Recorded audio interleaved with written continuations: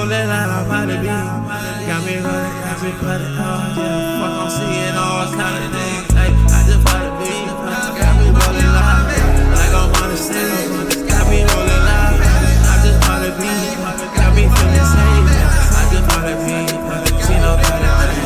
I just bought the beat, fuck nigga, I'm out of there. I just bought the beat, yeah, I'm sticking, I don't care. I just bought the beat, got me seeing things. Ain't no in between, rolling out my beat.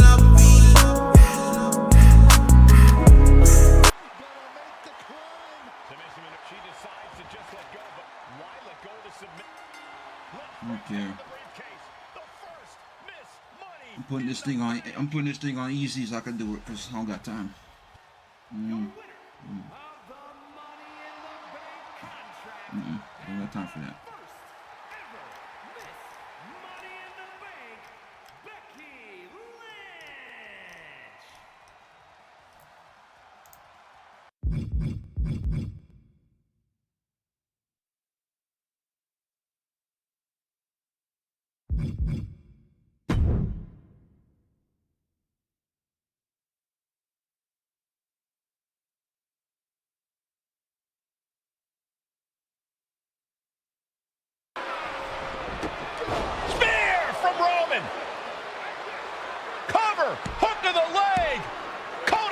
Survives. Are you kidding me?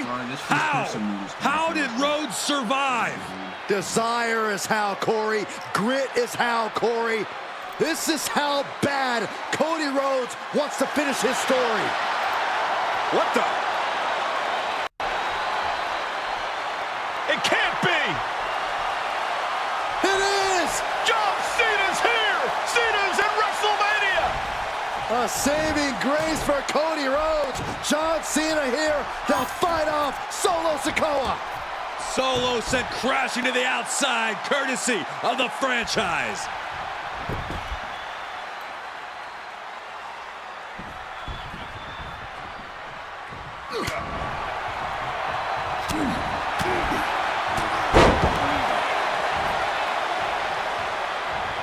Cena's got Roman up, attitude adjustment.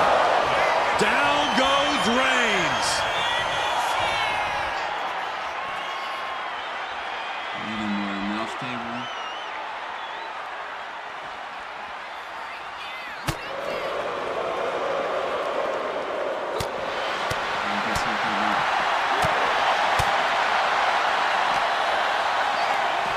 I forgot the controls.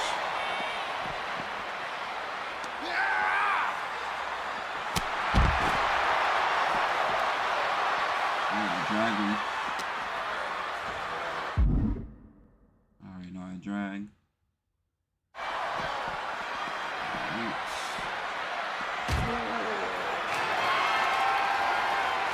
And now John Cena with Solo Sikoa and through the announce table.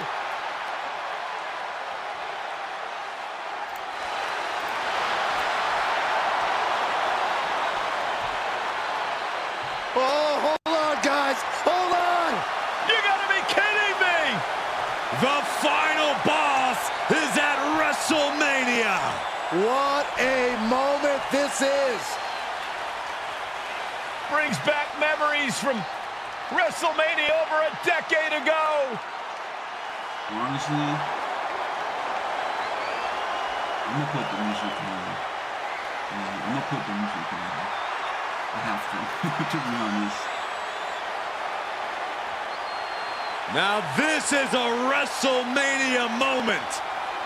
Rock and Cena face to face, feeding off the electricity of this crowd. This is absolutely surreal.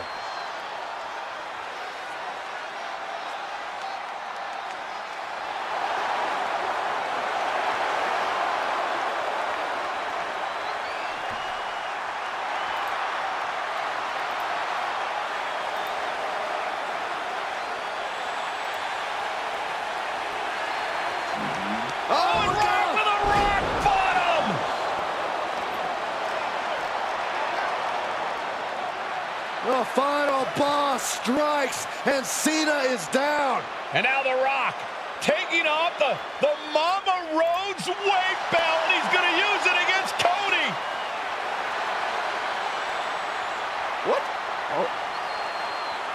No way. No way. Guys? What is going on here? Dean Ambrose at this time. He had came out. Seth.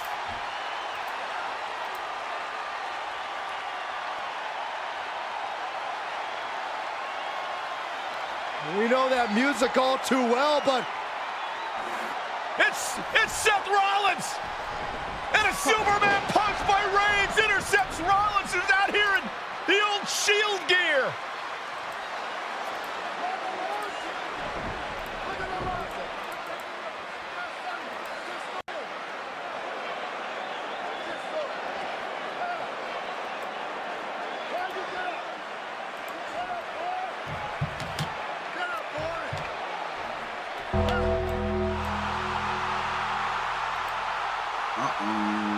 Now what?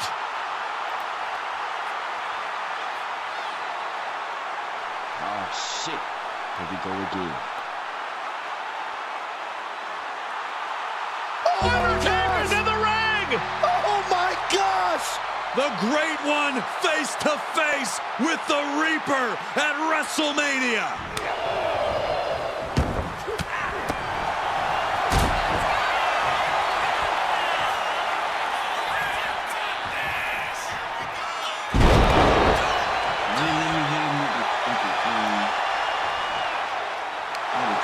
Undertaker with the Rock! Choke slam! The Undertaker's back in WrestleMania! Unreal!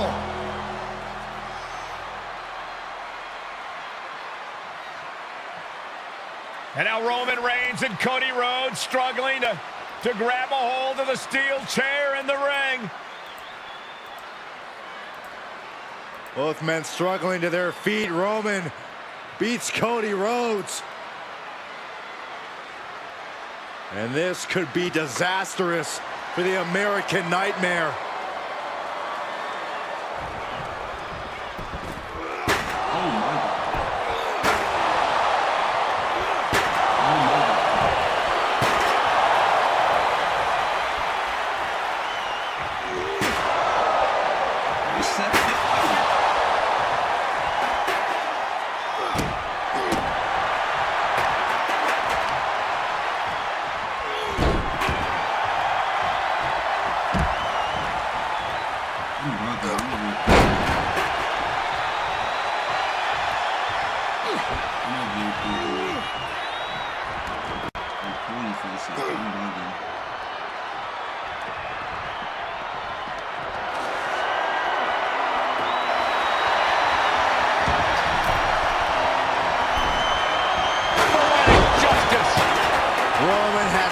Forgotten and has never forgiven.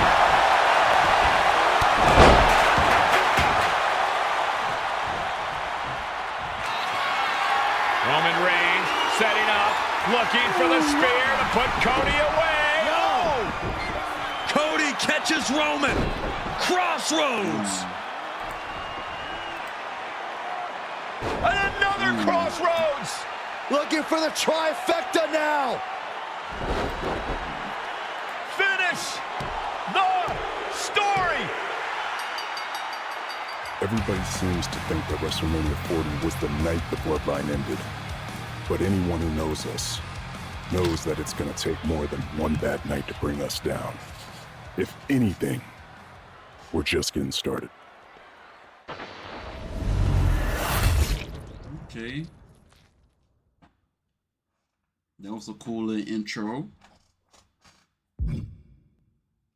Ladies and gentlemen, my name is Paul Heyman, and I serve as special counsel and the wise man to your tribal chief, to the stream, TikTok. Roman Reigns, the undisputed, uncontroverted, unquestioned leader of the Bloodline, the most dominant group in recent memory and in the entire history of WWE. The Bloodline has all the damn gold! TikTok, for Twitter. nearly 40 years, I have worked for, alongside, and even employed the absolute greatest superstars to ever do it. Just how dangerous do you want to live?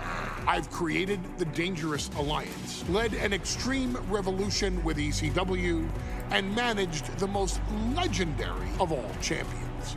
And for me, none of that compares to the relationship I've built with the Anoa'i, Fatu, and Maivia families, the triumvirate that composes this dynasty that we know more colloquially as the Bloodline. My time with this family goes back 40 years. I've led them into battle, strategized with them, and have watched their children grow into top-tier superstars who have also created their own impressive legacies.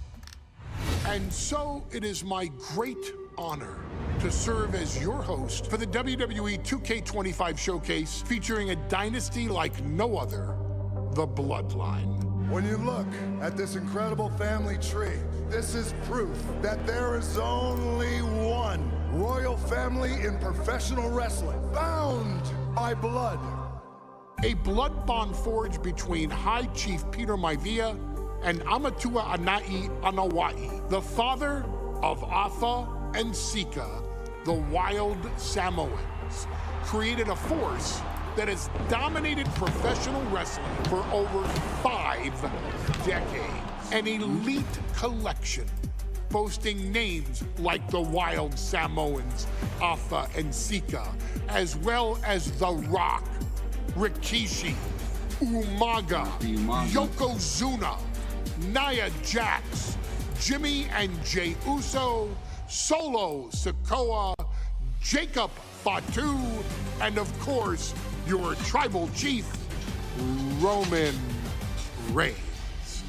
They've owned championships, filled arenas, packed stadiums, broken box office records, years and decades of dedication to the craft, perfecting their art with each passing generation, ultimately leading us to right here, right now, with the Bloodline having dominated WWE for the last half decade. As your humble wise man, it is my duty to take you through some of the most ferocious battles featuring the greatest warriors in the family. Not everything goes according to plan, and this year we're going to give you a chance to right the historical wrongs and change history to bring more glory to the Bloodline.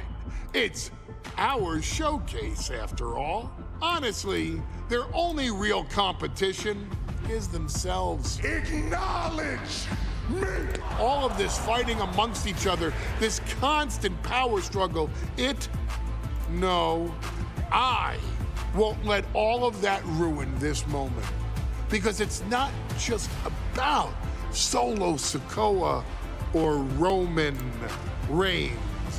It's not just about the Usos. It's about every single member of their family that came before them, who built the lineage and who made them into the superstars that they've become today.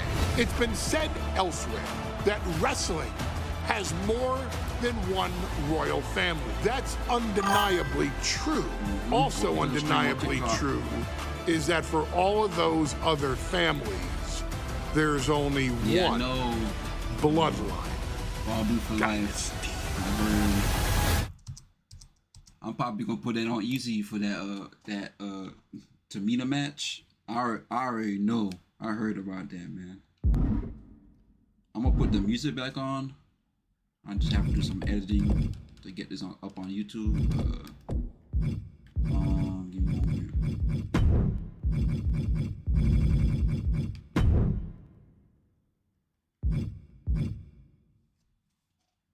The WarGames match is kind of wild. Oh damn!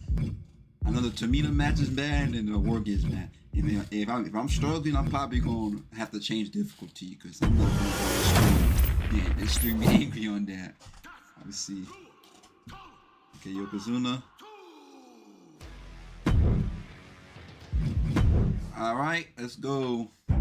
In a family that specialized in brute force over the years, perhaps no one better personified this than Rodney Anoa'i, nephew to the Wild Samoans, better known to the WWE Universe as the mighty Yokozuna.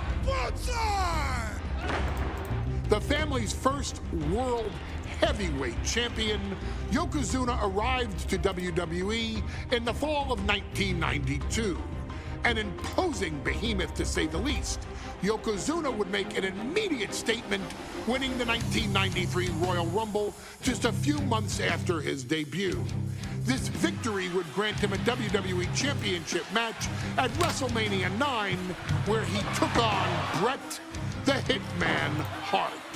This meteoric rise to the top was only a hint of the dominance Yokozuna would have on WWE for the next year. 2 WWE championships, a WWE Tag Team Championship, victory over the era's titans like Bret Hart, Undertaker, Lex Luger, and Hulk Hogan. Yokozuna is my middle name. I'm named after my uncle. I carry it with like so much pride and weight on my shoulders, just because of like what he's done for this business and like who he is as a person too. It's a cool middle name to have, man. I represent it with the pride, man, that I have. Hopefully, man, I'm making him proud. The manner in which Yokozuna melted incredible size with unspeakable agility shocked the WWE Universe, who to that point were used to their monsters hitting hard but moving slow. Yokozuna broke the mold, punishing opponents with super kicks, uranagis, leg drops, and of course, his devastating banzai drop. A maneuver so effective that once it had connected, nobody kicked out of it. Nobody.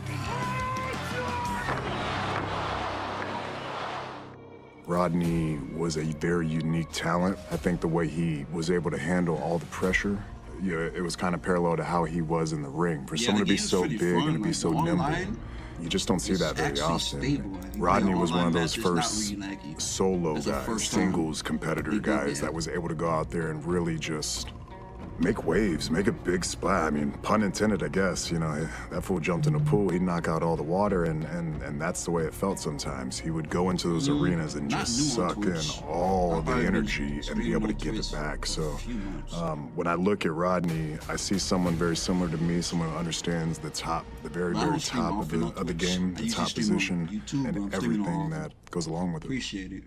In a career filled with so many highlight reel moments, perhaps nothing stands out more than when Yokozuna faced and defeated the so-called immortal Hulk Hogan at the first King of the Ring event in 1993. Looking to humiliate Hogan after the Hulkster stole Yokozuna's WWE Championship only 2 minutes after Yokozuna defeated Bret Hart for the title months earlier at WrestleMania 9, Yokozuna entered the ring totally focused on the task at hand. And on that night, he not only got revenge, but his victory would send Hogan packing from WWE for nearly 9 years. Hulk Hogan is finished. Many felt that Yokozuna had indeed killed Hulkamania.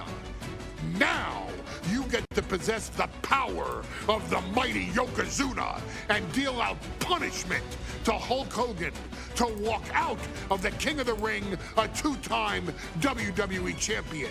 Showcase the ability and the agility that made Yokozuna a Hall of Fame performer and take Hulkamania down. Banzai. Let's go, man. Okay, I do got music on. Ladies and gentlemen, audio's gonna go down a little bit.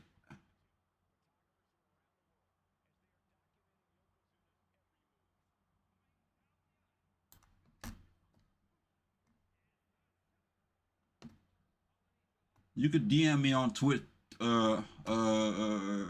Twitter. It's the same as my Twitch name. I got IG as well. It's the same as my Twitch name as well.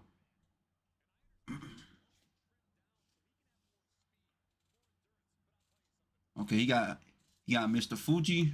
Bet. What is that you say? Listen to this. What a phenomenal ovation for the WWE Champion. His opponent coming down.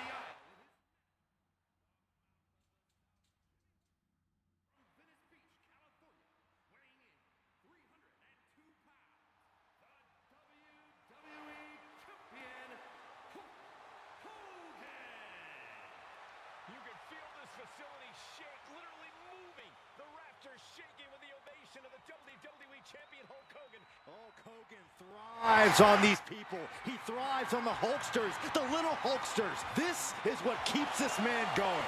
Hulk Hogan's relying on the fans. He wants to hear them cheer. He wants to draw strength from them. But Yokozuna's focused. He has not taken his eyes off Hulk Hogan. He is ready, believe me. The Hulkster ready for war, and you can bet, ladies and gentlemen, it will be warfare here. Well, he's been saying for weeks that he is going to be the first we're man gonna take out to this Hulkster guy. Yokozuna. Oh, nobody slams Yokozuna. Well, we'll see. Hulk Hogan wanted to prove it was not a fluke that he beat Yokozuna. And now, yes, we're going to find out if it was a fluke or not. I just got this from my my B-Day on Friday. On Saturday, I mean. Lots of competitors in the back. This game came out right around my birthday, so I had to get this game.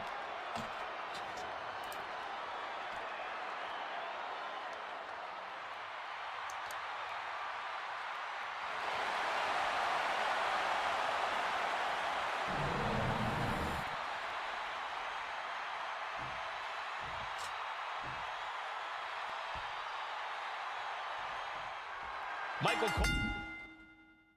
All right, for help, Michael McDurley. Boom.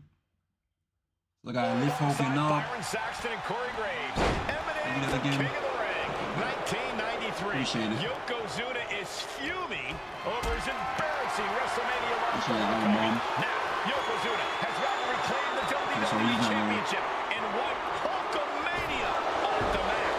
Indeed, the last time these two shared a ring, it was disastrous for Yokozuna. Mr. Fuji issued a challenge to Hogan on behalf of his client.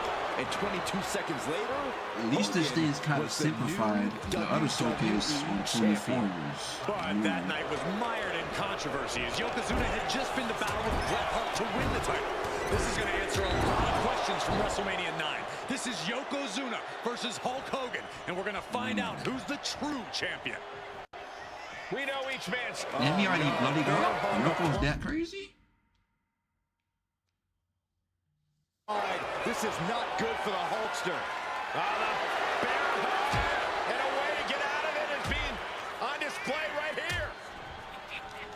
Of course he You can see Mr. Fuji at ringside. He's shown he will do anything to earn his client to win. Indeed he has, but he might actually rein things in tonight.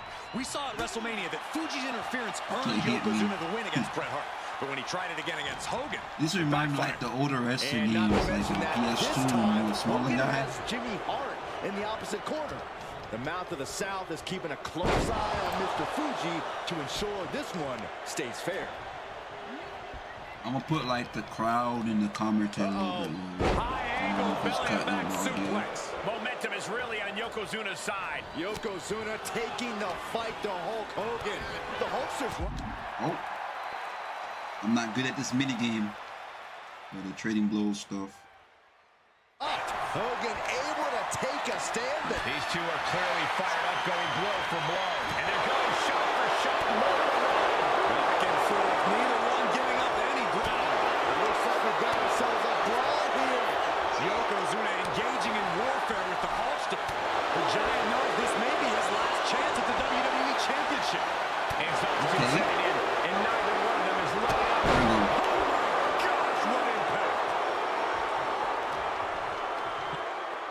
Yoko now, belly-to-belly slam. That's got to be the end of Hulkamania. Jimmy Hart trying to rally. And a kick out by Hogan with authority. Hulk Hogan's not done yet. Hulk Hogan is coming alive. Yokozuna back to his feet. Big chop to Hogan. And Hogan starting to hulk up here. many times have we seen this over the years? These massive strikes from YOKOZUNA having absolutely no effect on Hogan. Hogan fired up. Hogan's ready to go. Hogan feeding off the energy of all the Hulkamaniacs. And here comes Hulk. And YOKOZUNA being backed up to the ropes. Big boot. No. I can't believe YOKOZUNA's still standing. Hogan continuing to pour on the offense. A second big boot, but Yoko still on his feet. Don't let up, Hulkster. Keep swinging, keep firing away.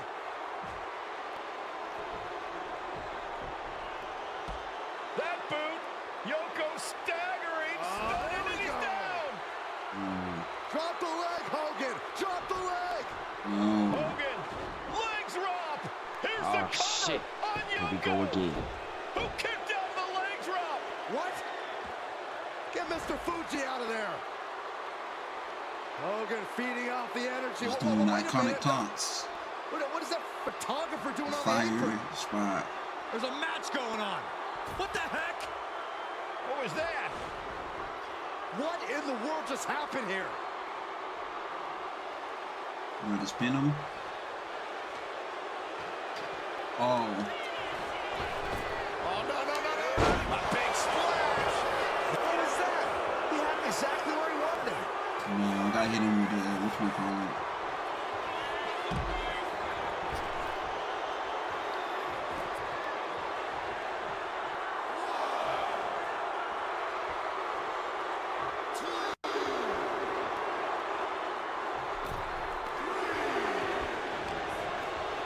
Hooked him up. High angle belly-to-back suplex.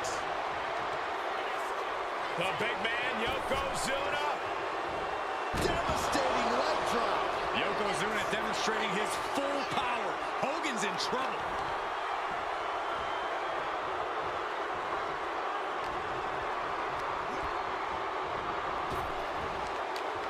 Rapid fire. Gotta hit him with some more drop. Let's go. Champ incoming. Breaks the count. I cannot believe what I'm seeing right now. No one can.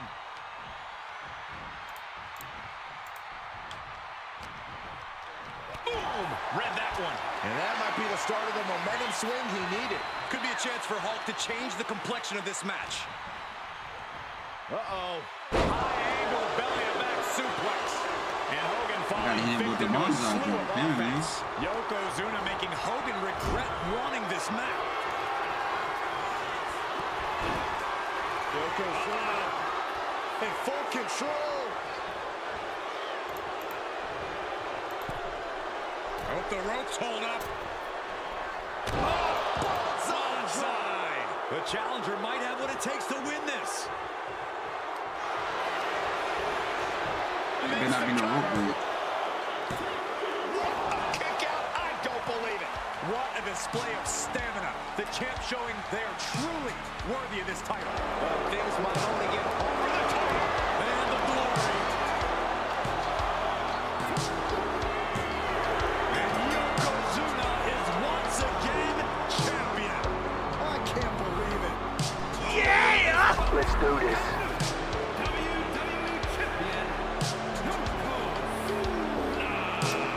We have the official word. YOKOZUNA is indeed the new WWE champion. We may have just witnessed the end of Hulkamania, gentlemen. There's no may about it, Cole. YOKOZUNA just conquered Hogan, and every newspaper in Japan is going to be filled with pictures of our new WWE champion. Here in the heartland of America, the heart of Hulkamania has just stopped beating. Hulk Hogan is finished.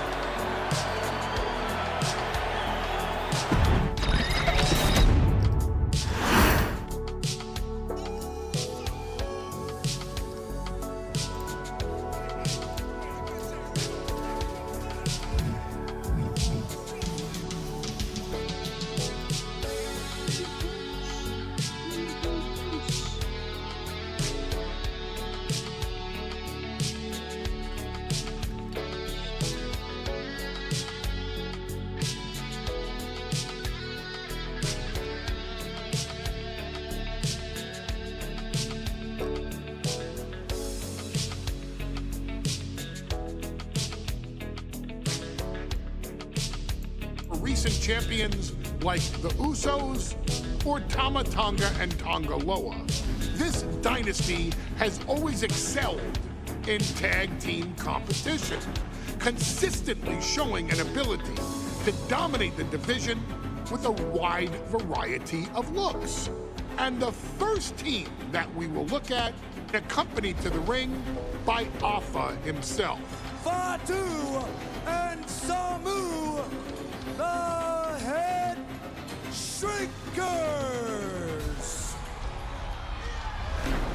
They put the fear in people's hearts. That's what the Headshrinkers did back in the day.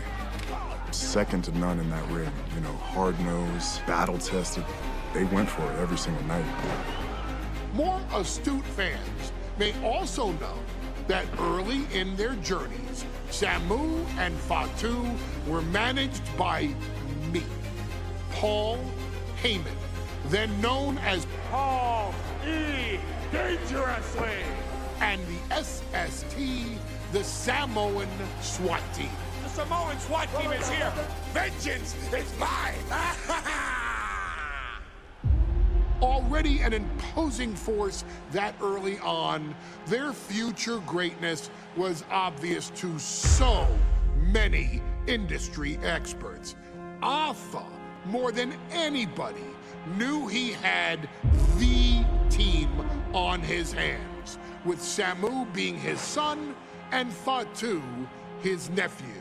The tribal elder was able to mentor both, instilling in them the same unrelenting approach to competition that made the wild Samoans world famous. The team toured through regional promotions before a quick stop with me in WCW, but WWE was always their goal. The Headshrinkers are coming! Upon arrival, it was clear that the dynasty's next generation had indeed arrived, immediately drawing comparisons to their world-renowned predecessors. 10 years before it became cool to say, Samu and Fatu displayed ruthless aggression in the ring, overwhelming opponents before the bell and continuing the non-stop attack until their hands were raised in victory. Deceptively agile for men of their size, they brutalized the opposition with devastating dives from the top rope. The duo would eventually go on to capture the WWE Tag Team Championships in the spring of 1994, fulfilling the promise and carrying the legacy to even greater heights. At WrestleMania 9, the Headshrinkers' one and only in-ring WrestleMania appearance saw them taking on Rick and Scott, the Steiner brothers. Be prepared, Steiner brothers. We're gonna give you a pain that you have never felt before. While I'm not one to make excuses, I am one to give opportunities to you, our expert gaming member of the WWE Universe. And so, today, you have the opportunity to make things right. WrestleMania 9, Las Vegas, Nevada. The Steiners performed at a near-perfect level that day, able to find every reversal and in the chaos emerge victorious. We are asking you to fix that, stop them in their tracks, and get the Headshrinkers that WrestleMania victory you and I both know they deserve. But if you're not careful, you're going to find yourself reliving the very same memories that have haunted Samu and Fatu for years. Steiner lines, suplexes, Frankensteiners that will all bring your evening to a vicious, miserable end.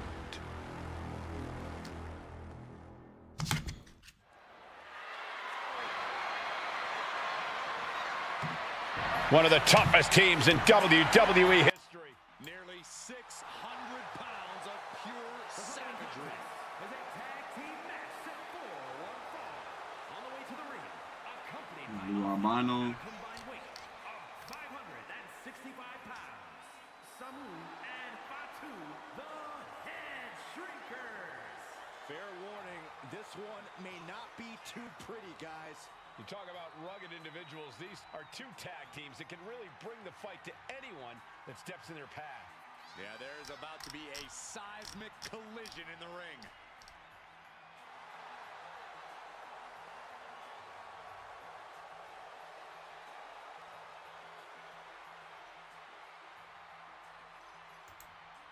What the heck happened? This match means so much to the Steiners and to the Headshrinkers.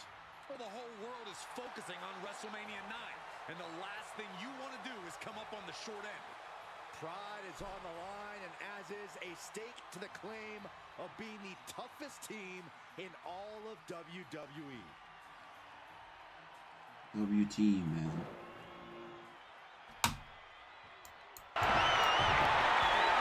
The Steiner brothers getting a tremendous ovation here in their first WrestleMania, and we'll see if they can carry on Michigan's winning ways. And their opponents, at a combined weight of 531 pounds, Rick and Scott, the Steiner brothers. The Steiner brothers And my controller dying. promising tag teams we've ever seen in WWE. But Samu and Fatu are looking to stomp out any of that promise right here at WrestleMania. Let me warn the WWE Universe right now. This is going to be a brutal match. Just two heavy-hitting tag teams going at it. Physical, smash-mouth wrestling. And like Saxton said, it won't be pretty at all.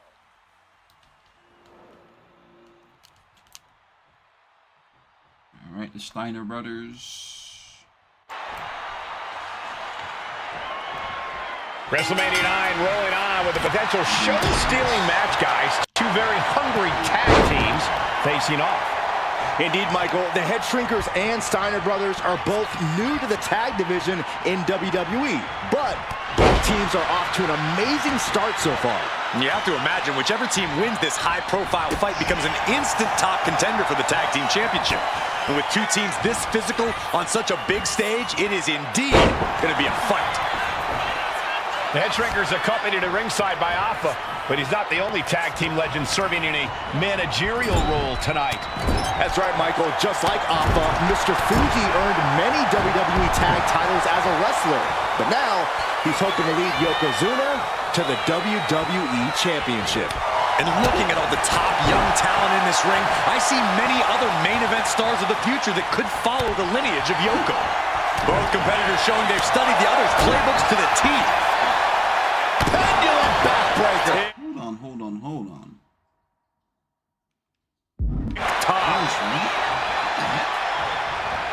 I've seen Samu and Fatu headbutt each other during matches. If they do that to their own flesh and blood, who knows what they'll do to the Steiners? It's just a byproduct of the brutal take-no-prisoners offense of the Headshrinkers, Byron. These guys will bite, scratch, and claw their way to a win. Rulebook be damned. And with Rick and Scott coming from an amateur collegiate background, they might be a bit more hesitant to bend the rules. Hopefully the Steiners can adapt, and fast. Put into the corner. What could be next? Clothesline in the corner! The Headshrinkers and Steiners are two of the brightest young teams in WWE, but they both come to this match with a few years of experience in WCW. The Steiner brothers earned many tag accolades in WCW, but Rick and Scott have their share of singles titles too. Meanwhile, Samu and Fatu were never quite able to break through before WWE. You know that has to serve as motivation for the Headshrinkers tonight. Rick is losing grip of this match now. Seeing some high-impact offense from Samu and Fatu thus far. I'm not sure the Headshrinkers are even going for the victory. They just wanted to take it over. Going for the win here. And he doesn't let the pin last long at all. These men knew this match is going to be hard fought. A quick reversal by Samu. As we find ourselves surrounded by all this pageantry, do you think either of these teams is feeling the pressure of their first WrestleMania? I can tell you that Samu and Fatu truly did not care. Alpha has turned these men into brutal fighters who simply want to destroy their opponents no matter where the fight takes place. And as for the Steiners, we know they have big match experience, tons of amateur championship bouts in college, and some of WCW's biggest events. but even those can't hold a candle to the spectacle of WrestleMania. Find some payback with their own reversal. Samu gets stymied. A complete stalemate of reversals here. Neither one giving an inch. Got him in the corner now.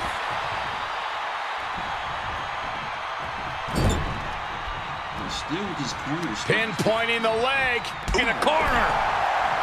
And we are really seeing the amazing skill sets of all four men in this tag team showcase. Well, we already knew about the brawling of the Headshrinkers and the grappling of the Steiners, but men as big as these four behemoths should not be able to fly around the ring like they have thus far. It is made for an extremely tough act to follow, guys. Caught that. It reversed it. Tagged with a punch. Oh, what a roundhouse. Oh, he had that scouted.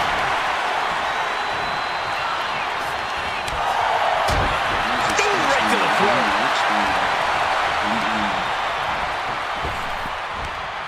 Unmitigated demonstration of power. Before this match began, you heard the Steiner speak backstage. Scott saying, quote, "Me and my brother are going to go out with a game plan and do what we do best, and that's wrestle." That's all well and good for the Steiner brothers, but Alpha has gone on record saying that his men are take him. The cross connects, and the Headshrinkers just might have it. Big boat. We had the tag team Rich Steiner, bro. Tagging Rich Steiner, oh my God. And now propped up in the corner. As them in the corner, getting it charged up. Ooh, what a clothesline in the corner. Shoulders down, this could be it. Shoulder up right away. How did he do that?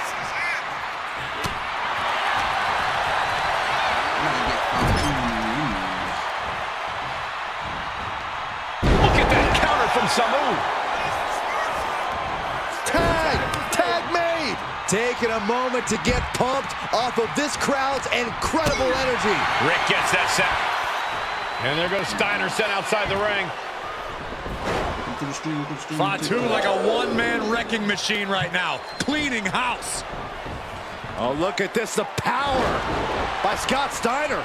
But the tag was made and Scott not aware. Big kick. Scott Steiner did not see the blind tag made by Samu. Oh, this is not looking good for Steiner.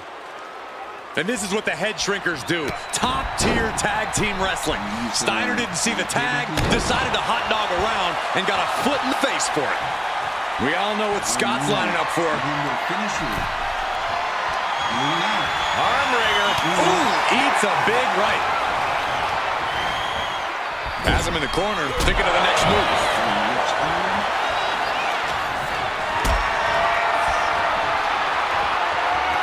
Gets the reversal. What a counter.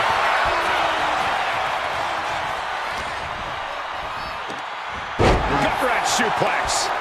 Going up to the top now. Watch out. Crash landing. Ooh, oh my God. Scott covers. Shoulders down. He got the shoulder up in time. Wow, I thought this was over.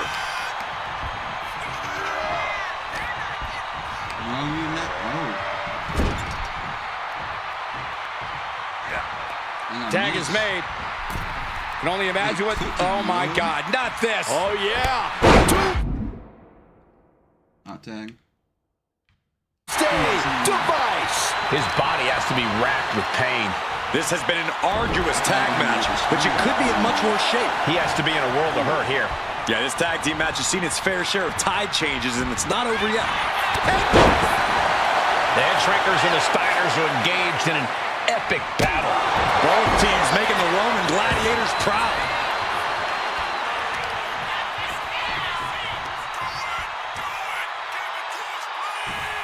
Samu setting himself up top. He's trying again. That's it. No way the Steiners come back now.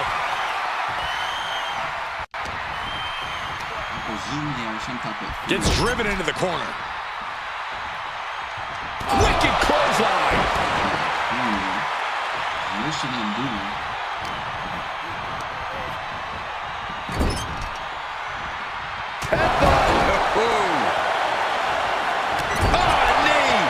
Just finishers. Got the spinning back kick, Samoan splash, title weave. Lights out. Momentum moving towards Samu's corner. The Headshrinkers smartly keeping themselves out of the grasp of Rick and Scott Steiner. There is a method to the madness of the Headshrinkers. With authority. Nice gut wrench suplex.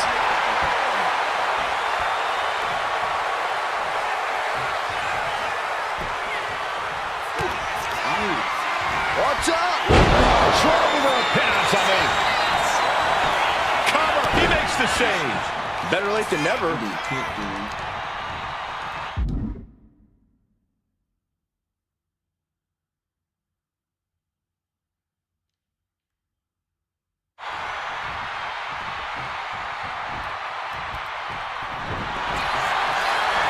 he doing here, Corey? The colossal clutch. This is the moment when you're desperate to find a counter. Slipped right underneath, and just like that, he's out of the hold. Looking vulnerable now, guys. Big back body drop. You see the height on that? And attacking the body here could be a smart strategy. I like to do the CPU this game. Getting him right into the corner. I made the CPU difficult for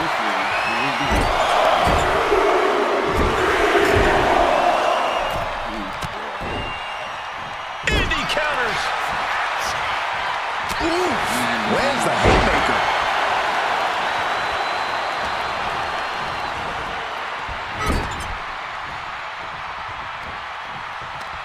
Uh-oh.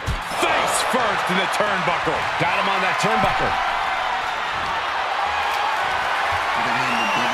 Perched in a dangerous position up top. It's about to get worse from here. Superplex. And he got there. He made the tag. Locks in the gut wrench. Suplex. He's definitely been worn down a little. At this point in the match, I say make the tag and recover as much as you can. There's the tag. Tandem offense on the horizon here. They have their opponent driven down face first. Is there any air left in Scott? Makes a cover. I know I'm gonna have to switch. Just escapes defeat. I'm gonna have to switch. I don't do it, bro.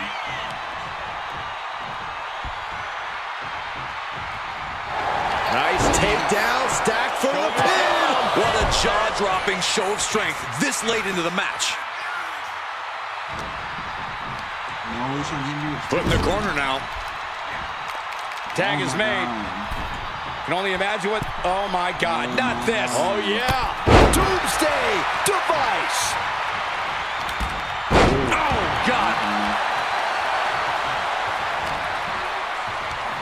Oh, the headbutt. He tags in his partner. Shoulder tackle.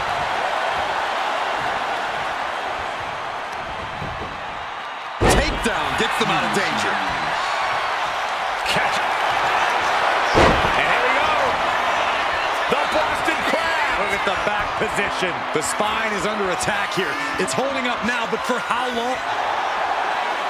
Boston Crab, no more. I really did not try to change like that. Bodies have been decimated, fortitude has been tested, and these fans are showing their approval of these superstars' performances. Placing him in the corner. Look at that counter from Samu. Up on their shoulders.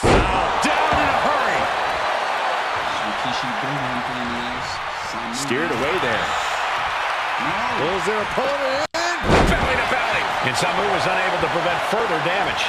Samu can only consume this amount of pain for so long before succumbing to its effects. Steiner's caught with a reversal.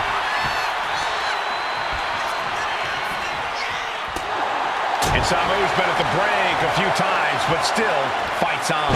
Samu's been an initiator throughout and remains one here. And that believes Scott with a cause. He might have him here. Is this it?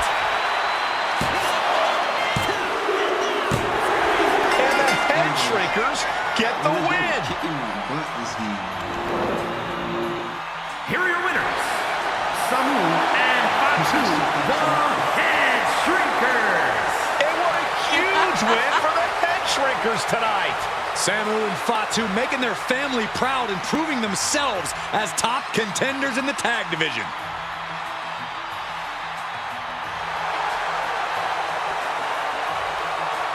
That's for Kishi brother to the left. It's true, brother.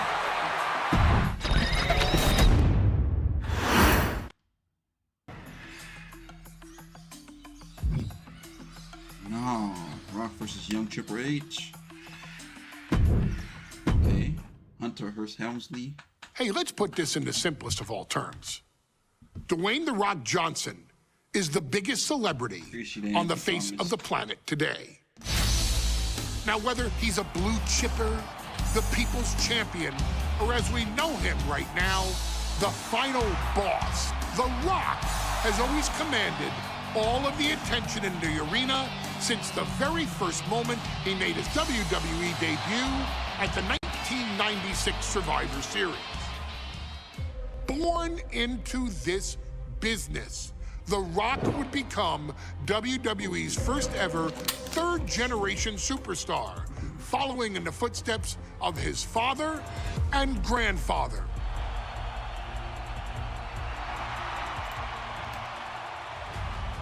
Who had competed in WWE rings before him. Dwayne had the huge responsibility. There's a legacy, and you have to take it so seriously.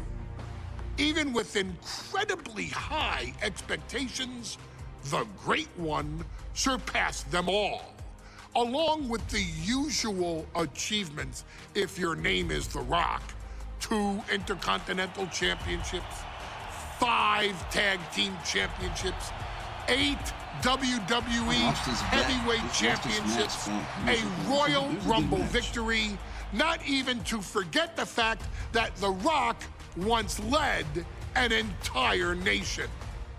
The Rock has one of the more noteworthy feats in WWE history, earning WrestleMania victories over Hulk Hogan, Stone Cold Steve Austin, and John Cena. Each of these men are known as the faces of their respective era. Each of these men found out what happens when you go one-on-one. Oh, you know the rest. Of course, The Rock rivaled Stone Cold Steve Austin's popularity during the vaunted Attitude Era, tearing opponents down with rock bottoms and people's elbows while tearing them apart on the mic with cutting one-liners and catchphrases that are still recited to this day. If you smell, know your role and shut your mouth. He ended CM Punk's 434-day title reign as WWE Champion at the 2013 Royal Rumble as well, after having only competed twice over the previous 9 years, displaying the always ready mentality and physical conditioning on which he has built his global brand. But you don't need me to rattle off The Rock's resume to you, now do you? Of course not. The man is an occasion unto himself. He has headlined the biggest events against WWE's most iconic superstars and has always found a way to, how does he put it? Layeth the smackdown on some jabroni's candy ass. I couldn't have said it better myself, although I think I may have just done that. But indeed, he has. On a Thursday night in February of 1997, The Rock, still known as Rocky Maivia, would find himself challenging for the WWE Intercontinental Championship. Only a few months into his tenure, he would be matched up against a face that would ultimately become one of his most familiar and hated rivals, Triple H, Hunter Hearst Helmsley. seemingly overmatched by a more seasoned opponent, a youthful Rock would demonstrate all the traits that have come to define him in the years since. Tenacity, high IQ, and that legendary Samoan strength to ultimately surprise Helmsley and kick off the first championship reign for Rocky Maivia. It would be the first step of a journey that has ultimately led The Rock into the pantheon of WWE's elite. So now it's all in your hands. It's up to you to showcase the undying drive that makes The Rock the hardest worker in the room to deliver a shocking upset against the Greenwich snob himself. Guide The Rock to victory over Triple H at a very special Thursday, Raw Thursday, to give the first jolts to what would become the most electrifying career in sports entertainment.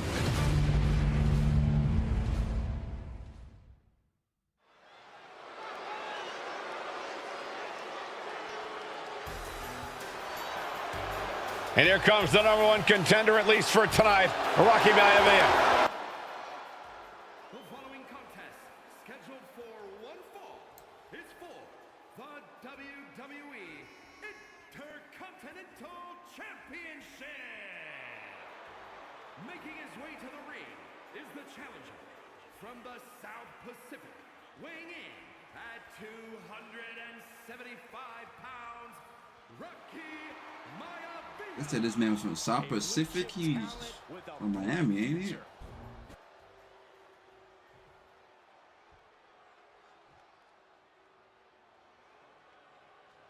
On his way to defend the Intercontinental Championship, Hunter Hearst Helmsley.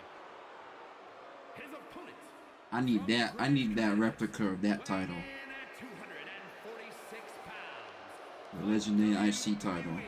Intercontinental Champion, Hunter Hearst Helmsley.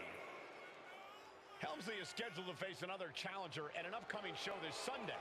And he's taking the risk, stepping in here against a newcomer, Rocky Maivia. Well, you can consider it risky, you can consider it overconfident, but any way you look at it, it's a dangerous move by Helmsley to take on an athlete who has been on a real roll. Rocky Maivia has been successful thus far in WWE, and Rocky is focused. That was his character before he started. He was Hunter Hearst Helmsley. That's what the Triple H stands for. I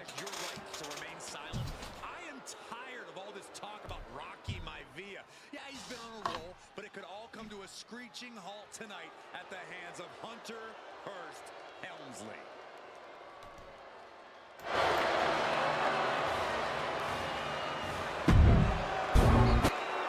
The energy in this arena is palpable. These competitors know exactly what's on the line.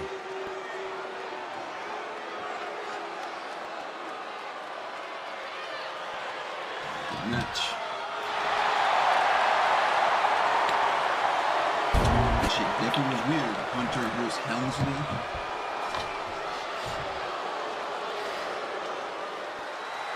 Right. The Intercontinental title hangs in the balance. Tonight in a match between our refined champion, Hunter Hearst Helmsley, and the young challenger, Rocky Maivia. Rocky Maivia has a lot to prove here. The third-generation up-and-comer would love nothing more than to grab his first championship tonight and send a message to the WWE that Rocky Maivia has arrived. But Hunter Hearst Helmsley will do everything in his considerable power to stop that from happening. And as far as Helmsley is concerned, Maivia is barely even worth his time.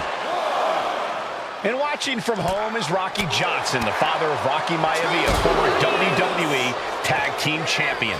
I must admit, I do see a bright future for Maivia. Those that have been privileged enough to see Rocky Johnson in action will appreciate Rocky Maivia because he's a chip off the old block. Notwithstanding as well, the genes of his grandfather, the incomparable To the sky! Look out below! You gotta be a certain kind of crazy to even think about attempting. Submission time! Dragon Sleeper. Come on, man. How much longer? Fighting out of the Dragon Sleeper successfully. And Rocky is delivering solid damage, but needs to remember to get Helmsley in the ring. The title can't be won outside of the squared circle. And conspicuous by his absence is the butler of Hunter Hearst Helmsley, who has been intervening in matches as of late. Who knows if he might show up? Yeah, unfortunately, that's just another thing Maivia needs to worry about. Rocky has bigger problems in the ring, gentlemen. Biggest match he's ever had. Live, worldwide television. He's got to have a stomach full of butterflies. DDT! Man, my stamina went down. Get up. Oh no, now possibly setting up for a submission maneuver. Wrapped. Wait, look at this. And a great counter to the submission. Do it again. Make sure I'm good. And able to beat Helmsley to the punch. Intercontinental Championship at stake right here in Lowell, Massachusetts. We're expecting an emotional night for all of us, considering that Shawn Michaels will forfeit the WWE Championship live tonight. Yeah, I saw a very dejected HBK earlier today. I couldn't even get him to crack a smile at all. Well, that's just because no one's ever happy to see you, Saxton. A face buster knee smash. That looks painful. Helmsley with a ruthless attack. Shoulders down to retain. Barely kicks out. How in the world did he kick out? There's no way. Looks like he's got something in mind for ringside here. Turns it around. Deeper into this match now, and I think it's Helmsley who's reaching peak frustration. Can't quite put Rocky Maivia away. A testament to the never-say-die attitude of this young superstar. And he gets it from his dad. He gets it from his grandfather. Maivia knows nothing less than to give it his all. Caught with a clothesline. Climbing the turnbuckles to the top. Waiting for him to get back on his feet so he can strike.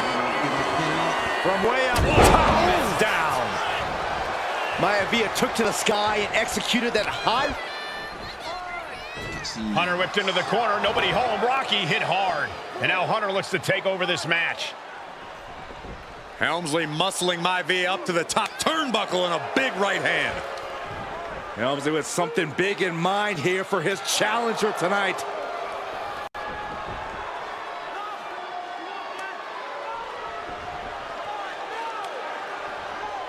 Well, this is just blatant disrespect from the arrogant champion.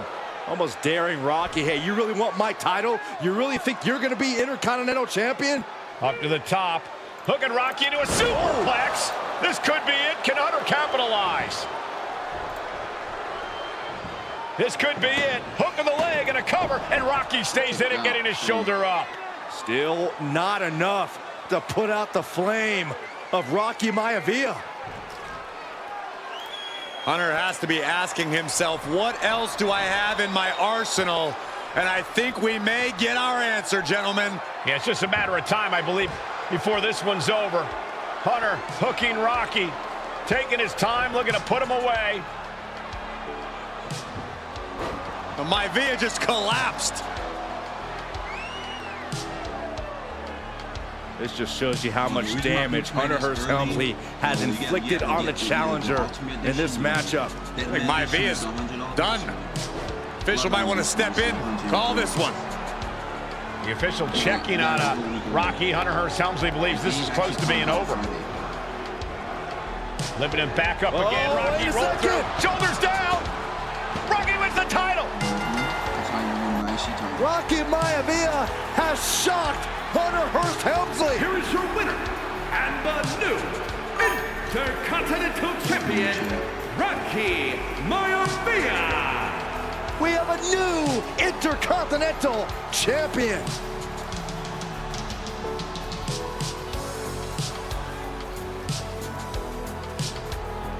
We got that.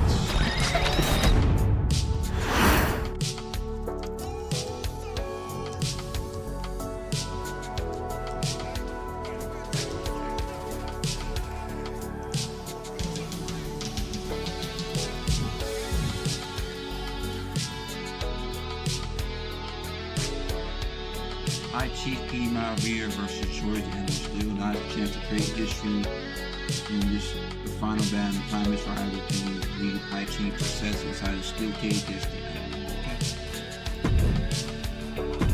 I know this thing is long too. In a family of elite combat athletes and top-tier performers, the final boss has always stood out, even when he was just a blue chipper. But there wouldn't be a final boss, there wouldn't even be a bloodline if it wasn't for The Rock's grandfather, the High Chief Peter Maivia. You can think of him as the first boss, predecessor to the Tribal Chief. He is one of, if not the foundation for our family. The Anawai Fatu MAIIVIA wrestling dynasty. I don't think there's anybody more responsible for what's going on now than the High Chief himself.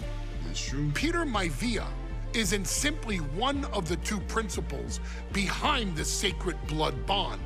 He's also an incredibly decorated professional wrestler who traveled the world and won titles everywhere he went. New Zealand, Japan, Europe, and here in the United States, where he enjoyed especially successful runs in Hawaii and California. Maivia would eventually find his way to WWE, engaging in legendary battles with the likes of superstar Billy Graham.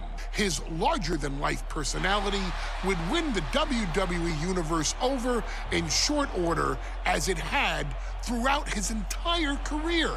In the ring, High Chief Peter Maivia was a potent blend of brawn and grappling technique, often muscling his opponents down to the mat through a variety of joint locks and then switching to more painful holds once grounded. His sleeper hold and stump puller were both feared and renowned, and make no mistake about it, Maivia knew there was always more than one path to the ultimate victory. Out of the ring, High Chief Peter Maivia also ran one of the most successful wrestling promotions on the planet, Polynesian Pro Wrestling, based out of Hawaii, showing his mastery of the business in every aspect. His induction into WWE's Hall of Fame class of 2008 was supremely deserved, forever enshrining Peter Maivia as the legend he always was. And now, we present to you the opportunity to walk in the boots of the legendary High Chief Peter Maivia, facing off against one of the most legendary WWE rivals, George the Animal Steele. You will settle this score once and forever, and showcase the overwhelming strength of Peter Maivia, which has ever since remained as a hallmark for every single solitary member of this bloodline. Steele is no easy battle, though. He thrives in the chaos, one of pro wrestling's true madmen. He'll even try to eat part of the ring if he thinks it'll help him break you down. So do your best and honor High Chief Peter Maivia properly with a resounding victory. All right. Let's do this.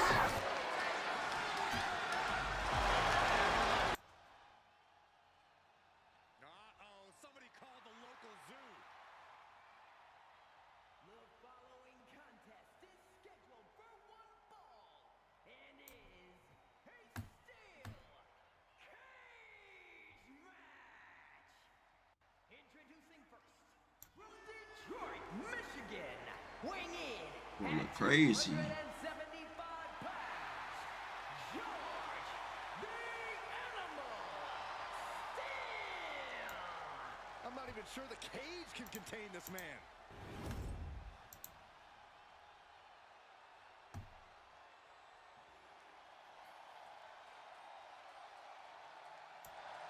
And strolling down the aisle, the opponent of George Steele, Peter Maivia. Always a chaotic matchup. His opponent from the Isle of Samoa, weighing in at 275 pounds, High Chief Peter Maivia. Steele had better keep an eye on Maivia because Maivia is a true brawler. Few men can handle the chaos of the animal inside a steel cage, but I believe the High Chief is ready.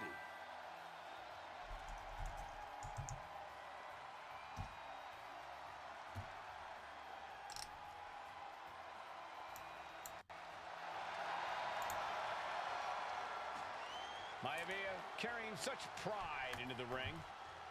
Very stark contrast to Steele. We'll see which prevails tonight.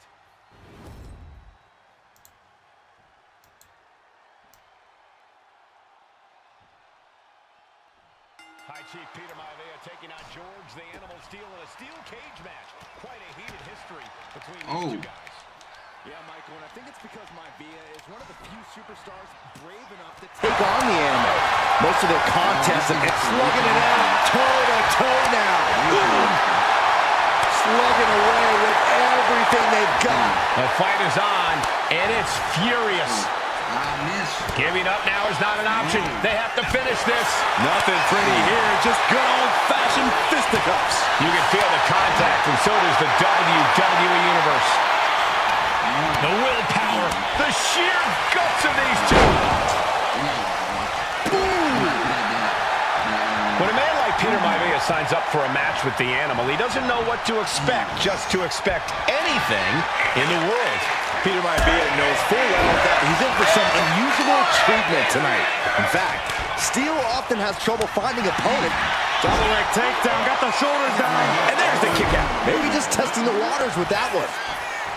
He's looking to gain the higher ground on the wall of the cage here. You gotta admire the determination here. Boy, get up! Get up!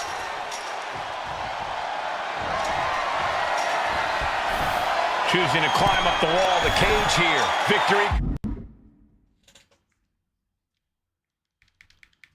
could be close at hand, but first he's got to get himself over the top of the cage. Hell no, let's restart this. How the heck do you find this cage? Steel cage match underway. Peter Maivia versus George the Animal Steele. Most of the matches between Peter Maivia and George Steele have ended inconclusively, but this time we'll have a winner. These are two very different men, Cole. The High Chief is a man of great pride and respect for the ring, while Steele is, well, he's an animal. I can't think of two opponents with more opposing styles. You said it, Corey. Let's just hope this one gets taken care of in the ring tonight. George the Animal Steele is not a wrestler by any stretch of the imagination, guys. He's a true brawler. And he might be the best brawler in WWE, Michael.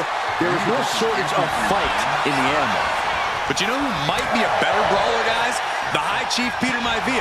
When you consider that Maivia is also an excellent high flyer and a great technician, well, you can see why the High Chief is the favorite in this match, even with the steel cage stipulation. Straight impact on the throat. Flat-out power into the scoop slam.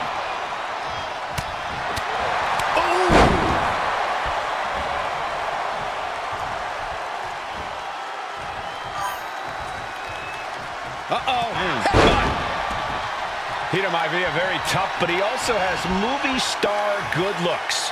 Quite the combo. And it's served him well, Michael. In fact, the High Chief has major acting and stunt work credits to his name. And who knows? Maybe we'll see the Maivia name on Hollywood billboards again sometime. Well, before any of that happens, the High Chief needs to survive this war against the animal. We've seen that Steele isn't above using a foreign object to gain the edge against Maivia. So he's got to have the advantage in a match where they're surrounded by one huge weapon, right?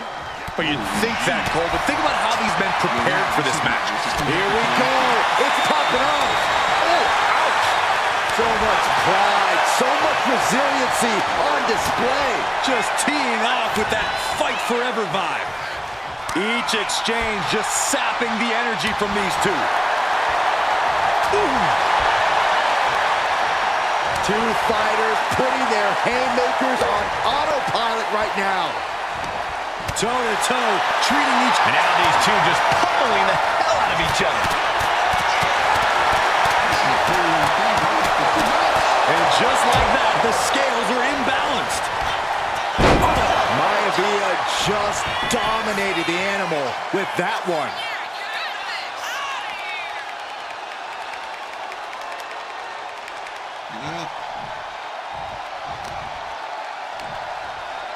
I guess I gotta put. Oh, what's my camera? He's trying to make his way up the cage. That's not what I'm trying to do. Flying. Oh, went for it all, but gets nothing. Scoreboard line to put this one away. And the ref can't even start the count. Where in the world does one find such strength at this stage to kick out that early in the count? Some folks call Peter Maivia the Flying Hawaiian, and the reasons are obvious for that moniker. But guys, how has he earned the other nickname of the High Chief?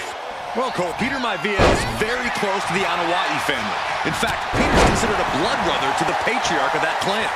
When you add on the fact that Maivia was born and raised in Samoa, you can see the great pride he has for that land and its people in the tribal ink that covers his body. This is one of the most annoying matches. OMG, bro. Why? Why?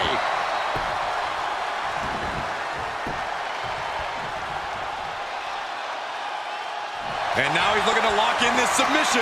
Hammerlock applied. The arm is locked in. This is sending a painful message. Able to punch his way out. Sharp jab. Series of strikes to the back. Into the pin. Could be over for Maivia. He's able to beat a 2 count. No time to waste being shocked. You've got to maintain pressure. Ooh, he fends that off. Looking to end this. Talk about dismantling your opponent. Oh, man. And George is laid out. Oof, kick finds it. Ouch.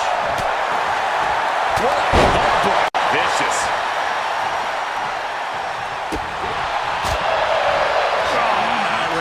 That's not right, but effective. Overhand chop. And look at this now. Yes, applying the submission hold. A stump puller. And he just decides to end the hold. Wonder what he's thinking here.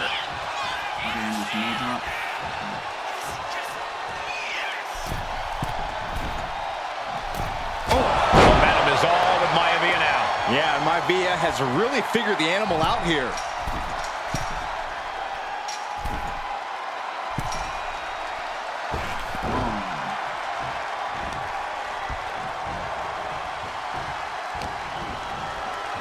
Headlock applied, tossed without regard. The High Chief Peter Maivia really making a name for himself at WWE, but he's had plenty of experience on the way up. Plenty of championships on the West Coast, but he's made the biggest splash in Hawaii, where he earned multiple tag team titles. Oh yeah, Maivia is a huge... Going for it again. Break you in half. Is it enough? Is it enough for Peter Maivia? Goes for the pin. And the High Chief defeats the animal. Here is your winner.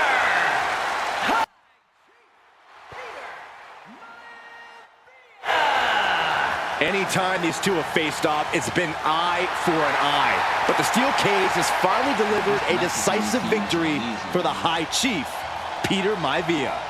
George Steele is one tough animal, but the way Maivia faced him in the cage tonight just reinforced what everyone already knew, that the High Chief is one tough Samoan.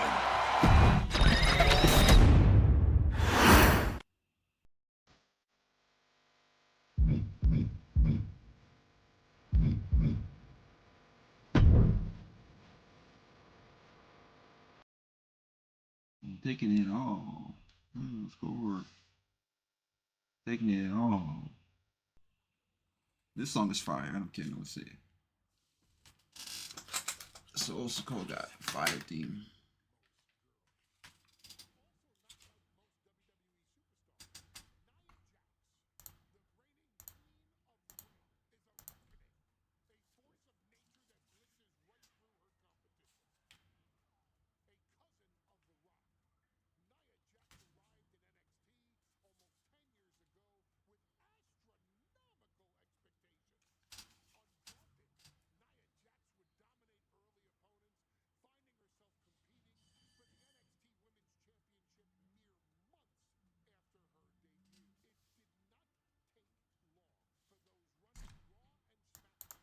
to take notice. Well, our next pick, Nia Jax.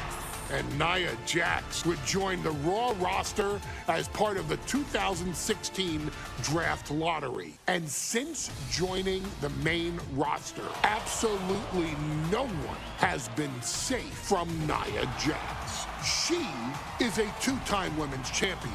She is a two-time women's tag team champion. She competed in the men's Royal Rumble match in 2019, even getting an elimination while in the ring. Nia Jax looking to eliminate, she does!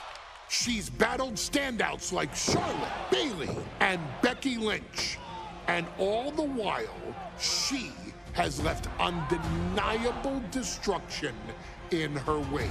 In the ring, she applies many of the same tactics that once benefited YOKOZUNA, even using her own version of the bonsai drop, known as the Annihilator. And just like its namesake, if it connects, your night is over. And Nia Jax remains driven for even more success, jumping at any opportunity to prove her dominance. This last year, that included entering into the 2024 Queen of the Ring tournament after earning victories over NAOMI, Jade Cargill, and Bianca Belair. Nia Jax would fight her way into the finals, taking on former NXT Women's Champion Lyra Valkyria. Valkyria built a lot of momentum, defeating Dakota Kai, Zoe Stark, and Io Sky to punch her ticket into the final at the Queen and King of the Ring. With an obvious game plan, Lyra would look to stick and move, avoiding the colossal attacks of her opponent. Unfortunately, as often happens when competing against Nia Jax, Lyra made one miscalculation, and that error in judgment provided Nia Jax with the opening she needed to annihilate her competition. This is your opportunity to crown the first queen in Bloodline history. Make Lyra suffer. Make her regret ever entering your ring. Showcase the otherworldly power that forces an entire roster to cower in your presence. Because when you're an irresistible force like Nia Jax, resistance is futile.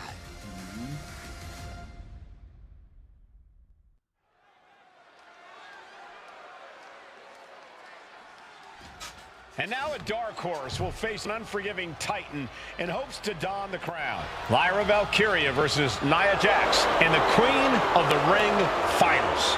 The following is the final match in the Queen of the Ring Tournament. Introducing first, from San Diego, California, Nia Jax. I cannot wait to witness what unfolds here. The irresistible force has been on a tear recently. And Nia believes the crown already belongs to her. Will Jax's menacing presence and sheer power be too much for Valkyria to overcome? Or can Lyra write a happy ever after ending to her Cinderella story?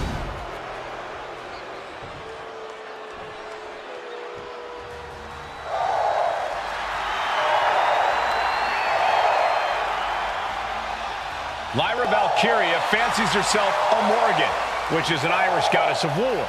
As they were on the battlefield, they used to take the shape of ravens to fly around and decide who would live and who would die. That is what Lyra Valkyria is bringing to the ring here tonight.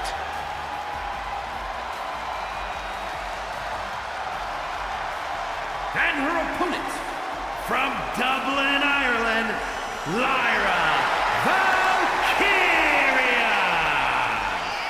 Lyra Valkyria may have read a little too much fantasy in her day, and now is reality. Lyra Valkyria is about to go toe-to-toe with a real-life, fire-breathing dragon in the form of Nia Jax. Nia Jax, who's in the best physical condition of her career, tonight will make someone. Will it be Lyra? Will it be Nia? We'll find out in a matter of moments. And guys, you win the crown. Guess what waits for you in August? A date with the champion of your respective brand at SummerSlam.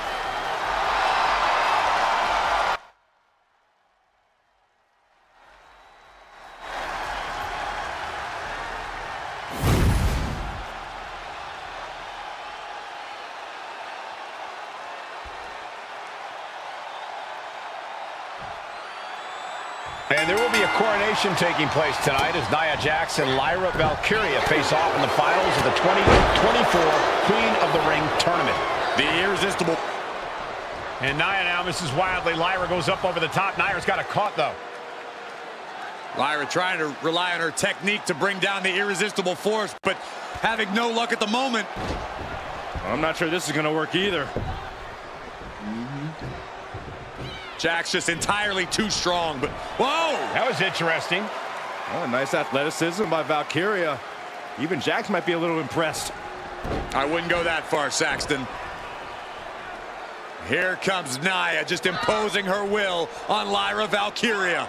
Again, Lyra showing how resourceful she is, applying the sleeper to Nia Jax. Lyra tried to hold on. And now Nia Jax in control, and she's going to look to put Lyra away. Nobody home! Set outside the ring, and Valkyria's got a chance. Huge window of opportunity. Right now for Lyra Valkyria to strike. Lyra may actually pull this off. Lyra may become queen. Lyra has the advantage. She has Nia reeling. But Lyra can't win Queen of the Ring with Jax on the outside. This match has to end in the ring. Oh, clothesline! Lyra Valkyria, one of the best technical wrestlers in NXT Women's Division history. But the game is about so much more than technique. It's about experience and timing, knowing when to tap into certain parts of your psyche. Nia knows this, and we've seen it for years. The big question is, does Lyra? Nia doing exactly what she set out to do, keeping Valkyria grounded. Now Jax needs to stay the course, and the crown will be hers. Well, if you're Lyra Valkyria, what do you do to pull off a massive upset tonight? Well, Lyra's a technical wizard, Cole. In fact, from a technique perspective, she may actually have Nia Jax outgunned. And beyond relying on her technique, if I'm Lyra, I'm going to try to frustrate Nia. I don't know how possible that is, but if you frustrate Nia, she may make a crucial mistake.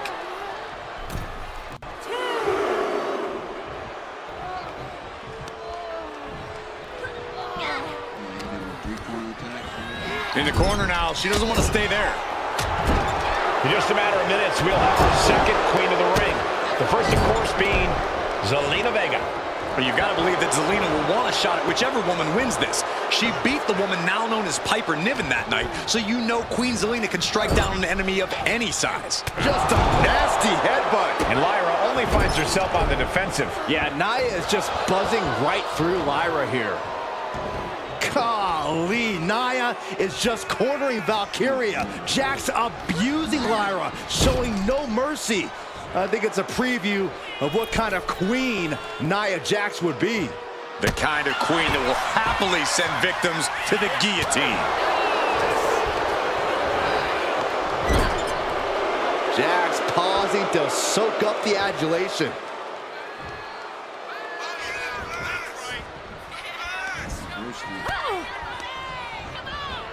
Sent right into the corner. And Valkyria expected that. Many in the WWE Universe getting their first look at Lyra Valkyria. She's only had 3 main roster matches so far, and they were all in this tournament.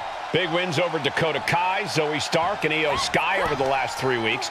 That's an extremely impressive start for Lyra. Wow, undefeated for 3 weeks?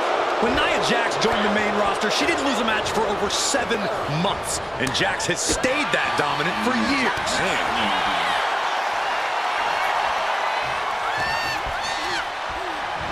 Oh, man, check out this power. And down. Jax with the irresistible offense. And the irresistible force is really keeping Valkyria grounded here. Crashing down. Samoan drop. There's so many moves at Nia's disposal that she can end this match with. For Lyra, not nearly as much. Yeah, I can't imagine it'll be easy for Valkyria to pick up Nia Jax and drop her with the Nightwing. Please, let's call the move by its real name. It's a Samoan driver. You think Nia Jax doesn't have the Samoan driver scouted? Oh, by the hair, whipped across the ring. That ain't right. Valkyria crushed in the corner by Jax. Squashing Lyra in the corner, and the beginning of the end may be near. And Nia now, with Lyra on her back, gonna climb up to the second rope. This is a scary situation for Lyra. Oh, look at this. Maybe not. No way. There's no way. Oh, my. Oh, no. Good night, Annihilator. Here is your winner and the new Queen of the Ring, Nia Jax. What a victory to the brand new Queen of the Ring. Nia said she would do it, and she backed up her claims. And now the Chief Content Officer of WWE and Triple H going to come in to congratulate Nia Jax and officially crown her the Queen of the Ring. Absolute dominance by the new Queen.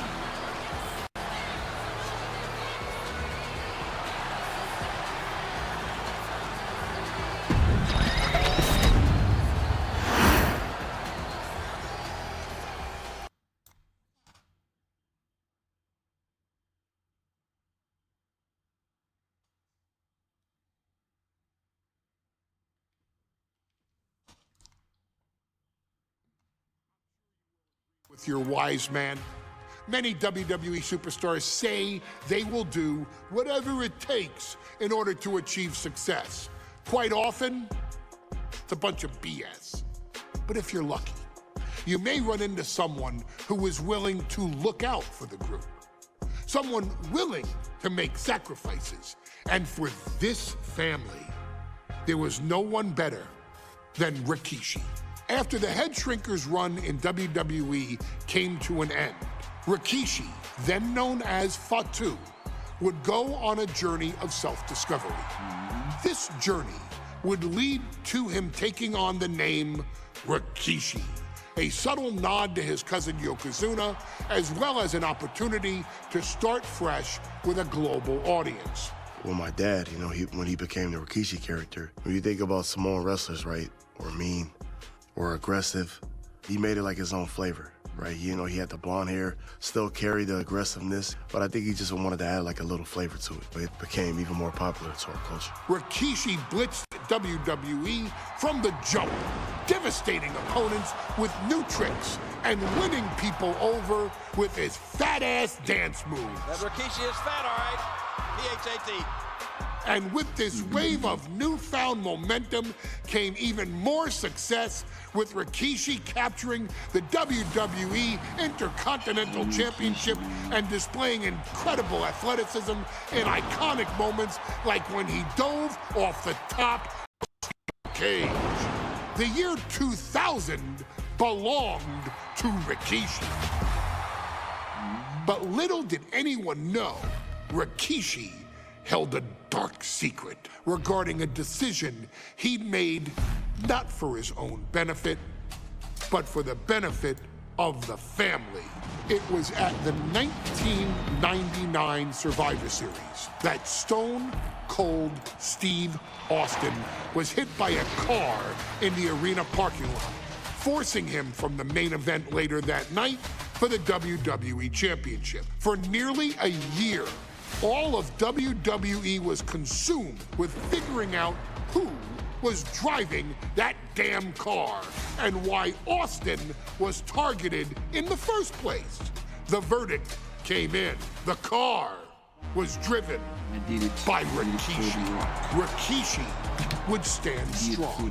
Stone Cold Steve Austin. I didn't do it for me. I did it for The Rock. What? Rikishi would lay out a years-long gripe that WWE preferred Steve Austin to The Rock, and so Rikishi had made sure that The Rock's only competition had been removed from the picture. Rikishi sacrificed his own popularity to reach this goal. The Rock thrived while Austin was on the shelf. For Rikishi, the struggle and fall was all worth it. Rikishi knew that he would eventually have to face off with the Texas Rattlesnake to answer for his sins, and he welcomed that meeting with open arms. What Rikishi was unprepared for was for WWE to stack the deck entirely, looking to make Rikishi pay for taking out their golden goose. Stone Cold Steve Austin was allowed to drive his truck directly to the ring and was generally given the freedom to do whatever the hell he wanted in the name of revenge. We are going to make things right. This time, when Rikishi and Stone Cold Steve Austin lock horns, there will be no stacking of the deck. Someone willing to give of himself so that his family, this family, can succeed, deserves better. So get in there and showcase the never say die spirit that has led this family to victory time and time and time and time and time and time again. Use whatever weapon you can get your hands on and prove to Stone Cold Steve Austin that you will do anything for the people. Let's go, man. Is it legal to not show up? Rikishi has brutalized Austin lately. Austin will be here, Byron. I just refuse to think anything else. The following contest is scheduled for one fall. That is a no-holds-barred match. Introducing first, from the Isle of Samoa, weighing in at 424 pounds, Rikishi. We have learned more about Rikishi in the last couple of weeks than we knew about him his entire career here in WWE. He said he ran over Austin not for himself, but for The Rock. Right, and now he's coming out here, and I guess if Austin doesn't show up, the general manager is going to have to come out here and declare this is a forfeit, and Rikishi's going to win it. This man makes me sick.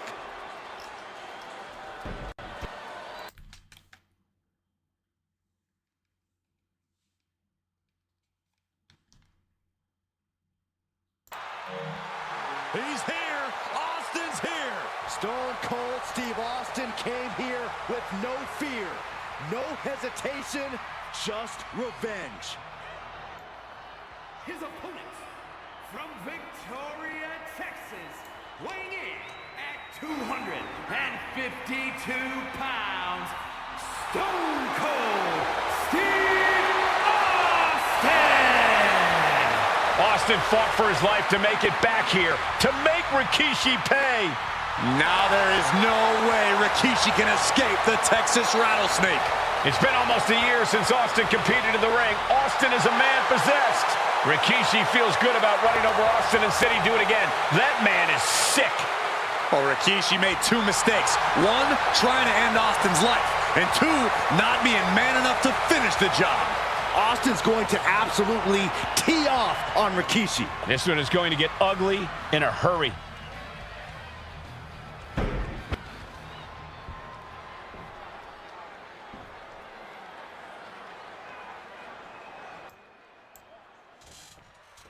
It's a miracle Austin survived being run over by Rikishi. Now pissed off, Texas Rattlesnake is on the loose and out for revenge. It took Austin almost a year to recover from the injuries he suffered in that heinous attack. You can't blame Austin for the damage he inflicts on Rikishi tonight. Byron, a lesser man wouldn't have survived. Stone Cold promised that Rikishi's days of walking above ground are over. This is no holds barred. Corey, this situation is so far beyond rational thinking. It's so personal. What does Stone Cold have to do in this one to leave here victorious against Rikishi? I don't know if you can tell someone who almost lost their life at the hands of their opponent to think rationally. Taking flight. Oh my, apron senton. Felt like a boulder out of the sky and absolutely flattened the target. And looking at my monitor, it just makes me sick to my stomach watching Rikishi. This is a man who has no remorse and feels justified for running Austin down like a dog. Look, to be...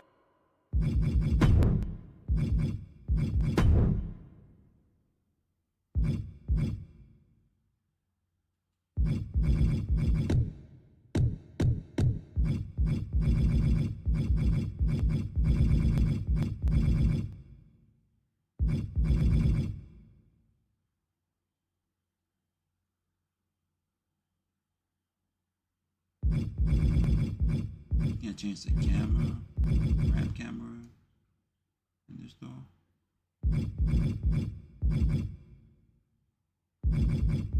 I guess not in the showcase. I guess.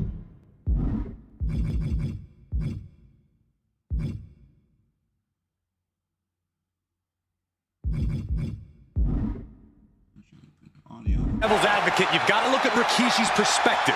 He's proud of his Samoan lineage and saw an opportunity to give his people a leg up in the Shark Tank that is WWE. Are you serious, Corey? Rikishi ran over him. Yes, he had that coming all night. DDT! Let's hope this thing doesn't get any closer to us. Hoping's a good start, but we might be better off just backing up now.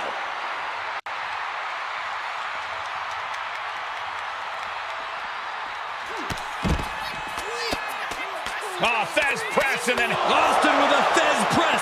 Now rapid fire rights from the rattlesnake. Absolutely no telling what's underneath the ring tonight. And he's going with the great equalizer here, the steel chair. Rikishi is getting picked apart right now. The rattlesnake is sinking his teeth in, and Rikishi's in a bad way. Escape that in a hurry. And Byron, I just cannot see any legitimate reason to run over Stone Cold like Rikishi did last Survivor Series. I mean, Austin does ruffle the feathers of a lot of people, Michael, but I don't think any... Austin! Stone Cold! He's covering him! He's got him! The rattlesnake bites again. Austin gets his payback. Come on, man. Ladies and gentlemen, the winner of this bout. We now know the sick, demented side of Rikishi. Rikishi almost cost Austin his life. Instead, he's here tonight to finish the job. Listen, Rikishi has seen members of his family be skipped over while other superstars skyrocketed to unimaginable heights. Rikishi feels it's The Rock's time, not Austin's. It's been a month of stunning revelations, all leading to the in-ring return of Stone Cold. Belly to belly! We've talked so much about motives leading into this match. In my view, Rikishi's are delusional. His family have been given equal opportunities, and they all took full advantage of them. Yeah, my blood boils at the propaganda Rikishi's been selling. But I'll tell you about the most legitimate motive in this story, and that is payback for Stone Cold. Austin nearly had his life taken from him, and there is no greater reason to stomp the tar out of somebody than that. Boom! Taking a little tour ringside, I guess we're one of the pit stops. We are witnessing a malicious string of attacks right now. And we might be seeing a competitor crumbling before our very eyes. This conflict is beyond disturbing. Corey, what's going through Rikishi's mind when it comes to defeating Stone Cold? Rikishi has to be prepared to endure an emotional storm like he's never felt before. The big man must recover from that and use his weight to immobilize the rattlesnake, because we know Austin will not stay down. Oh no, look out. Here we go. That's called changing the decor of the broadcast area. I have a feeling there's more to come, Corey.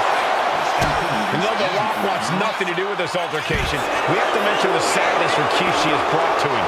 Rock might be innocent in this whole ordeal, but I feel that somewhere inside his soul, The Rock is happy with what Rikishi's done. The Rock is proud to have Rikishi and his family. No, Corey, what kind of lies are you trying to spread? We've heard Rock say Rikishi deserves what Austin is going to bring him. There's no family pride in that statement. I'm just saying that blood is thicker.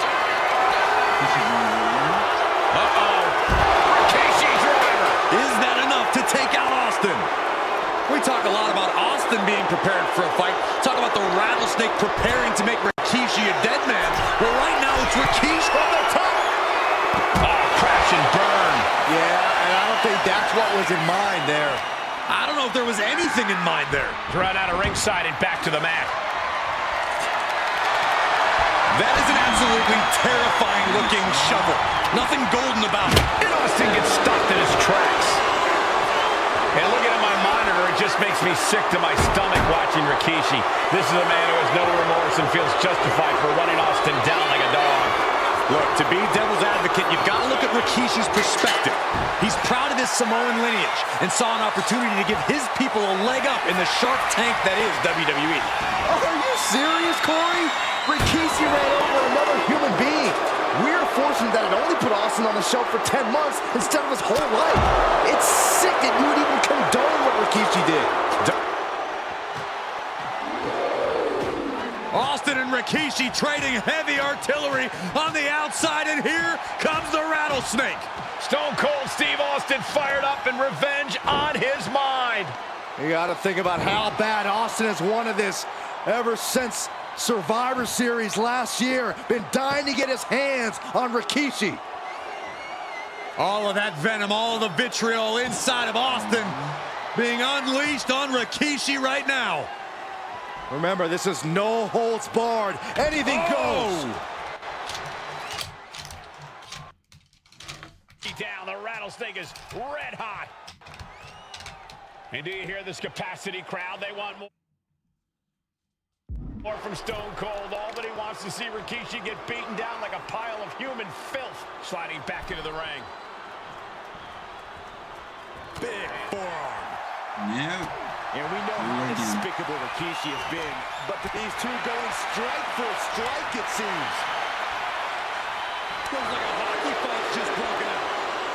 Neither competitor is backing down. Austin is like a man possessed. It's been almost a year since Austin's been in the ring. This is a war of attrition with neither superstar wanting to be the one who surrenders.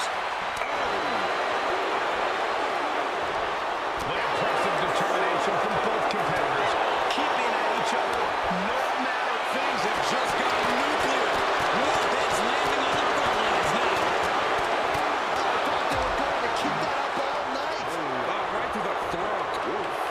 Austin in a state of distress now. No one holding Rikishi's family down now, taking out all those years of frustration on Austin here.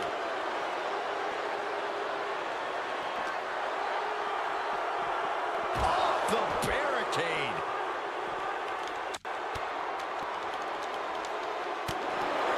There's been a lot of vitriol coming from fans towards Rikishi these past few weeks, and this Albany crowd is continuing that pattern of disdain.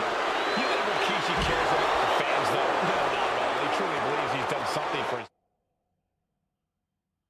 family, for his people.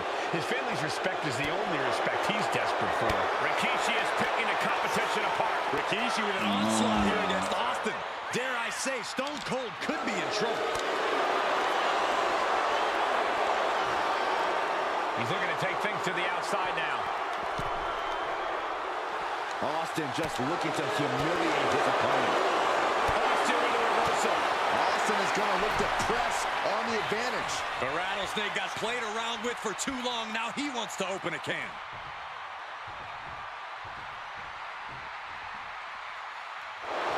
Stone Cold not even a little close to backing down here. No.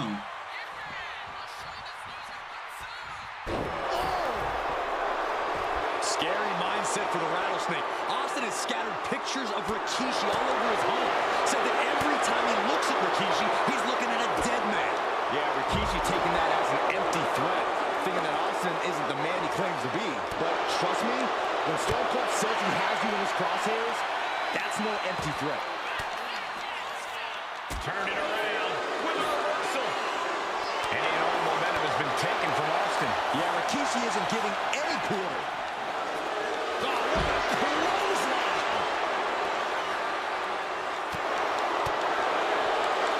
Punch connects. And Rikishi slows Austin down with a thunderous right. Austin's in trouble. And now steel chair. Oh, and Austin, he just averted disaster there. And now Austin gonna deliver the punishment with the steel chair. These graphics are amazing, man.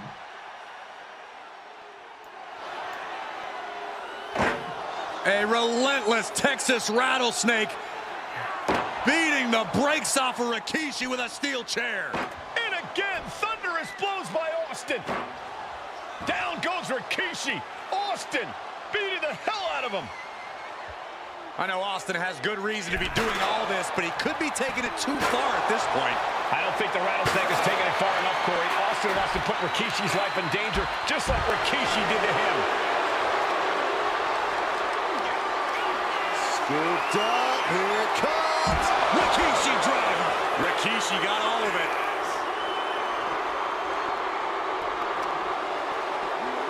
And he tosses him back in now. Rikishi, top turnbuckle. Getting up real slow. Not quite all there. Soaring.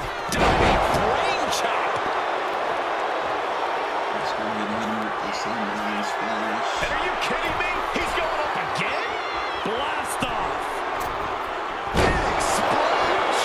Taking a chance one more time and landing with incredible impact. Kicks out. He still has life. This is no time to hesitate. You can feel the end coming. Rikishi hoisting up his opponent.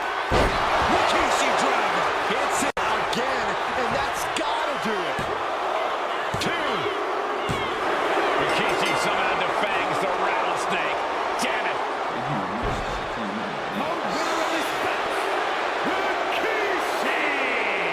This is not what many of us expected to see.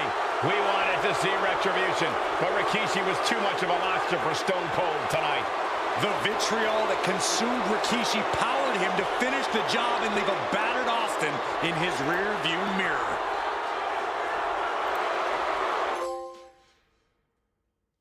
All right.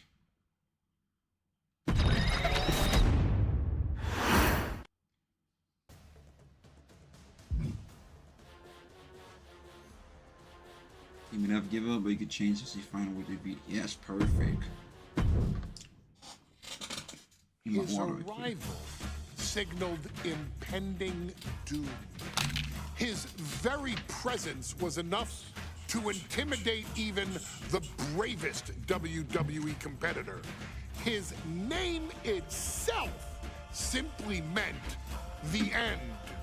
And if you found yourself standing across the ring from Umaga, you were most certainly coming to the end of your own road.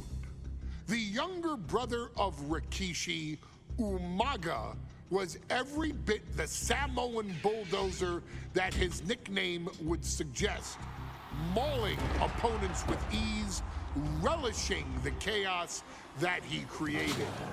A menace to the entire roster, an unrepentant badass, Umaga tortured his prey with high-impact collisions before ultimately sealing their fate with his vaunted Samoan spike, a vicious move used today by Solo Sikoa.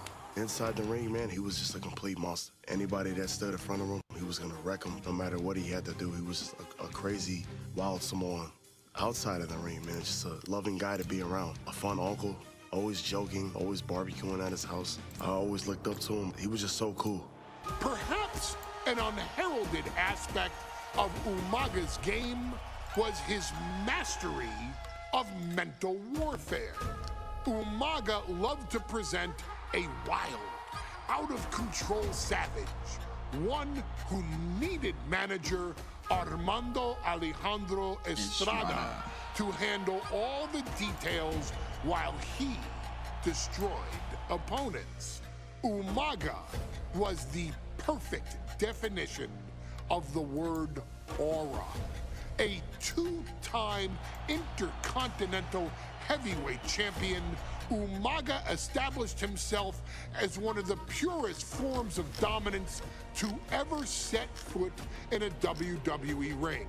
His intense clashes with Batista, the Heartbreak Kid Shawn Michaels, and Triple H, along with WWE Championship battles against John Cena, still live on in the memories of those who were fortunate enough to watch Umaga perform.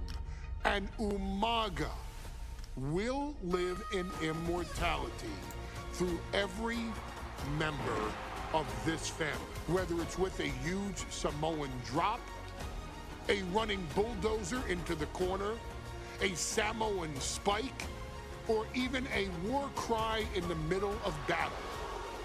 Umaga is forever. I wish he was here. I know he's watching from above. So you, our beloved Us in training, are asked one simple thing here in the WWE 2K25 showcase: to defeat John Cena. You've done that in this mode before, right? Simple. It was at New Year's Revolution in 2007 that Umaga and John Cena first collided for the WWE title. Umaga appeared to be too much for Cena in the minds of many pundits. Undefeated in WWE some 9 months after his debut, and things were going very well for Umaga until they weren't. Umaga would see his undefeated streak end by, of all things, a damn roll-up after rushing directly into the outstretched shoes of John Cena. 1 second of luck allowed John Cena to escape the inevitable, and now it's on you to fix it. Head into that ring, showcase Umaga's cruel brutality, and get Umaga the WWE Heavyweight Championship victory that he should have gotten in the first place. I assure you, my dear friend, Armando Alejandro Estrada will make sure nothing else goes wrong if you take care of business inside the ring.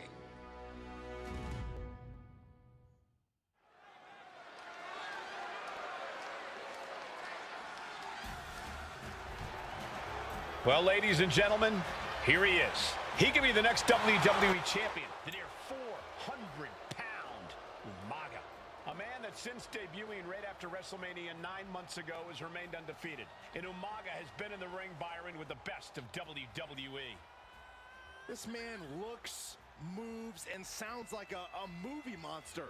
Except Umaga is for real. He is a Samoan bulldozer, an 18-wheel version with a mean streak. Big, athletic, strong, and probably gonna outweigh John Cena by well over 100 pounds. Since 1963, the WWE title has only changed hands twice here in Kansas City.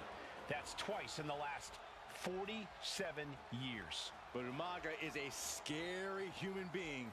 He can easily change that trend right here tonight.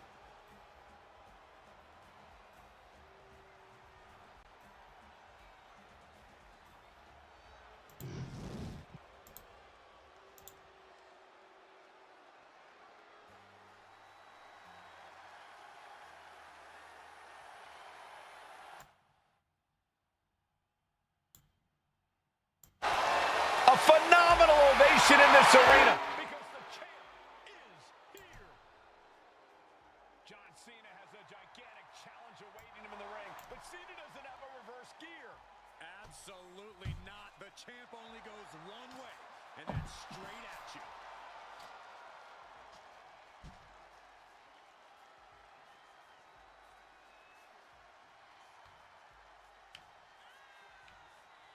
John Cena, a 3-time WWE champion, the handler of Umaga, Armando Estrada, trying to control this undefeated challenger. Once the bell rings, these two are going to go at each other full force.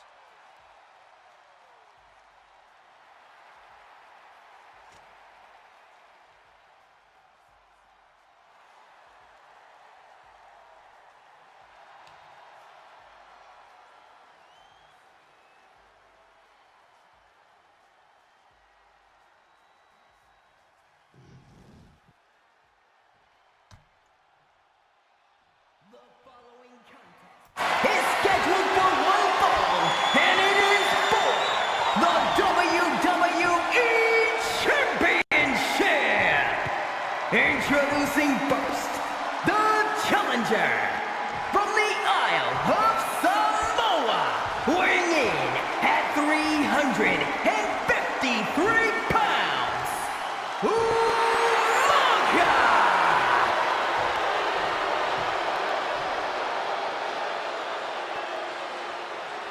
And from West Newbury, Massachusetts, weighing in at 248 pounds, he is the WWE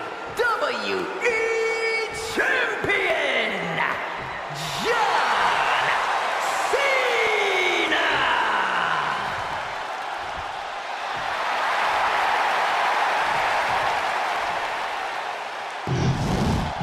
You can see it in everyone's eyes. They all want this championship.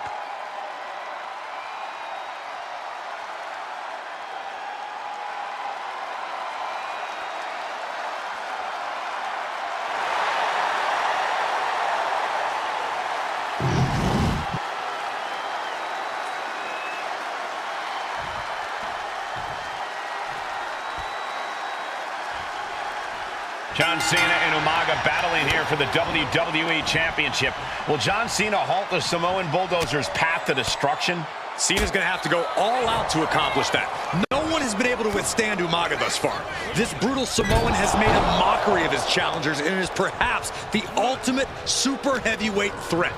Cena could be in for the greatest challenge as champion tonight. But if anyone can overcome the terrifying ruthlessness of Umaga, it has to be John Cena. Cena tonight attempting to do something no one else has been able to do. Be it HBK, Triple H, Kane, the list goes on and on. No one has been able to beat Umaga. Since debuting in last year's Wrestlemania, he's never been pinned, never been submitted. Umaga is a man who's decimated every single thing in his path. It's not hyperbole to call him a dangerous and deadly savage. A lot of energy left in that kick out. This matchup isn't anywhere near over. And that cuts Cena right off. Stamina is going to be a key factor in this match tonight. Can Cena weather Umaga's vicious attacks? Can Umaga keep up the offensive pressure as Cena drags this into deep waters? I think you're right, Cole. This might just come down to who has more gas in the tank. And you just see Cena's legs bent awkwardly off the steel steps. Umaga really pinpointed a target with that attack. I don't know if it was strategic on the part of Umaga or just a result of his rampage, but either way, taking out Cena's foundation is going to sway the power advantage into Umaga's favor now. He's going to make some moves here and suffer the countout. A rare position for Cena in this fight. We can't often say that John's overpowered in a matchup, but this 360-plus pound Samoan bulldozer is more than a formidable opponent. Listen,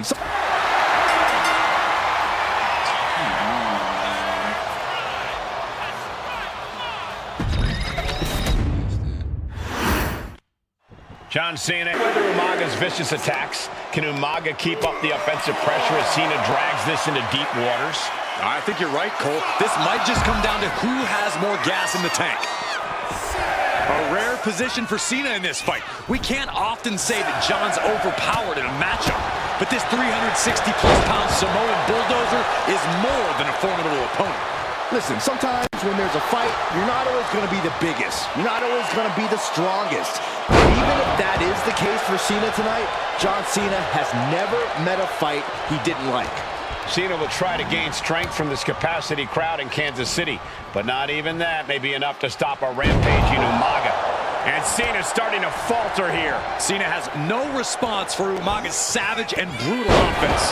Exerting his dominance. Brutal attack from Umaga. He smells Cena's blood in the water. This'll do it. Umaga. Oh, Samoan spike. That might have just sealed the deal on us having a new champ. He could be enjoying the moment too much, giving his opponent a lot of room to recover.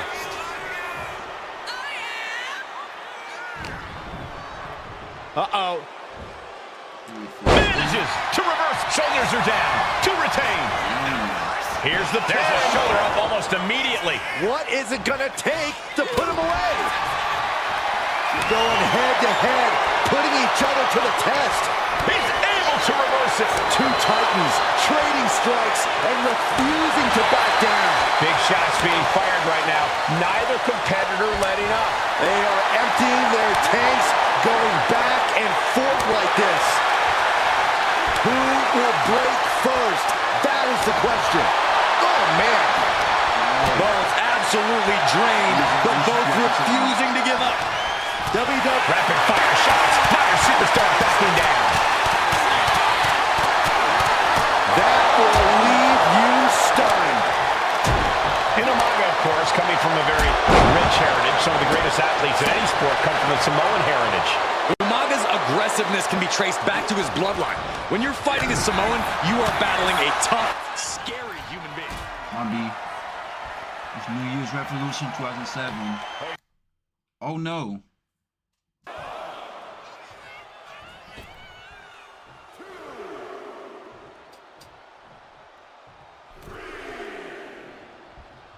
Clothesline. And I could look at Umaga and he reminds me of YOKOZUNA. His unmatched thickness and size is an orthodox offense.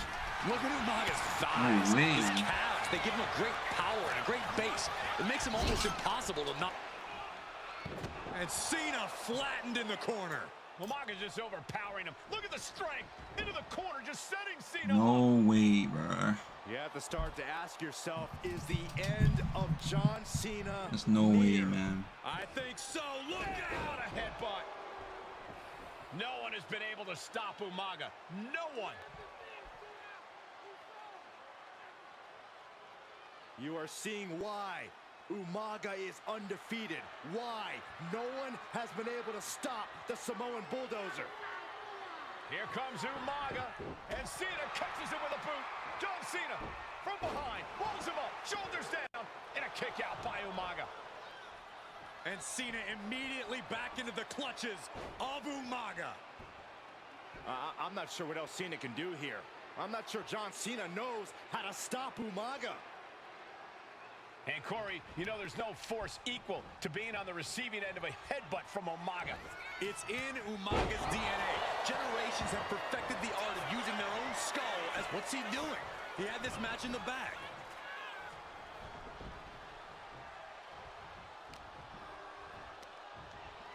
Pulled in for belly to belly. Sometimes I look at Umaga and it just scares me. This'll do it. Umaga.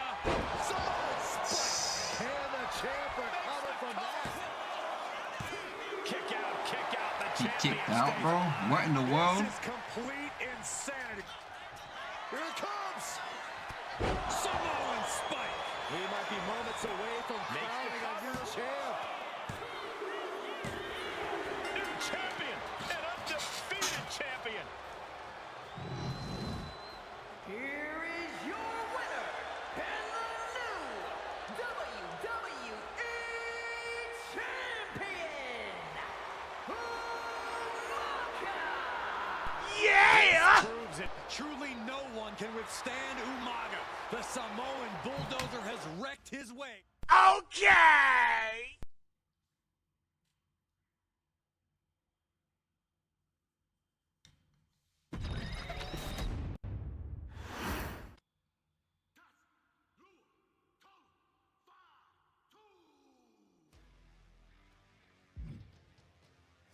Minute Warning versus Final Testament or AOP.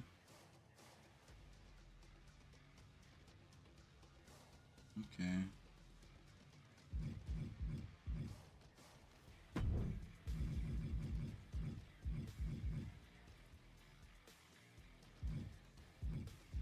think I'm halfway through. I think, honestly, I probably could do this whole thing in one stream. Hey, in WWE, things move really fast. If you aren't present in the moment, it can feel like a year goes by in only 2 or 3 minutes. That's why you always have to make time to make sure that you check. Hold on. Did I just hear myself say 3 minutes? Stop. Can you believe I'm actually doing Eric Bischoff's shtick? In the early 2000s, few words sent a shudder through the roster like the words 3 minutes, summoning the fearsome duo of Rosie and Jamal, collectively known as the 3-Minute Warning. Initially hired by the aforementioned Raw General Manager Eric Bischoff to interrupt anything he didn't find to be entertaining.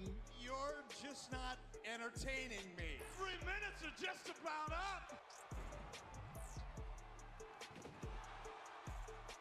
The two instantly made their mark in WWE with their complete and total decimation of anyone that was targeted. Their formula was really simple. 2 bruisers with surprising quickness who took pleasure in throwing opponents all around the ring with reckless abandon. And the trail of bodies left in their wake remains a testament to their devastation. Rosie, older brother of your tribal chief, Roman Reigns, and Jamal, who would in time develop his skills further and take the name of Umaga, were about instant gratification. They treated matches like a race, seeing how much damage they could fit into the shortest time possible. The 3-minute warning with my brother and my cousin, it was just one of the coolest gimmicks of all time to me. It was catchy, you know what I mean? Like, you kind of knew what was happening. And I feel like we all remember when the 3-minute warning hit for the first time. You know, the whole Den TV area just lit up. Every match was a train wreck, as the two would use their size to overwhelm most opponents, coupling that with incredible tag team maneuvers to increase the carnage to its maximum levels. That approach, maximizing damage while minimizing time, was a 3-minute warning signature. The team itself saw its run in WWE last for a little over a year, but in that time managed to make such an impression with the WWE Universe that it still resonates today. They are proof of the impact anyone can make if they capitalize on their opportunities, as 3-minute warning did every single time. It was a short-lived gimmick, but it was a really cool gimmick, and I just think it shows the versatility of, hey, if you need us to go out there and tell you a Broadway story, I'll cover 2 hours if you like. But if you need us to come out in 3 minutes to make an impact, we can do that too. But you gotta be really good to be thrown in there with the very, very best in the industry.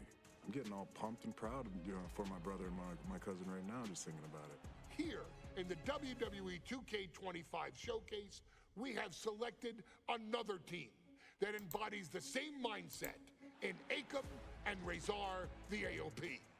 Similar to Jamal and Rosie, these two look to inflict the most pain in the most efficient manner. Like 3-minute warning, AOP happily dispatches when summoned.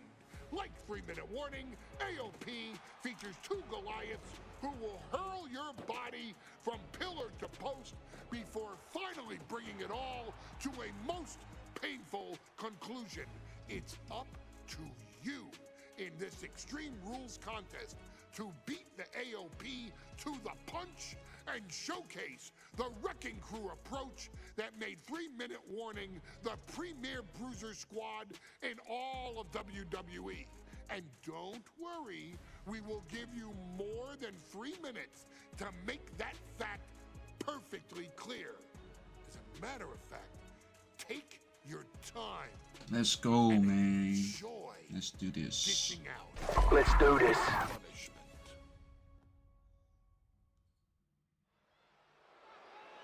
All right.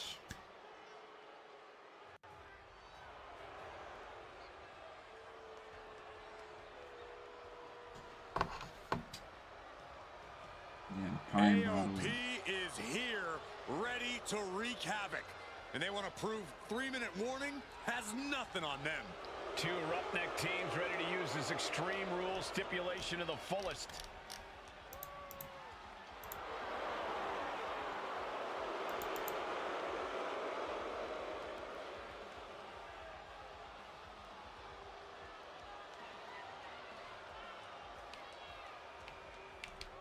The following contest is a tag team Extreme Rules match and accompanied by Paul Ellering at a combined weight of 620 pounds. Akon and Razor, the authors of Pain. AOP look unintimidated by the task at hand. They are totally prepared for the merciless tandem of 3-minute warning. You know, there's actually a lot in common between these two teams in terms of tactics and physicality.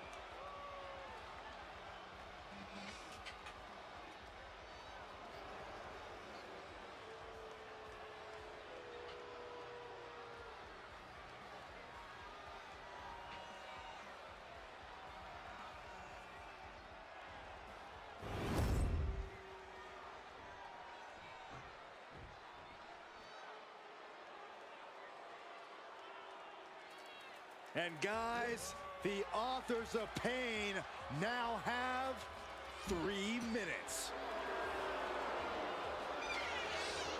And at a combined weight of 770 pounds, Rosie and Jamal. 3-minute warning. Authors of Pain versus 3-minute warning is a recipe for brutality and ruthless carnage. And that's an irregular match, Cole. This is Extreme Rules. These two hit squads are going to tear each other apart. 3-minute warning made a career out of demolishing anyone who got in their way. Why would AOP be any different? Because that's exactly what AOP does too. They play the same game as 3-minute warning. Here we go with AOP and 3-minute warning going head-to-head. This is an Extreme Rules match, and it's a good thing it is, because neither... Oh, nothing fancy here. Tasting victory. Act up. Just look at the size of all these superstars. The ring had to be reinforced before this match. Over 1,300 combined pounds colliding. These men are so big and so thick, it's a challenge to wrap your arms around them. It's really just best to find weapons and whack away. Yeah, and there's plenty of weapons to choose from tonight. Authors of Pain taking on 3-minute warning in a match that feels created for them. Extreme Rules. AOP and 3-minute warning both love to bring the pain to their opponents, but I'm not sure AOP's ready for the pure chaos that is 3-minute warning. Yeah. That ability to be totally unpredictable could play. Point for the cover. Door's unlocked. I said the door's unlocked. Oh snap! Wow.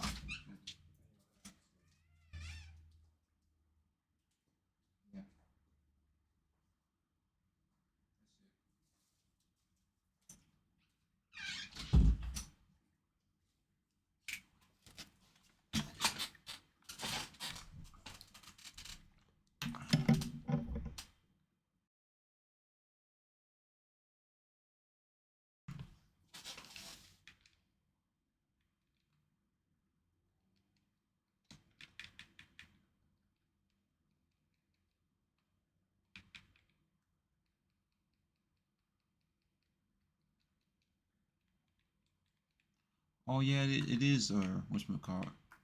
So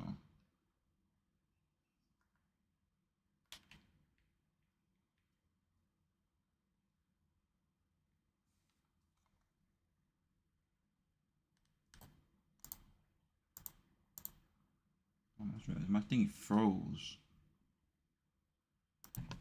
Here we go with Let me start this AOP and match. 3-minute warning going head-to-head. This is an Extreme Rules match, and it's a good thing it is. Go ahead and because get this neither one of these weapons. teams likes to play by the rules or limit their aggressive tendencies. Well, there is nothing on the minds of these men except dealing as much damage to one another as possible. Both 3-minute warning and the AOP excel at brutalizing their opponents and inflicting massive amounts of pain. But only one of them can be... Has their opponent down. Every successive move is... How do you counter the camel clutch? He's prying their hands apart. Rosie and Jamal tell their victims that they will feel the 3-minute warning. What does that mean, Corey? Well, it means a lot of superstars will get run over by the pain train, and it's only going to feel like the longest 3 minutes of their lives. When you're as big and strong as Rosie and Jamal, that's how quickly it can be over. Oh, man, right to the arm. Hyperextend your elbow. Clawing the face. Okay, let's go ahead with the steel steps. It goes without saying that there is a certain disdain for your opponent when you pull off something like that. Digging the steel steps right into them. Disgusting. Oh my gosh! It couldn't have felt good being shoved around like that. I'm not gonna beat this in one stream. Just look at the size of all these superstars. I'll finish it the rest off stream. This match over 1,300 combined pounds colliding. These men are. This is gonna be a whole YouTube video. It's a challenge. Take off.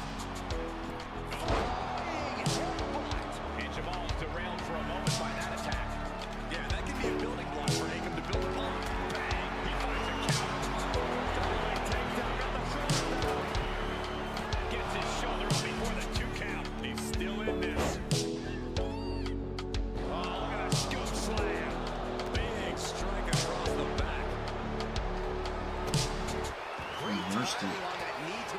This match gonna be annoying, bro. Under the apron. Man, Rosie and Jamal Akam.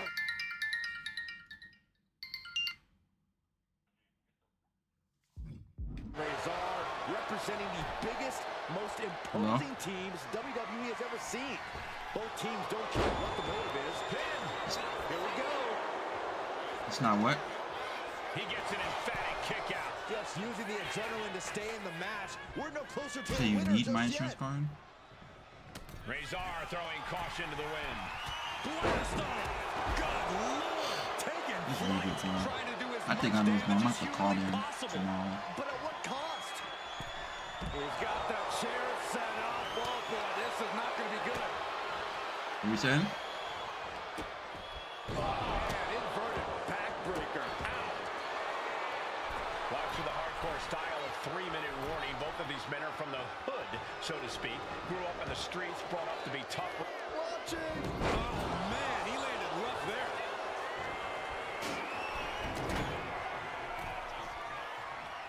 Oh. Off the leg. Into the choke slam. And a beauty.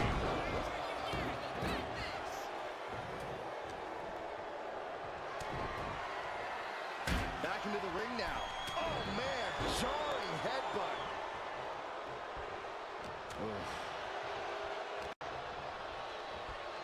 Oh my goodness, what an impactful STO. We knew this would be a... Can this pin put Jamal away?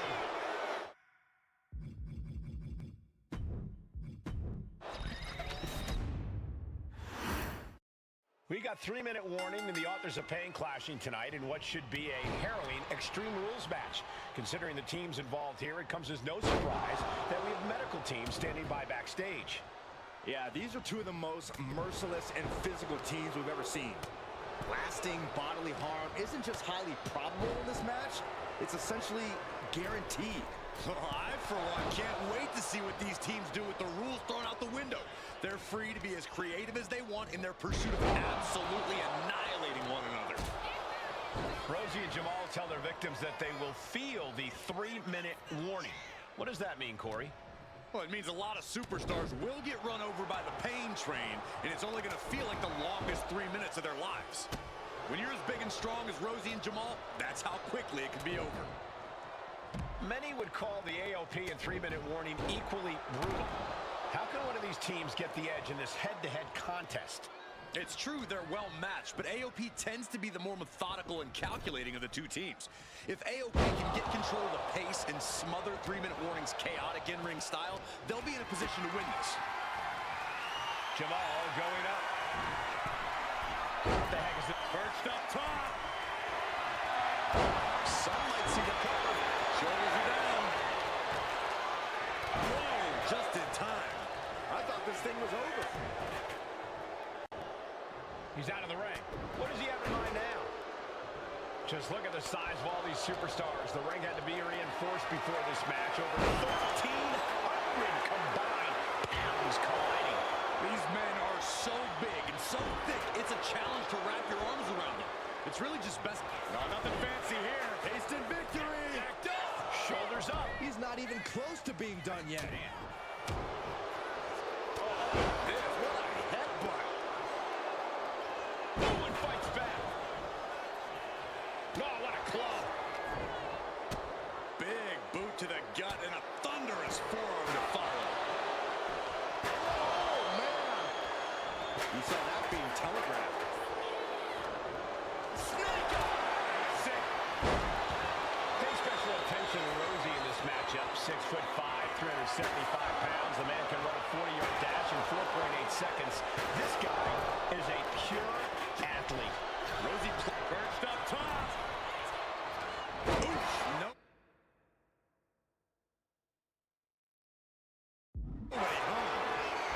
Got them off their feet here. The elbow finds the mark. And Jamal looked out of his element on that one. Yeah, that can be a building block for Akam to build upon. Oh my goodness, dribbling the opponent's head like a basketball. Ooh, he's headed to the top now. And come on, no, don't bring the trash can out. That's for cleaning. Well, Saxton, it's about to be used. Oh, look out.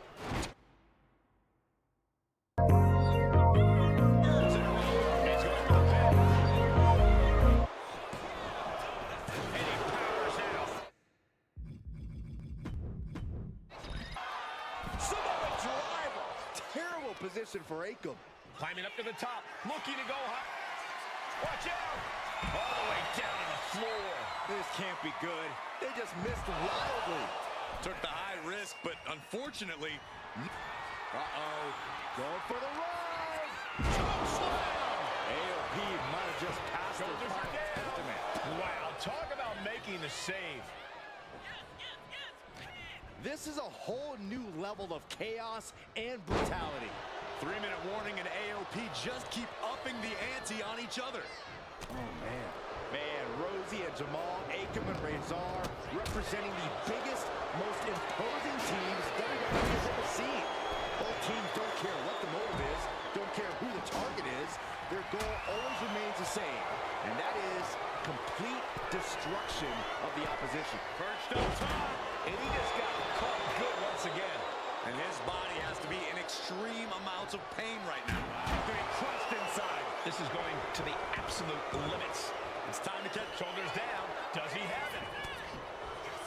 Intercepts the pin attempt. Going takedown. Gonna stack them up here. Shoulders pin. Drops the hammer. Right on the lower. Sliding into the cover. Looking to end this. Using the ropes for leverage. That's not right. Something of a cocky decision, him just stopping the pin like that.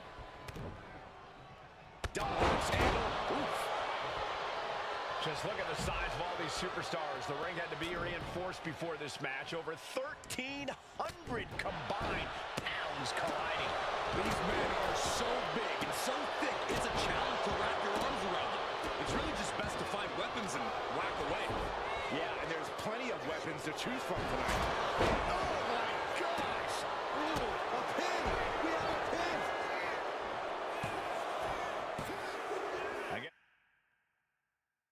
It was time to switch gears. What is he doing? Shoulder tackle. Here we go, Byron. Samoan drop. Oh, man, inverted backbreaker. Ow. And Jamal's derailed for a moment by that attack. Razor doing what he can to protect his territory. Moving into the ring. Watch out. Tossing those steel steps like they're nothing. And Rosie. Pump handle locked in. Death Valley driver. That's it. 3-minute warning are done. Beautiful gator roll. No count out as he takes things out of the ring. Great way to disorient your opponent. Intercepted by Rosie. Boot to the face. Did Rosie just put an end to this? He's making his way to ringside now. Inverted scoop slam.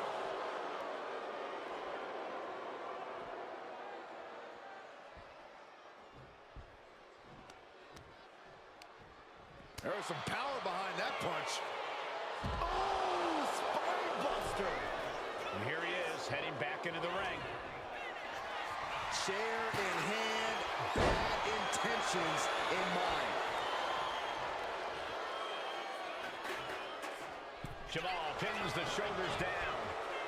Oh no, the referee absorbing the impact. Flinged across the way. He's headed up high. Look out. He wastes no time dodging the attack. And that was a precisely measured attack.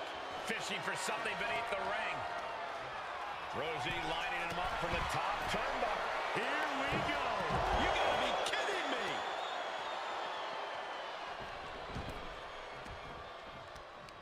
He's got the shoulders down. This is it.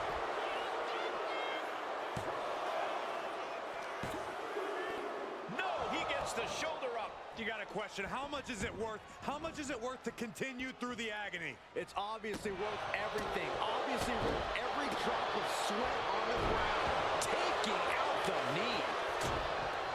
I am feeling a titanic shift roaring through this crowd right now. Well, you're not the only one, Saxon. It's all coming to a head now. It is.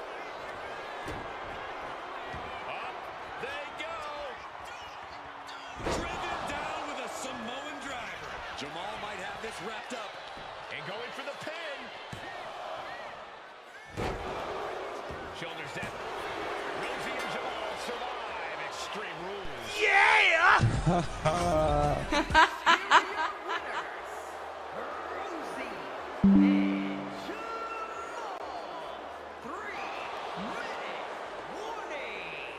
Gotta give it up to 3-minute warning. In a contest between two of the most badass squads we've ever seen, they were the tougher competitors. Yeah, but AOP certainly made 3-minute warning earn this win. Just think about all the carnage we witnessed here tonight.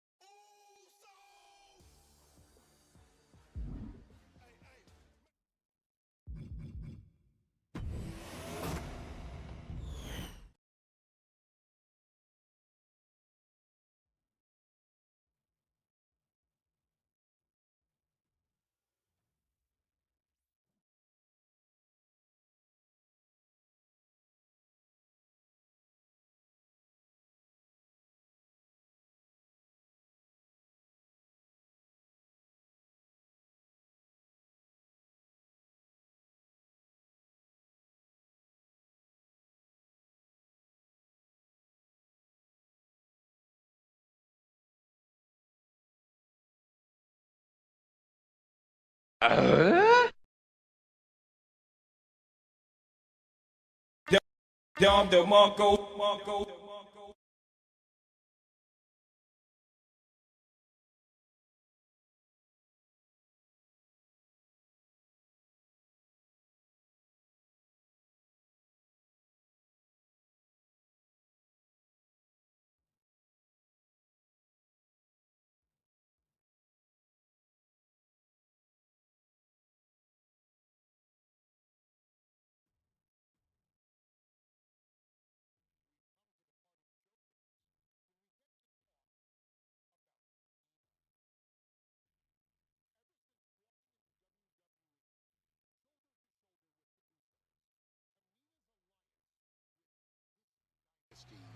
Has never been in question. I remember watching Monday Night Raw and I seen Tamina debut with my brothers. It was a pretty cool, dynamic, right? Two of my brothers and Tamina. Together, Tamina and the Usos helped each other navigate through a trial-filled first year in WWE, making sure they all survived together. In later years, Tamina has formed alliances with both NAOMI and Nia Jax, honoring this family's connection. While Tamina has looked to create her own name in the industry, she has never missed a chance to acknowledge her place in this family either. Trained by Afa and Sikoa, the wild Samoans, Tamina was instilled with the same instincts that have carried each member of this family to wrestling glory. Her in-ring approach is similar to many in the bloodline. Quick striking, high-impact attacks, and smothering holds. As capable with a super kick or a big splash as anyone else, Tamina has maintained a remarkable level of success in her WWE career. A constant contender, Tamina has competed for the Women's Championship on many occasions. She's also held the Women's Tag Team Championships along with 9 separate reigns as the 24/7 champion. Tamina has proven capable in any environment against any opponent. Tamina is always the perfect test for a rising contender. Defeating Tamina proves that you're at the top of your game, and she will always expose those who aren't quite ready yet. Taking her lightly is the easiest way to book your visit to the local medical facility. Tamina has taken part in many memorable moments, but in the 2K25 showcase, we're going to give you the chance to make history. In the first ever women's Money in the Bank match, Carmella, of all people, would walk out victorious after letting someone else do the work. Tamina, Becky Lynch, Natalya, and Charlotte Flair were all robbed of a great opportunity that night by Carmella. So this is your chance to make it right. Showcase Tamina's grit and take out the other 4 ladies in this ladder match to become the first ever winner of the Women's Money in the Bank. Carmella might still sneak out with the win, but if she does, she's doing it on her own because we're not allowing anyone else at ringside for this match in our showcase.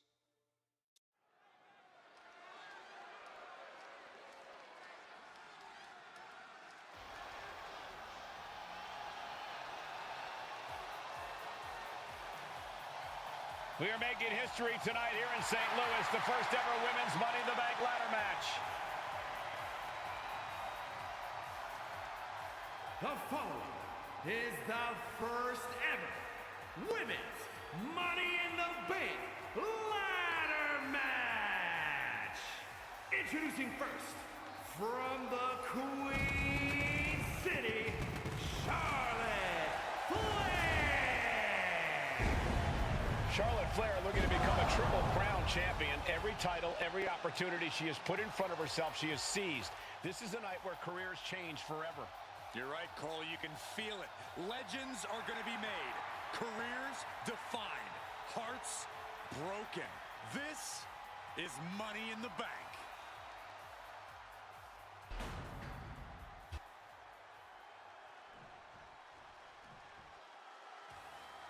And Byron, Becky Lynch with a very astute point.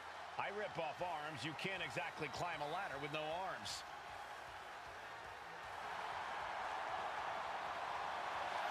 Next, from Dublin, Ireland, Becky Lynch. To add to that, Michael, I talked to Becky earlier and I asked, are you nervous about this? She said, yeah, I'm a little nervous, but I'm more excited than anything because I get to be part of history. Becky Lynch, the first woman drafted to SmackDown. First SmackDown Women's Champion. Can she become the first Miss Money in the Bank? Well, you could feel the excitement the moment they brought out the ladders before this show started. There is a big fight feel right here in St. Louis. Oh, shit. Here we go again. There's a big fight coming. Tamina, perhaps the most dominant superstar in this match. And I guarantee she is not fazed by taking on 4 different opponents in a ladder match. From the Pacific Islands, Tamina! This is a milestone moment. Let's that is see. Being watched all over the world. And Tamina is hoping to live up to her family's legacy. She wants that briefcase. She wants that title. It's in her blood.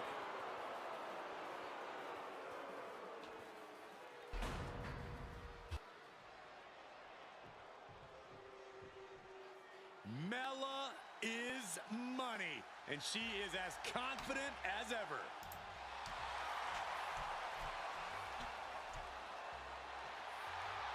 I realized my mic was muted, my bad.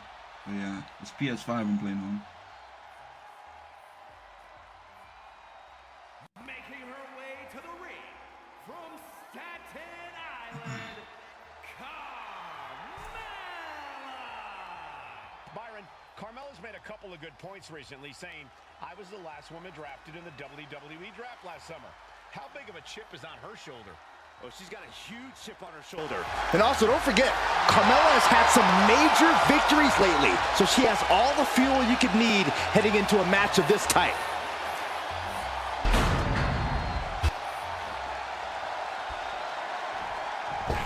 Natalya, another superstar who walks into this match thinking she has legacy on her side tonight.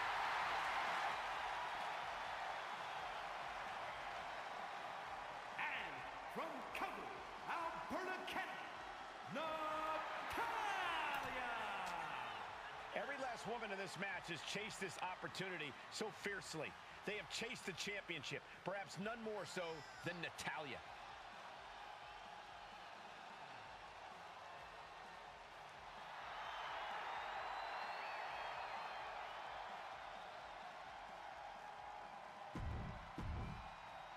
Charlotte, Becky Lynch, Tamina, Carmella, Natalya, all with a chance to make history. All with the opportunity to be called the first ever Miss Money in the Bank. The revolution that became an evolution only continues in the women's division. One of these from the top. No safe haven in this match. These ladders can be your best friend or your worst enemy. There's no allies in this match. It's everyone for herself. There is no room for friends when history's being made. Not when you can go down in the record books as the first Miss Money in the Bank. Such a dangerous setting for all these superstars. Ladders are everywhere. Each competitor is only limited by their imagination. Your head has to be on a constant swivel. Ladders will be used as weapons. Anything can happen to get that briefcase.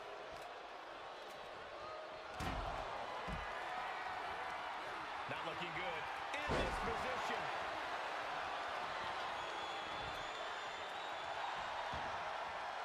Now bringing her fury to ringside. God dang it, bro. And looking at the playing field. Nigga hit me with the damn submission offense to put opponents away. lap. Someone out won't win this match, but these women should not shy away from using the biggest weapons in their arsenal. No. This is the cursive match that everybody's complaining about. She's heading out of the ring. Countouts are not a factor for her. Gentlemen, this is what I believe we refer to as unloading. We're gonna have the attack on Natalya now. Tamina not caring that Becky's a fan favorite. The crowd's adulation is meaningless. All that matters is the contract suspended above the ring. Tamina's been showing so much dominance in this match. The contract that can change lives hanging above the ring.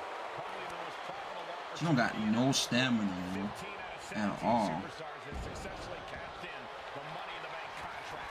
A surprise cash in has only failed once. Now why y'all double teaming? What's up with that? To a week in advance. You are almost certain to become the next SmackDown Women's champion if you grab the contract tonight. Time clothesline. Good grief. No. Powerbomb out of the apron. This match had James Ellsworth. This is a different one. From the top. She completely missed there. And they doing a different one. So. 3 second-generation superstars competing in this match. Carmella, Charlotte, and Tamina. Where's Charlotte Flair? Of course, a third-generation superstar. Women bred for these kind of moments. Any of these women will add a significant chapter to her legacy if she can become the first Miss Money in the Bank. Up and down. Nah, I see why this match is in the way. Counter from Tamina. Oh my God, I gotta hit Charlotte Flair. Suplex, ouch. She's now looking a bit worse for wear. Ooh. Oh, and that attack might have clouded Becky's vision. Big right hand. I missed the old wrestling games where you can't break up hits. Now that you can do that.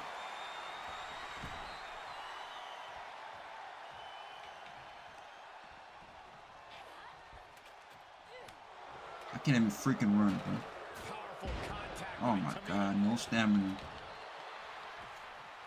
There you go. Nice reversal by Charlotte Flair. Charlotte driving Tamina, and both tumble to the floor. Both women crashing down hard. The Queen, Charlotte Flair, the first to her feet, surveying the situation. No. Tamina into the steps. Oh my gosh. Seeing a heightened level of aggression, heightened level of intensity from all these competitors because of the stakes involved. Guys, where's Charlotte going? Flair looking to up the ante now from the top. Oh my goodness, taking out everybody. The Queen rising to the occasion. What you just saw is why we say Charlotte is genetically superior.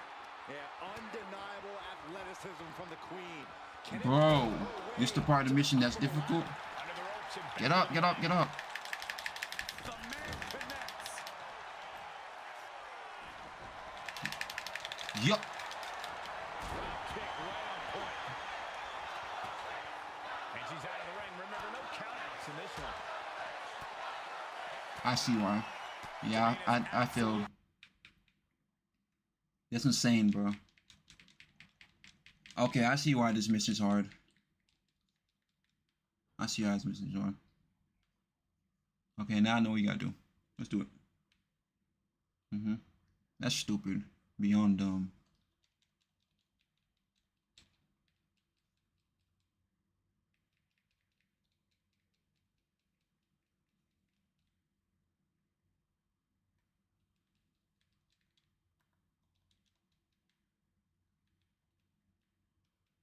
Tamina is so trash, yo.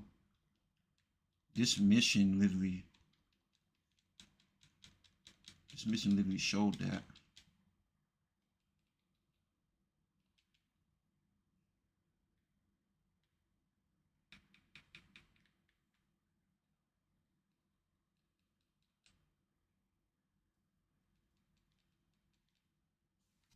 Oh, froze. My bad. These women should not shy away from using the biggest weapons in their arsenal. We've heard Becky say she was going to rip arms off tonight. You can't exactly climb a ladder with no arms. Might be a little overzealous going for it here. Too late to stop now, though. Remember, the first woman to climb the ladder and retrieve the case will become the first ever Miss Money in the Bank. No countouts, no disqualification. I'm probably gonna have to put this on easy, yo. Everybody is coming in with a different strategy, but remaining close is the key. Oh my God. You'll increase your odds if you stay close to a ladder and close to the briefcase. She gets put in the corner. Just a debilitating neck breaker. Is there anyone more intimidating in this group than Tamina? I've said it before. It could be a coming out party for Tamina. This is her time to live up to her family's legacy. If Tamina wins the contract, it guarantees her first title opportunity in over 2 years. More than an opportunity, it pretty much guarantees Tamina will become the next women's champion. Setting up for something here.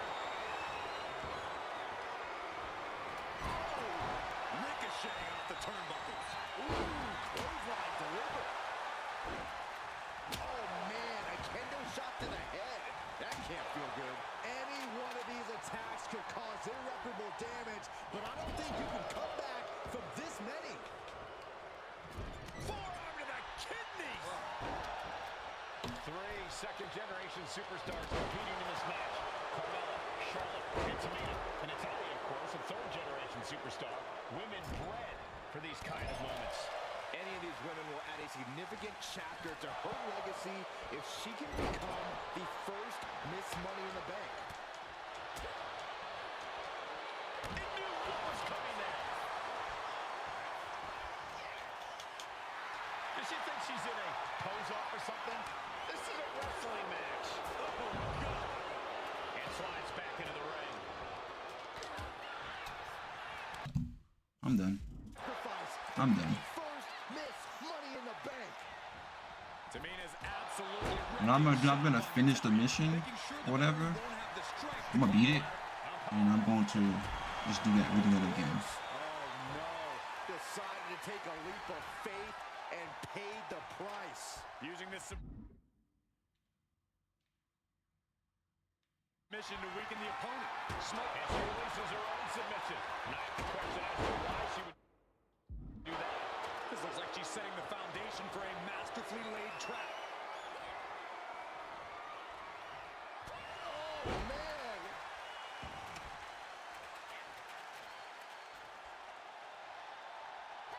Oh, what a power slam.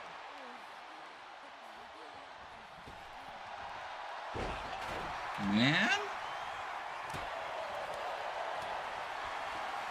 Right to the kidneys from behind. Sidewalk slam. And she's fine taking this to the outside. Oh, that'll leave a mark. At this stage, there has to be some concern. Yeah, she was really looking out of sorts here. History on the line. Guaranteed championship opportunity. Nothing but carnage happening in this one. 5 women fighting for their key to destiny. Willing to go through hell for it. And each of these lethal maneuvers have got to be taking a toll.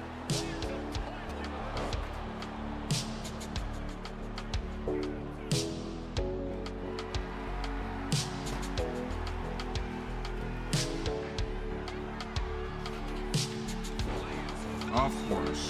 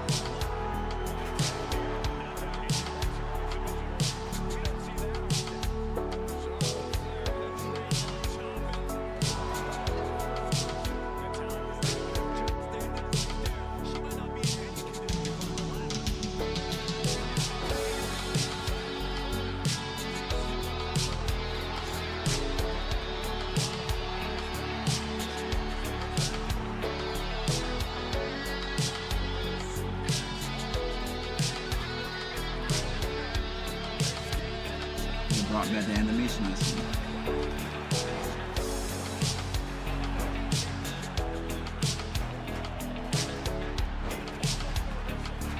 Winning the big matches are horrible to play, bro.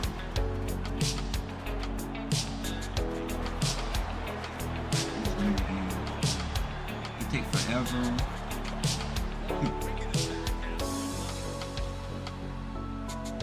And then a rollout feature too. It's pretty annoying.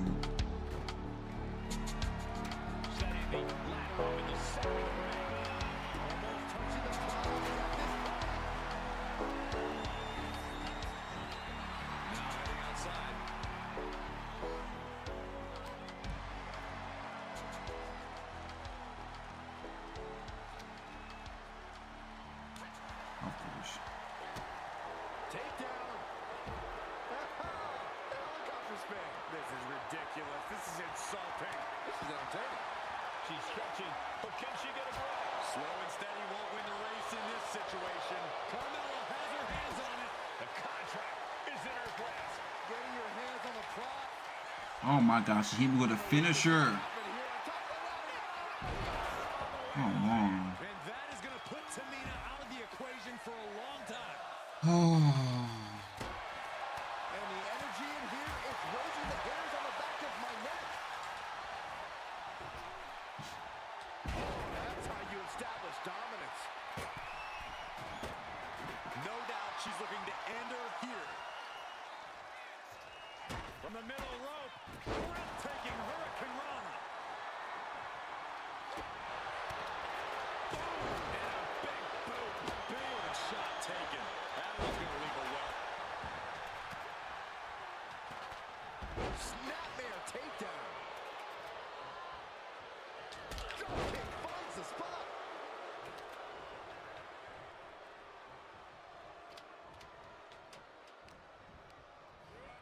She gets bounced into the corner. And she's positioned the ladder perfectly in the center of the ring there. Ladder set right in the middle of the ring. Starts the climb, but needs to move quickly. Victory is within reach now. Maybe this isn't a good position to go for it.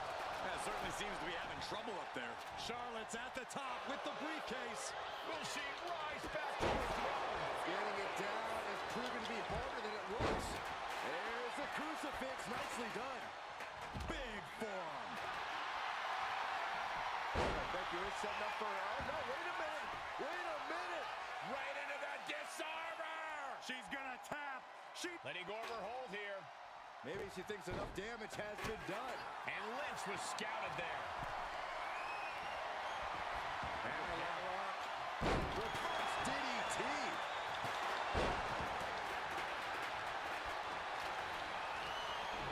Sent flying out of the ring here. She's choosing to leave the ring now. I know what I'm gonna do. I'm gonna get the ladder and put it way over there to distract them. That's what I'm gonna do. Big forearm. A dragon screw ankle breaker. Targeting the ankle.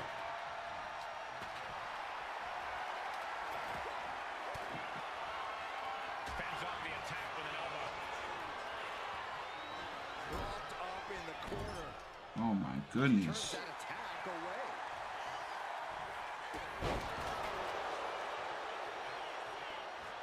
Great power. Crashing down. Samoan drop.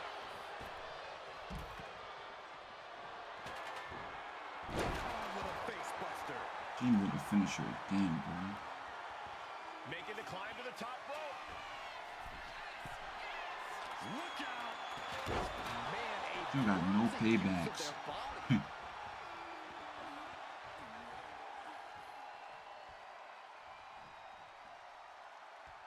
I wonder if you can edit Tamina and give her some paybacks and then we'll transfer to the Wrestlemania card. Look at Becky.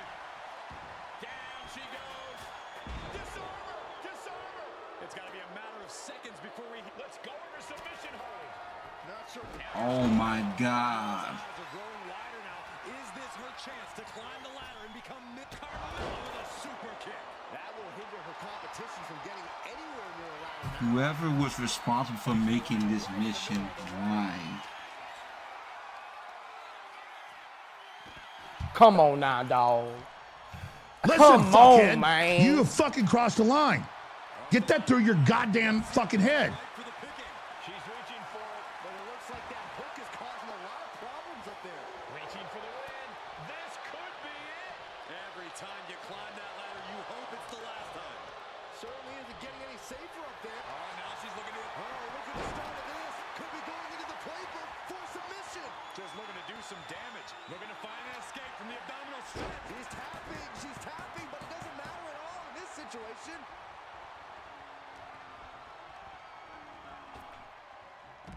Headed up that ladder. Center of the ring. Slides under the ropes. Back into the ring. Trying to reach it. Trying to win. Lock it in. The Dragon Sleeper. Ladder's in position. Gonna make the climb. Submission, she decides to just let go, but why let go to submit? I don't care. I'm putting this thing on. I'm putting this thing on easy so I can do it because I don't got time. I don't got time for that.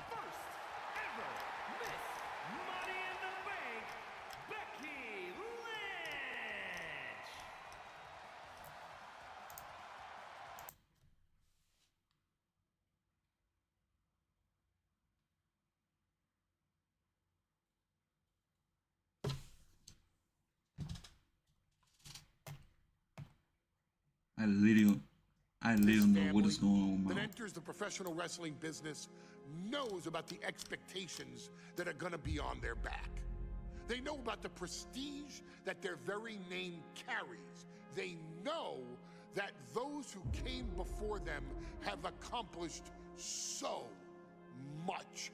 Bearing the weight of those legacies can prove to be way too much for almost anyone. But that was never the case for Jimmy and Jay Uso.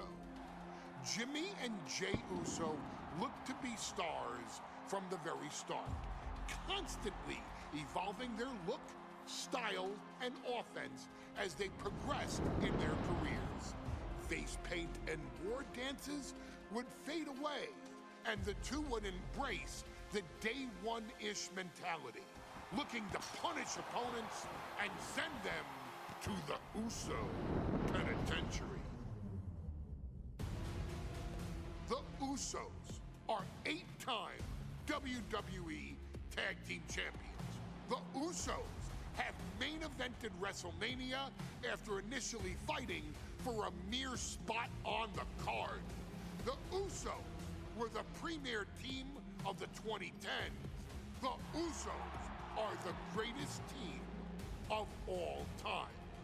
Jimmy and Jay are poetry in motion, each knowing what the other is looking to do next, each using every bit of savvy they gained growing up in professional wrestling to keep their edge. And sure, in recent years, it's been difficult between the two. Jimmy did cost Jay his match at SummerSlam against your tribal chief, Roman Reigns. After months of the anger building between the two, Jimmy and Jay ended up as the first two entrants in the 2024 Royal Rumble match, bringing things to a head. But even that moment wasn't enough to settle the issue, and so they would fight again at WrestleMania 40. Jay Uso truly became main event and found his inner yeet, even adding another tag team championship with Cody Rhodes as his partner. As your wise man eventually would suffer as well, Jimmy found himself betrayed by Solo Sikoa and unceremoniously dumped out of Solo's version of the Bloodline. When Jimmy and Jay are a tag team, they are pure art. They are the reason for the resurgence of tag team wrestling's popularity over the last 15 years. And perhaps, oh, perhaps, their grandest moment came during the 2017 Hell in a Cell, when they would lock horns with perhaps their greatest opposition ever, The New Day. From July to October of that year, the SmackDown Tag Team titles would change hands 4 times between the two teams, both looking for ultimate bragging rights. The Usos' connection as twins always gave them an upper hand with most teams. But the New Day had their own trick, utilizing the Freebird rule to allow any 2 of the 3 members to compete in any match. Jimmy and Jay could never know for sure who the opponents would be, with a different game plan needed for each iteration. With nothing clearly settled after 4 months, the New Day would offer to defend inside Hell in a Cell, and the Usos gladly accepted. We've seen wrestling at its most beautiful. Now we want you to showcase the brutality that exists within hell in a cell. Big E and Xavier Woods are going to use everything at their disposal to take you down. But you've been down since day one. Now it's time to force the New Day to realize there's nothing wrong with them being in second place, and there's nothing that's stopping you inside hell in a cell.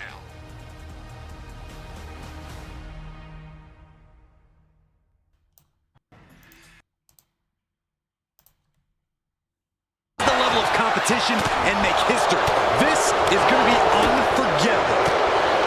The Usos following the footsteps of many great family tag teams, the Steiner brothers, the Headshrinkers, who of course Jay and Jimmy's own father was a member of. Would be a very proud moment for the NAOMI family if the Usos can capture their 5th tag team championship here.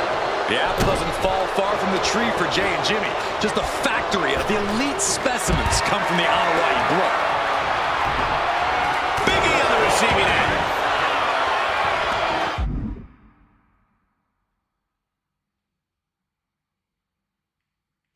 And the action is shifted now into the dangerous area between the ring and the walls of the cell. Ooh! He's reaching under the ring for anything useful. He's thinking a steel chair is just what he needs to wreak some havoc here.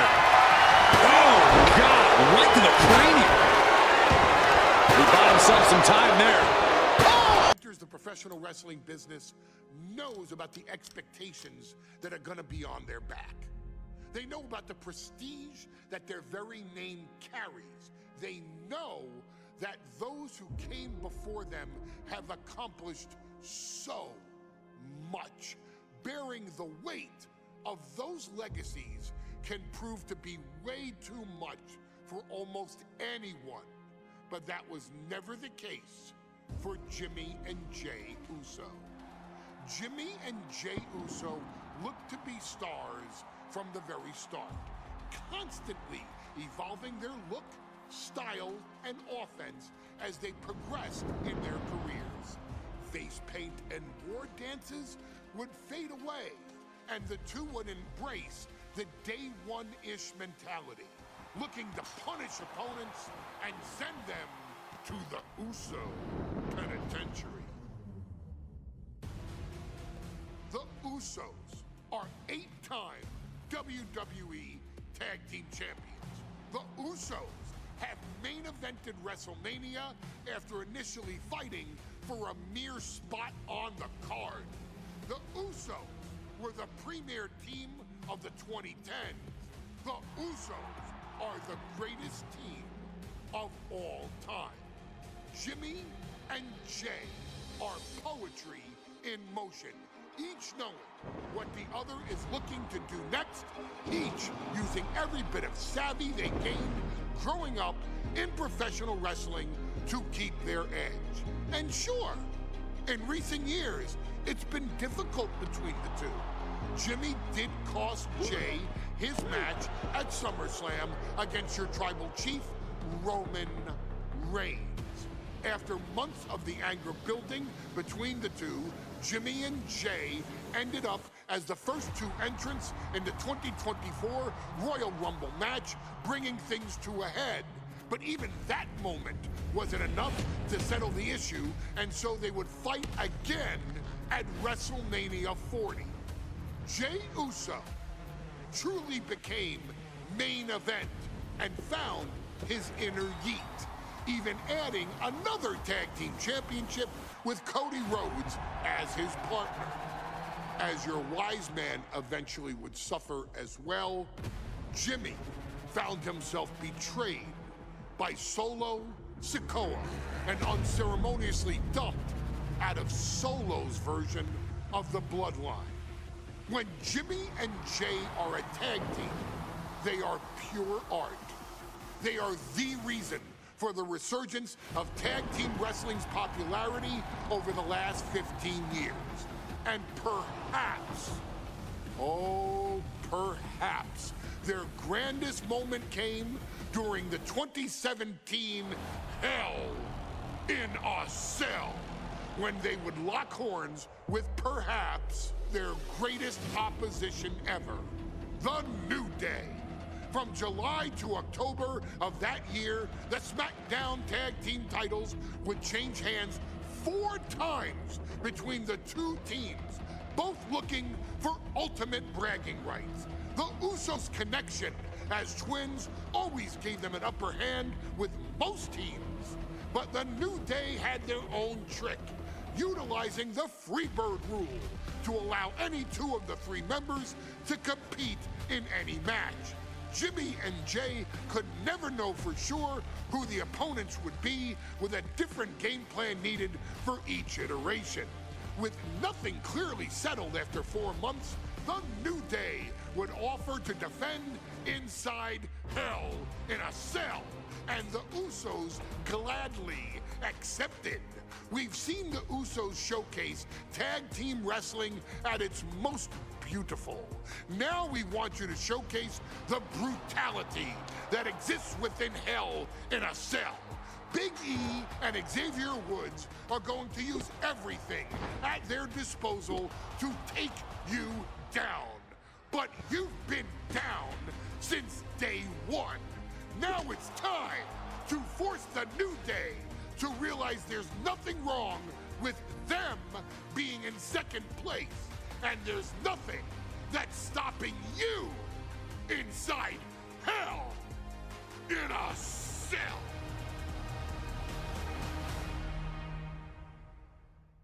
To many great family tag teams, the Steiner brothers, the Headshrinkers, who of course Jay and Jimmy's own father was a member of.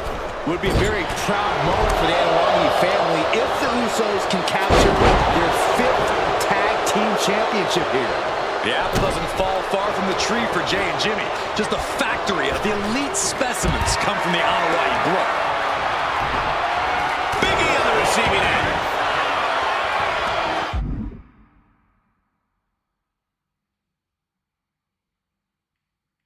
And the action has shifted now into that dangerous area between the ring and the walls of the cell. Ooh! He's reaching under the ring for anything useful. He's thinking a steel chair is just what he needs to wreak some havoc here. Oh, God, right to the cranium. He bought himself some time there. Oh, my! These are dangerous attacks on their own, but now the damage is exponentially multiplying. I have a feeling the Usos' objective is to send the New Day to the hospital. Well, 2 teams so familiar with each other, some innovation with weapons almost becomes a necessity. This cell is meant to contain all these superstars, but that's not to say this cell can't inflict unimaginable damage on those who step inside. We're going to see these teams tap into their barbaric nature. 20 years of Hell in a Cell, and this structure still surprises me with the ways it can torture every part of your anatomy. Corey, a few weeks ago, we saw the New Day walk out of SmackDown as champs in a street fight, a match the Usos handpicked, but this environment is totally different. There's nowhere to run, nowhere to hide. I think the New Day played right into the Usos' hand when they selected this match. Jimmy and Jay have a street mentality. They're perfectly equipped to turn Hell in a Cell into the Uso penitentiary. Ooh, Jimmy manages to counter. Boom! Turning the tables. A string of counters. Boom! Sliding back in under the ropes here.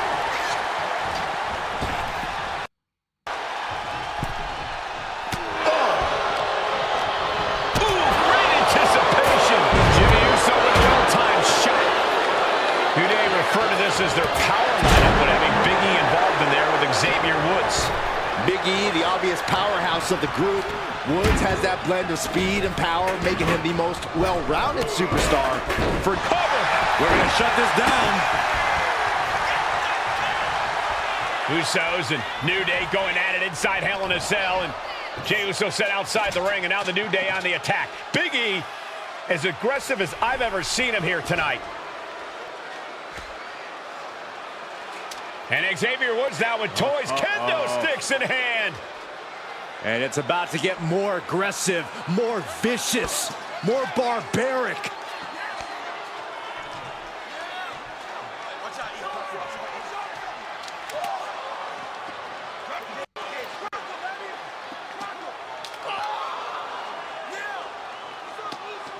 This part of the match was fun. I'm about to put you in jail. Oh, you going to jail, Luce? You going to jail, Luce? You about to be a loco. You about to be a loco. I've never seen this vicious of a side from the New Day. It's what Hell in a Cell does to you.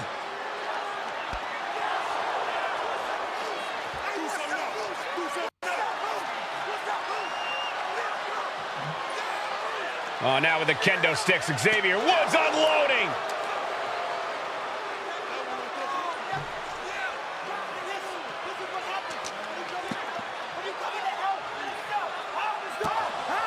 Well, you're saying it, Byron. Hell in a Cell makes you do some awful things. Just attempting to survive, attempting to win. Do whatever you want, punish however you want. Right now, that seems to be the mission statement of the New Day in order to retain the SmackDown Tag Team titles. And that's what it's about, proving you're the best in one of the most insane environments in WWE today. The New Day have just changed the whole complexion of this match. I don't know if I've seen New Day go to these lengths before. Well, no time to be a jovial bunch when you're in a cell, Michael. Tonight, it's not about entertaining. It's about putting your sworn enemy to rest for good. The Usos and the New Day have been trading title reigns for the majority of the year now. I think that's it. That must be it.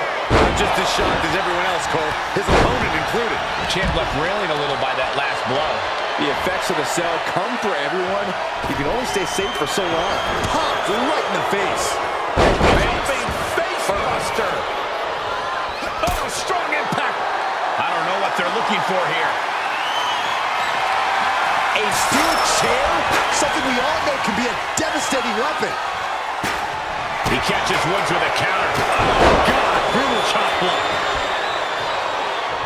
Oh, clothesline. Here he comes, sliding back into the ring. Talking to Xavier, he told me that one thing the Usos have taught us is that we have to embrace a more lawless culture here in WWE. A more lawless culture in this rivalry. And that could be the reason the New Day chose to have this match in the Hell in a Cell. It's been such a chaotic rivalry.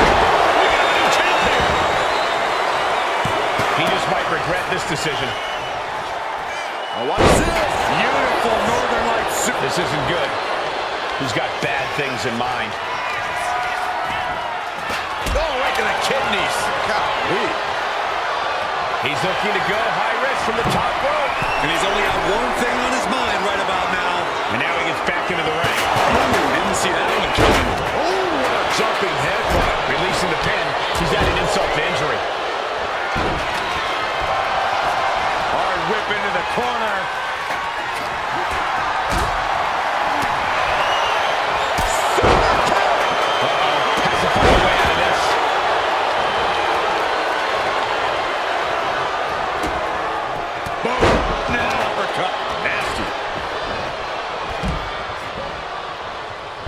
Look at Jey Uso going top rope. Out of the ring, still surrounded by the hell that is the steel structure.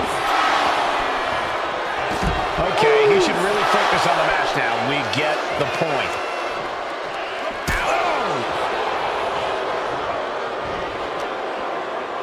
Uppercut!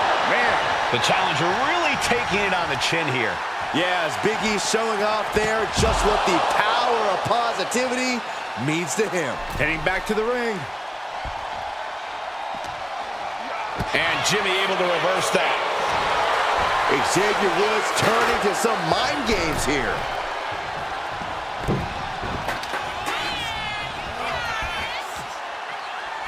And Jimmy and Big E slugging it out middle of the ring. This has been a vicious, brutal match between two of the great tag teams today. Here comes Jey Uso into the fray alongside of his brother. Bang! Double super kick. And the Usos now looking for that patented Uso splash from the top rope. Uso splash! The cover to win the tag team titles, and Woods handcuffs it all, breaks it up. At the last possible second, Xavier Woods saving this match for his team. Yeah, credit to Woods for his never say die attitude, but Xavier Woods is outgunned right now. And look at Woods still fighting back. Yeah, with the handcuffs, using the handcuffs as a weapon. That's smart. This match is brutal, bro.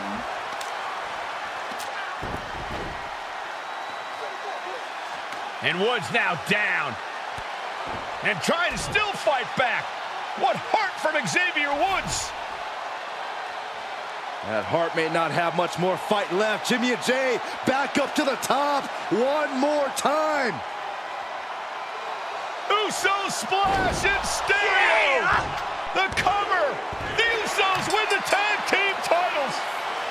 Here are your winners and the new SmackDown Tag Team Champions, the Usos.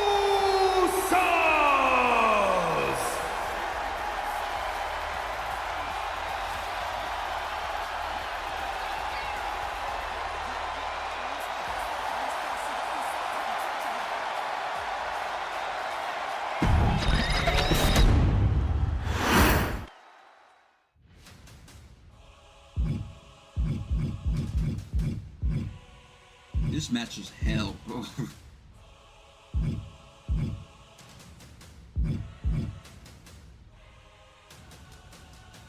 I'm pretty much almost done. That was the whole point of the stream. I'm gonna try to stream this Next on our showcase is someone who wasn't born into this family, but has put in the time and more than earned her spot. She's always happy to leave haters in the rear view, and when she enters the room, you will undoubtedly feel the glow. Of course, I'm talking about NAOMI, who many of you may know has reigned as Jimmy Uso's wife and queen for over 10 years. There's the old saying that behind every good man is an even better woman. And this could not ring more true than NAOMI, who I will say is an absolute treasure. Jimmy will frequently speak during old bloodline planning sessions about how much her support and love drove him to improve as a superstar, always stressing her importance not only to the WWE Women's Division, but to his career and his life as well. In the ring, there is no denying NAOMI's skills.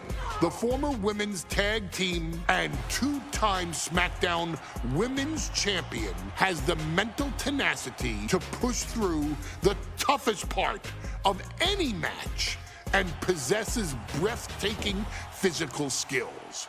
NAOMI uses her dancing background to constantly innovate with her offense, resulting in some of the most beautiful moves you will ever see. You're on the receiving end of them. NAOMI is an inspiration to so many of our younger members of the WWE Universe, showing a new generation that anything is possible if you just put in the work and never stop believing in yourself. NAOMI has battled against the very best in the women's division, taking on foes like Charlotte Flair, Bayley, Shayna Baszler, and Io Sky. My favorite moment of NAOMI was when she won the title in her hometown, Orlando, at WrestleMania. To compete against that caliber and maintain the level of success that NAOMI has for her entire WWE career is something worth, shall I dare say, acknowledging. NAOMI has even teamed with fellow family member Tamina through the years, proving the family you choose can often be the most important. And in true Uso fashion, NAOMI shows an unrelenting desire to win, to achieve greatness, and to dominate her opposition. Many mistake her smile as a sign of kindness, but they quickly realize their mistake as Naomi unleashes a flurry of kicks, flies at them with moonsaults from all angles, and then ties them up in knots. Naomi is having fun, but Naomi is never playing. And now, we take you back to the 2020 edition of Super Showdown, which saw Naomi challenge Bayley for the SmackDown Women's Championship. Unfortunately, a ridiculously lax referee decided it was just fine for Bayley to basically do whatever the hell she wanted. Bayley, oh my gosh, she's trapping Naomi's legs in her shirt. And Naomi wound up suffering an embarrassing loss after Bayley used wardrobe to her advantage. Well, Bayley, we can pretty much guarantee that trick won't work again. This is your chance to help guide Naomi to a third SmackDown Women's Championship, and to do it by defeating one of the greatest competitors WWE has ever seen. Your wise man has nothing but respect and admiration for Bayley's abilities, but those abilities are eclipsed by Naomi's extraordinary trinity: smarts, strength, and aerial attacks that should give all of you everything you need to get the win and the title.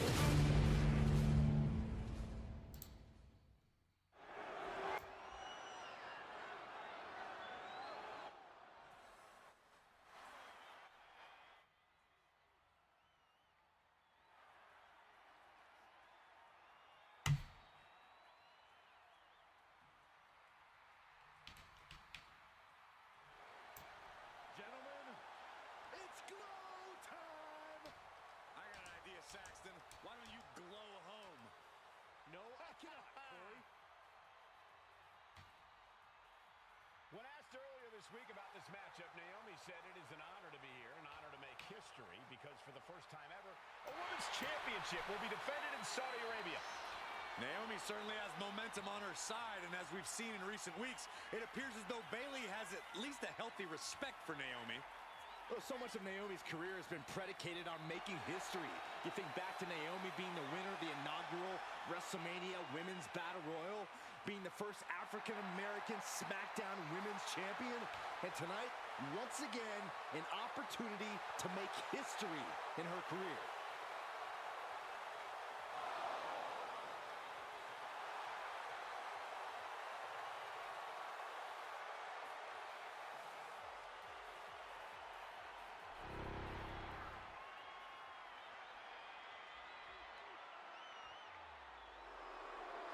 And gentlemen, when Bayley was asked about this history-making match tonight, she said, of course I'm part of this, because history is made by winners. And I'm going to become a role model for everyone here tonight in Saudi Arabia and for everyone around the entire world. I asked Bayley her thoughts on this match, and she said, new country, same sheep. Bayley is nothing if not confident headed into this match. Oh, and everything you just said is indicative of the new attitude, the new personality of Bayley. Bayley has been SmackDown Women's Champion for a record-setting 279 days. She's won every title available in WWE. The NXT Women's Championship, the Raw Women's Championship, the two-time SmackDown Women's Champion, a Tag Team Champion, a Money in the Bank winner. Bayley has accomplished it all. But the one thing Bayley has never done in her career, she's never beat Naomi. And believe me, that is a huge point of confidence for Naomi and a huge pressure on the champion. What an exciting moment for both of these competitors tonight, but once the bell rings, it's down to business. The SmackDown Women's Championship is on the line.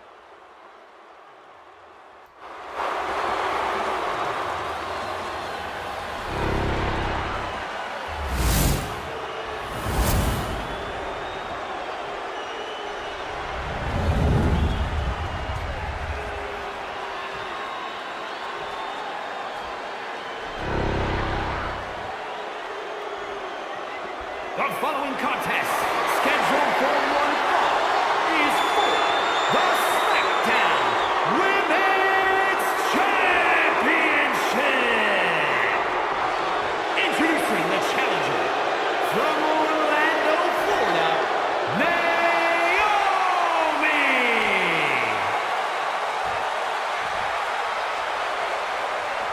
And her opponent from San Jose, California, she is the SmackDown Women's Champion, BAYLEY.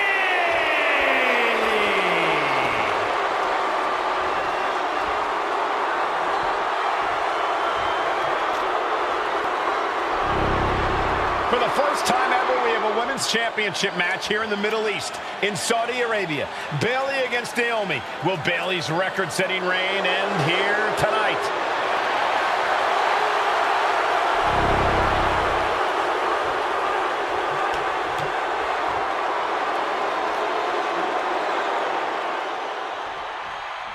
Guys, a very important component of this. Forearm's gonna cut off the limb. Guillotine applied. The guillotine locked in. This is all. That was an incredible counter. Forearm smash. And Naomi has been quick to take to social media lately, reminding everybody that Bayley has never beaten her one-on-one. Yeah, not so subtle reminder to Bayley, who has been very insulting, very humiliating to a lot of people in WWE. And that attitude is why Naomi wants to dethrone Bayley, take the SmackDown Women's Championship away from her, and maybe humble Bayley a little bit.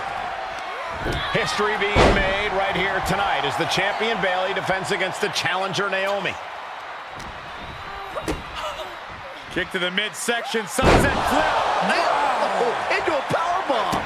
A soul-crushing powerbomb like that sends a clear message. I'm coming for your title. Vicious shoulder tackle in the corner. Bayley having every reason to be confident heading into this matchup. But 279 days as champion, Corey, can take a toll on you. Bayley has been carrying an exhausting weight on her shoulder for a long time. Taking flight. Oh, a diving crossbody. The challenger's fully aware of what it takes to become a champion. Naomi has to use her superior athleticism. We know that Naomi's going to want to pick from the top rope, through the air, and connects. The air time, the fearlessness. What a ridiculous maneuver to the outside. And Bayley's having trouble managing his onslaught. And Naomi continues to somehow have Bayley's number here. Bayley's being caught off guard by Naomi. The champ wasn't expecting such a flurry of offense from the challenger.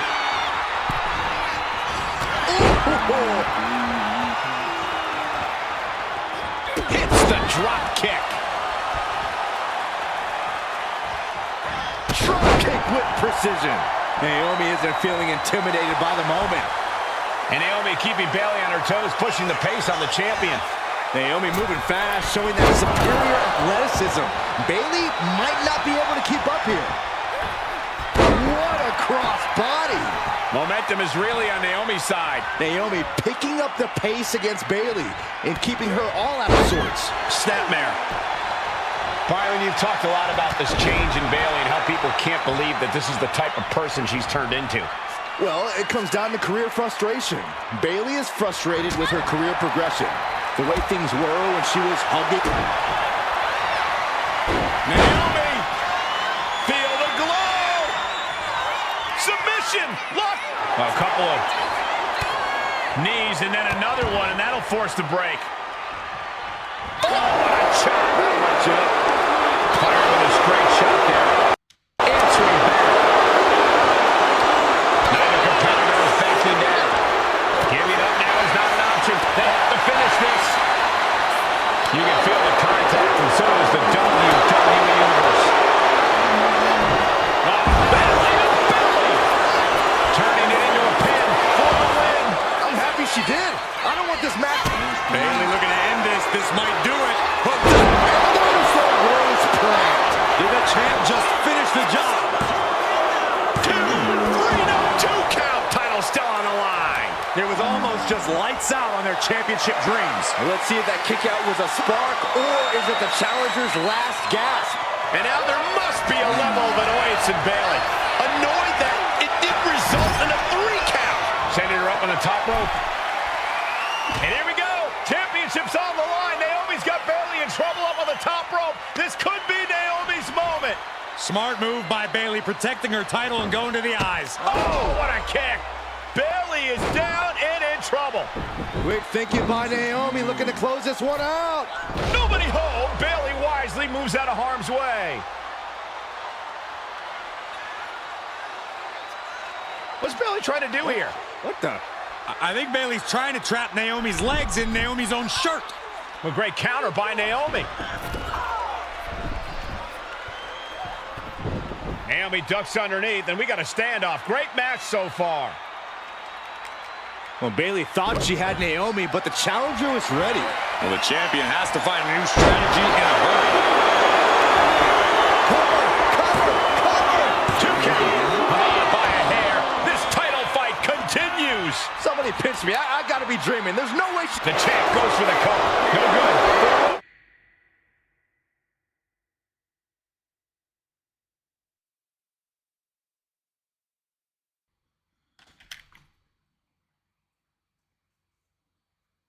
All right, let's continue this.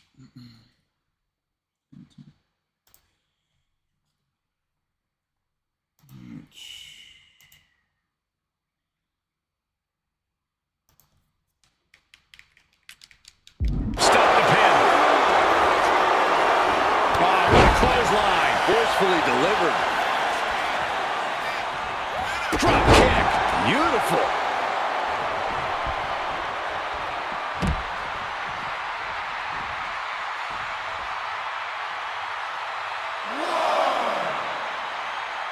She's coming too, and she's not gonna like what comes next.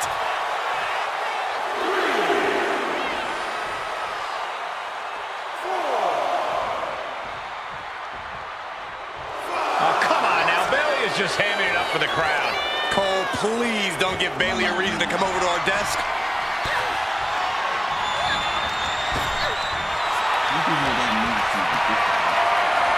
Looking for a scoop slam, but from behind. Inverted DDT.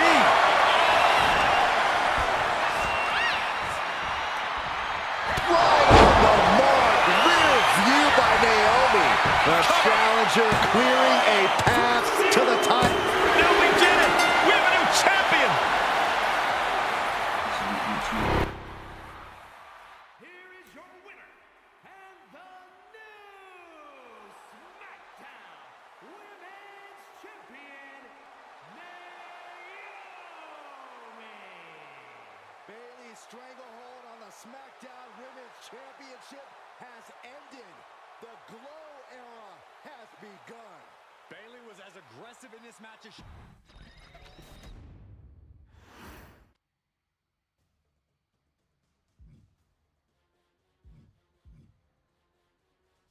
All right, next one.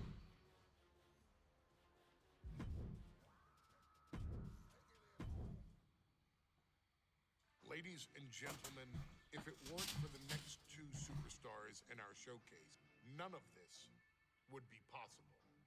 Because without Atha and Sika, without the wild Samoans, there truly is no dynasty. While it was their father who made the blood oath with High Chief Peter Maivia, it was Atha and Sika R.I.P. to both of them. built the family up, training generations of relatives, all with the single goal of becoming the best professional wrestler on the face of the planet. And while the two would together be WWE Hall of Famers, based solely on their work as trainers and cultivators of the next generation, their in-ring successes only add to their immortality. Atha and Sika formed WWE's most dominant tag team of the early 1980s, fighting their way to the WWE Tag Team Championship on 3 separate occasions. Opponents were often defeated before the bell even rang to start the match, falling victim to the aura and the intimidation factor of having to step into the ring with the Wild Samoans. Accompanied by Captain Lou Albano, the trio formed a masterful group that was able to take all opponents off their game, be it through Albano's devious schemes or the overpowering nature of the Wild Samoans. WWE had never dealt with a team so primal, turning each match into a battle of survival. Most feared, the deadly Samoan drop, a move that has been imitated by many, but duplicated only by a chosen few. There they are, the Wild Samoans. These are immigrants coming from the island, trying to figure it out, trying to find a way. I couldn't imagine being these men. I couldn't imagine taking on these responsibilities of setting the tone in a whole new country. And then trying to break into entertainment on top of that. But they made it work. We're workers. We make it work. These tribal elders set the standard for all of their descendants to not only follow, but they also taught their descendants how to surpass it. So beloved were the two that perhaps no moment holds more significance to your tribal chief, Roman Reigns, than when he was presented the Ula Fala by his father Sika and Uncle Afa after the 2020 Hell in a Cell event. You see, it was their acknowledgement that gave Roman Reigns the unshakable confidence to continue his journey to becoming the greatest of all time. The utmost respect, love, and gratitude for those men. Because if my father and uncle don't do what they do, we're not here. We now humbly present to you the honor of walking in the famed footsteps of the Wild Samoans, finding a tag team in WWE's long and storied history that we felt would test the Wild Samoans was not an easy task. But then, a thought came to your wise man. Why not give the audience exactly what they want? Why not put the Wild Samoans against one of the greatest tag teams of all time? Why not present Afa, Sika, the Wild Samoans versus Bubba Ray and Devon, the Dudley Boys? And if we're going to go that far, let's do it in a tables match. Showcase that savage brutality that made both teams the eternal legends we know them to be. No pinfalls, no submissions, no rules. Just be the team that avoids being put through the table, and you will emerge victorious. And with these 4 men, you better believe that things are going to get extreme.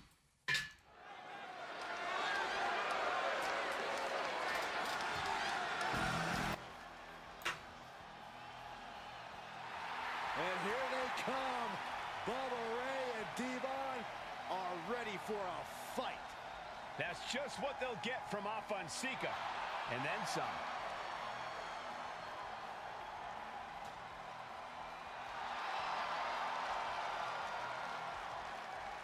The following contest is a tag team tables match.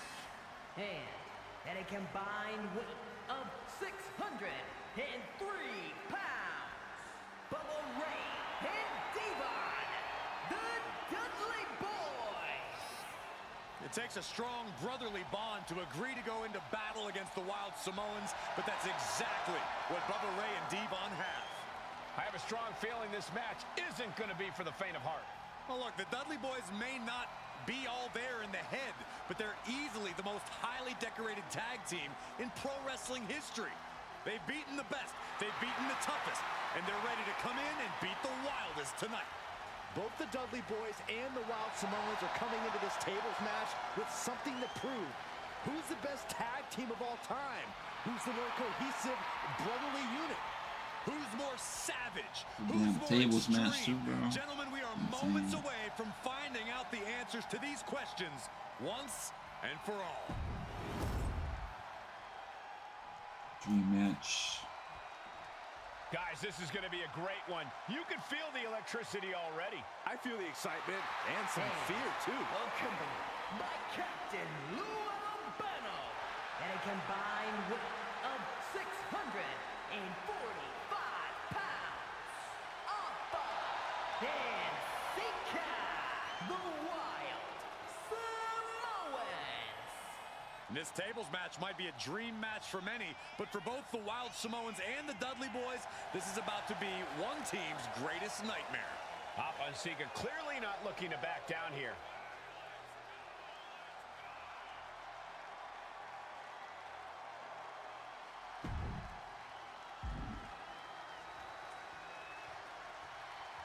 The Dudleys can certainly handle their own, but they've never faced anyone or anything like the Wild Samoans. Those mean looks on both Alpha and Sikoa's faces, I'll tell you, they're out for blood. And the Dudleys are about to walk right into the Lion's Den.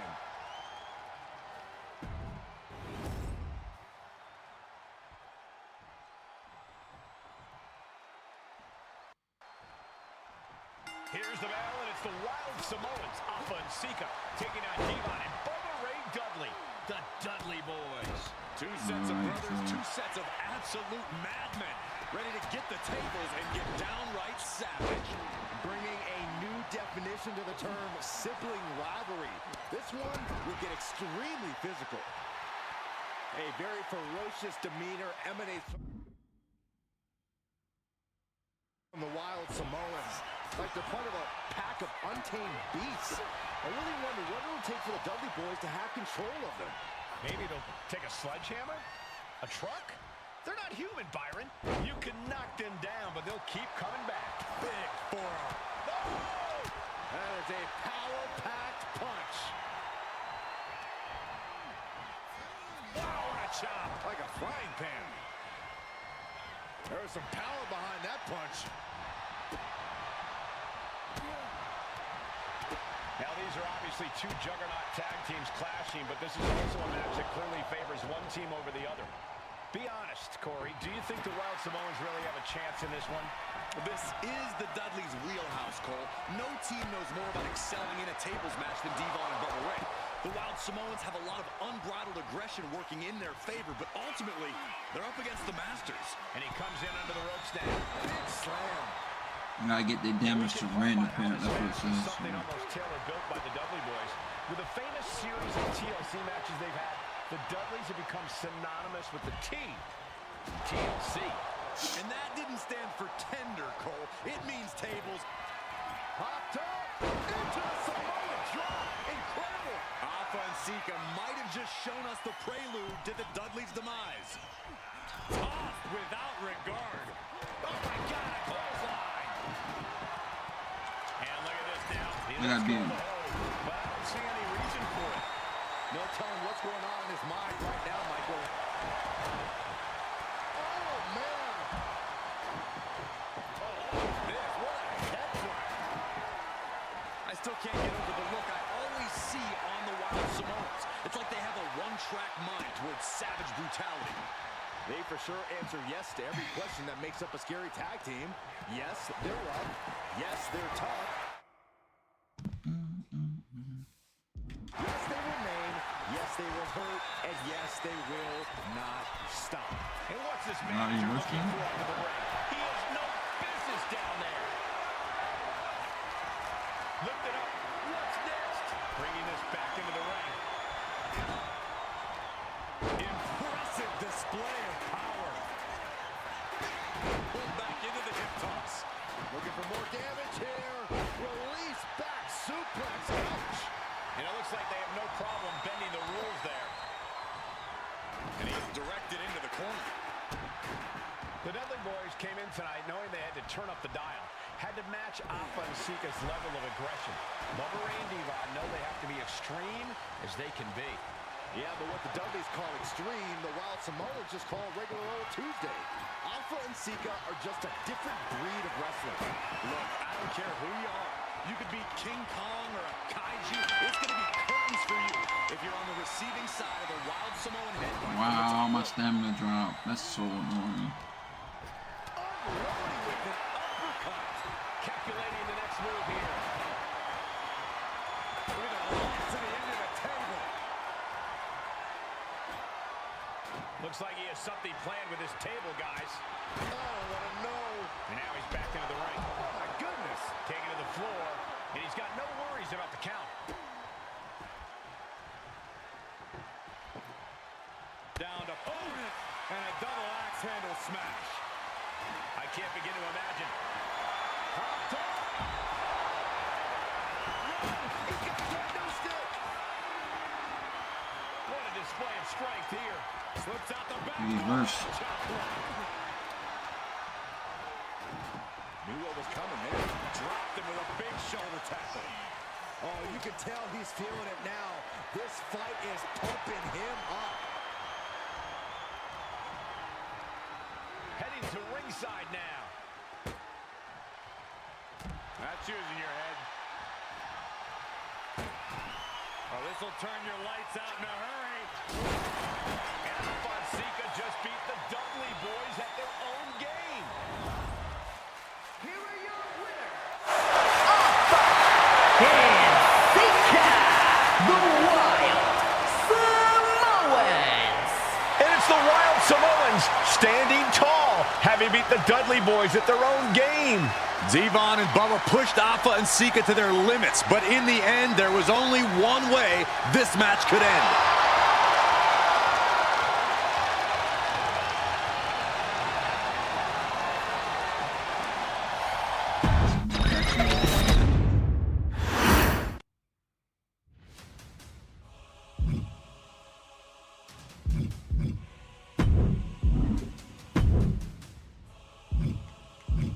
Where am I at?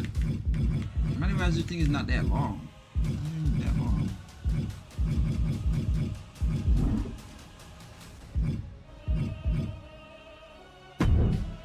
Are we gonna have other Souls to call demons? From the very moment he arrived as the enforcer of the bloodline, Solo Sikoa has taken every brutal, savage element of his predecessors and refined them into a near-perfect smashing machine.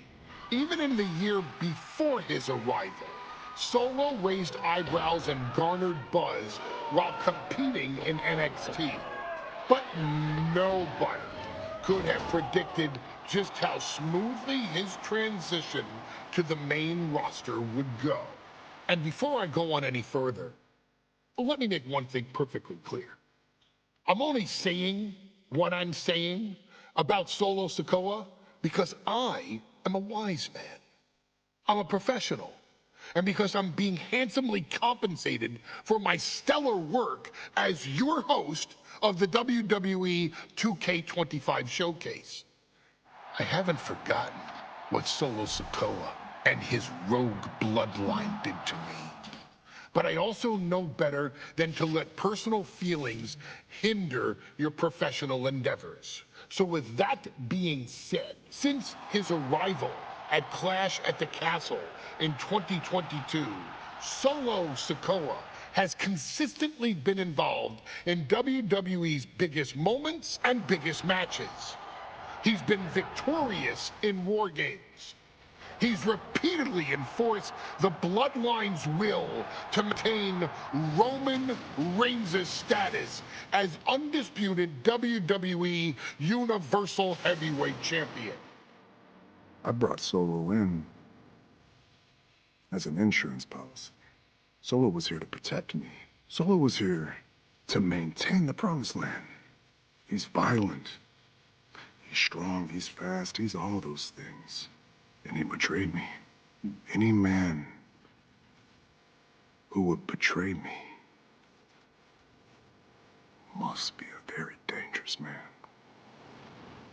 Solo defeated John Cena. Solo elected to betray your tribal chief, Roman Reigns, in an attempt to bestow upon himself the title of tribal chief. When I refused to acknowledge Solo as my tribal chief, you are not my tribal. He, Tamatonga, Tongaloa, and Jacob Fatu put me through a table in Madison Square Garden. And that led to opportunities to compete for the undisputed WWE Heavyweight Championship. It's led to more visibility with Solo's Rogue Bloodline ruling over SmackDown. Every choice Solo made only furthered his standing in WWE. He has the bloodlust of the wild Samoans, the brutality of his cousin YOKOZUNA, and the single-minded focus of Roman Reigns, all rolled into one. There is no question the future is his for the taking, and that he will be champion many times over, and that he may set records of his own before it's all said and done. Few men have so quickly served notice to all of WWE in the manner that Solo Sikoa has done. Whether you want to acknowledge him or not is irrelevant. One way or another, Solo Sikoa forces you to do just that, or you will suffer severe consequences. One by one, each and every single superstar on the WWE roster is going to find that out. Solo will make sure of it. I, of course, will simply await any and every opportunity for your tribal chief, Roman Reigns, to teach Solo some manners. Until that happens, though, we are taking you back to the one-year anniversary special for NXT 2.0, which saw then North American champion Carmello Hayes, and indeed, he is him, issue an open challenge. Unfortunately for the future superstar, it was to be answered by Solo Sikoa, and things went as well for Hayes as you can probably guess. Showcase the unrelenting fury that has made Solo Sikoa nearly unstoppable, and defeat Carmelo Hayes to earn Solo his first championship victory. It won't be easy against Carmello, especially when he has Trick Williams watching his back. And if you make one mistake against the champ, he'll take his shot and most likely hit nothing but net.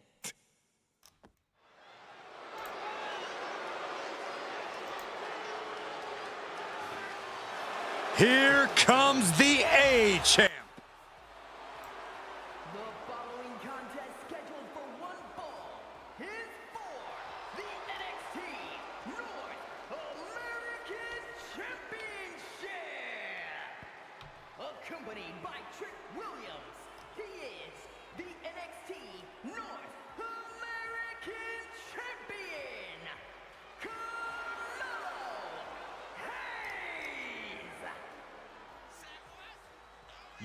and Trick looking so pleased with themselves after attacking Wesley. NXT 2.0 celebrating its first anniversary, all thanks to amazing talent like this man. Hayes has a look right now. He probably thinks he's getting the night off and another day on his North American title reign. Well, after what Mello and Trick just did to Wesley, who's going to have the guts to step up and take Lee's place?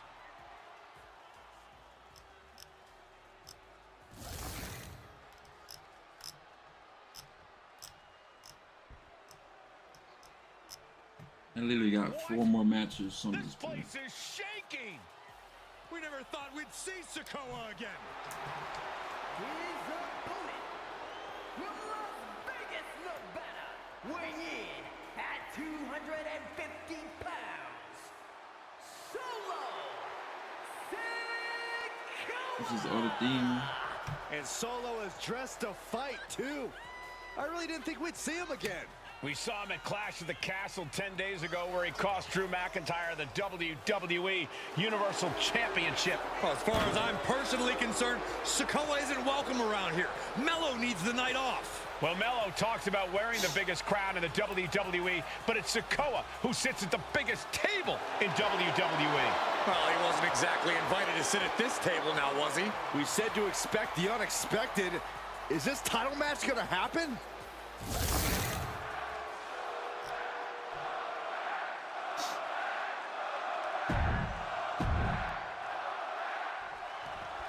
Now, this is a surprise. Carmelo Hayes seemingly had no challenger for his North American title, but Solo Sikoa just showed up here and said, I got next.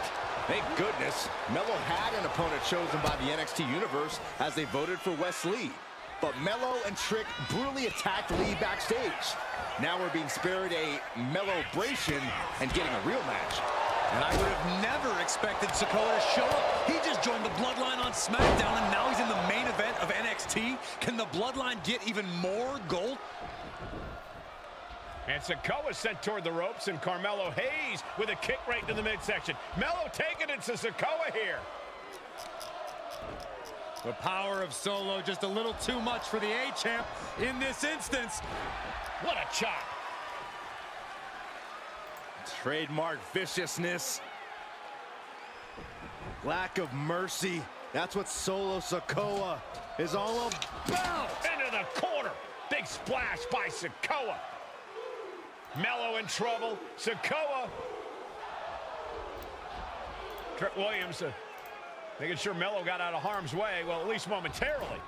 Yeah, momentarily is right. Sikoa continuing to inflict more punishment on the champ. And Hayes takes out Williams on the outside. Solo standing strong. Solo not allowing the presence of Trick Williams to distract him whatsoever. Wait a minute, setting in. Devastating submission coming. He had it locked in. I didn't expect him to just let go. I don't know what he's thinking, but he needs to focus on the task at hand. Not sure if he should waste all his time hot-dogging around.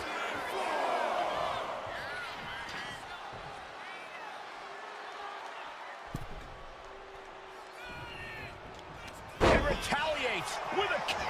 Rolled up from behind. This could be it. Rope break, stop the pin. This is where awareness really pays off in the ring. Massive miscalculation on that one. You thought.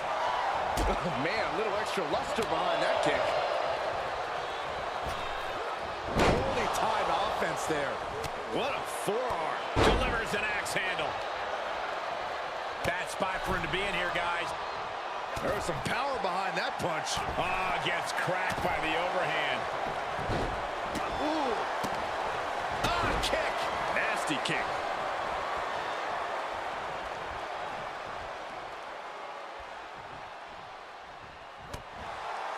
Trick Williams cheering on Carmella Hayes. You cannot deny.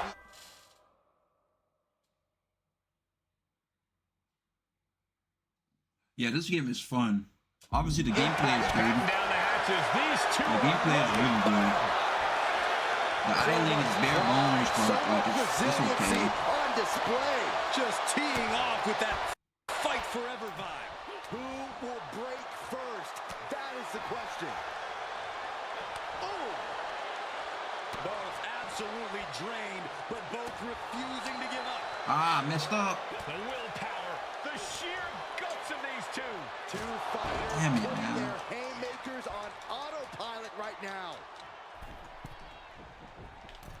Metal rope forearm on point. Boom.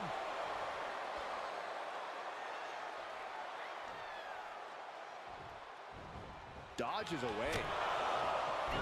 Let me point out that this is brutally unfair to the A-Champ. He prepared for Wesley. What does CP just do? Now he's not getting either. This is takedown. Looking for the crossface. It's cinched in. This could be over. This is a looking to free the arm and does just that. And gets sent right into the corner. Wicked clothesline.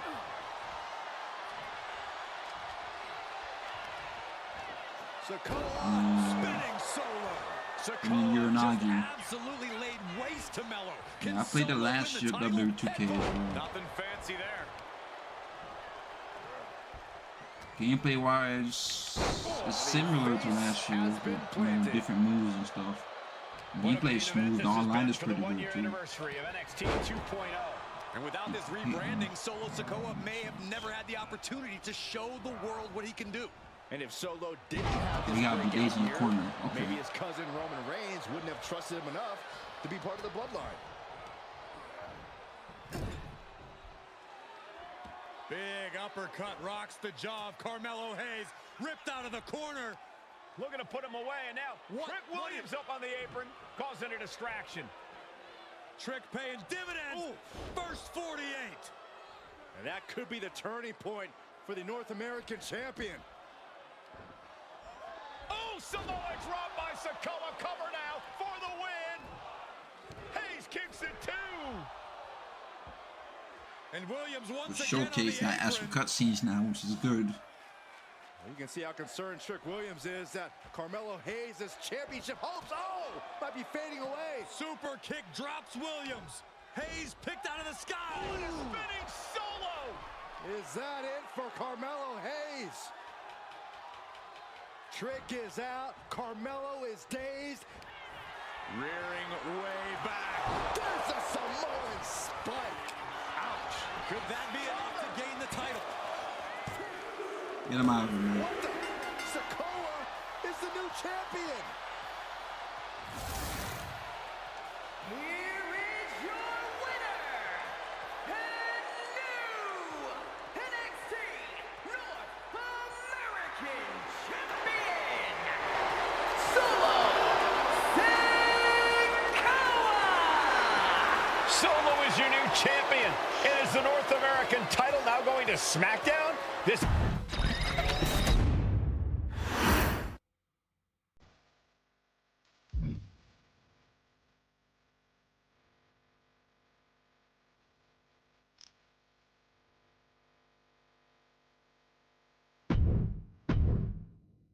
Seth versus Roman. I ain't doing this one.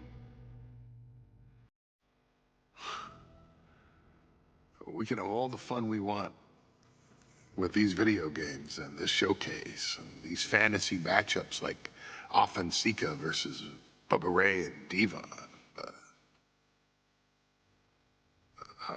I'm not doing shtick about Roman Reigns and Seth Rollins. That's a little too volatile. And it's way too personal for Roman Reigns. Roman Reigns and Seth Rollins came up together in the Shield. And Seth Rollins took it upon himself to disband the Shield by blindsiding Roman Reigns with a chair. At WrestleMania 31, Roman Reigns, in the main event of WrestleMania, was about to win the WWE title when Seth Rollins cashed in Money in the Bank and stole the main event, the match, and the title from Roman Reigns. Roman Reigns lost the Undisputed Championship after almost 4 years, the greatest title reign of all time, to Cody Rhodes. Not because Cody Rhodes was the better man, but because Seth Rollins was right there. And the seduction, the bloodlust that Roman Reigns had for that moment of revenge was too much for Roman Reigns to give up. And for the first time in Roman Reigns' life, he took his eye off the ball for that much time and smashed Seth Rollins with a chair, the same way Seth did a decade earlier to Roman. And that moment gave Cody Rhodes all he needed to end the most historic title reign in WWE history. I'm supposed to do shtick about Roman Reigns versus Seth Rollins for a showcase? I mean, it's smart, because the next time Roman Reigns steps into the ring with Seth Rollins will be the last time Seth Rollins steps into a ring. Next time Roman Reigns gets his hands on Seth Rollins, you won't have your architect anymore. You won't have your visionary anymore. You won't have your revolutionary anymore. You will have your tribal chief, Roman Reigns, but you'll never again have Seth freaking Rollins. Roman Reigns will put an end to Seth Rollins in WWE. And then the only way you'll ever be able to see Roman Reigns versus Seth Rollins will be in the WWE 2K25 showcase. Roman Reigns versus Seth Rollins from the 2022 Royal Rumble. And that's not a prediction. It's a score.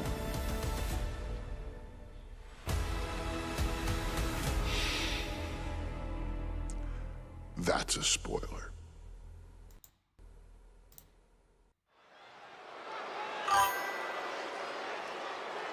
You think he's gonna show up at that in that steel cage match right now?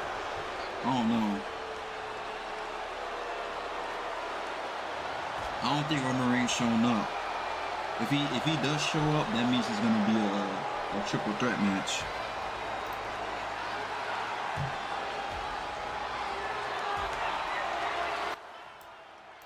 The big question as we kick off Royal Rumble, will Roman survive tonight?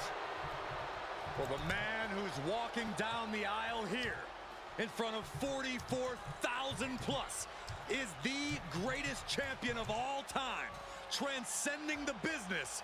And tonight, it's personal.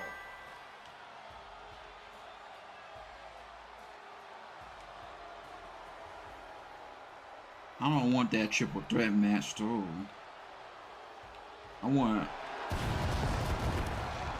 CM Punk and Seth to have one-on-one, but I don't mind the triple threat though.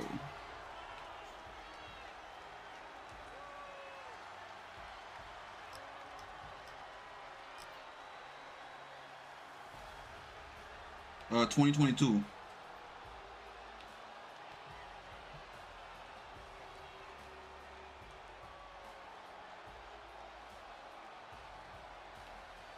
I'm finally almost done with this showcase. This showcase is pretty long, and there's a couple of matches that's tedious.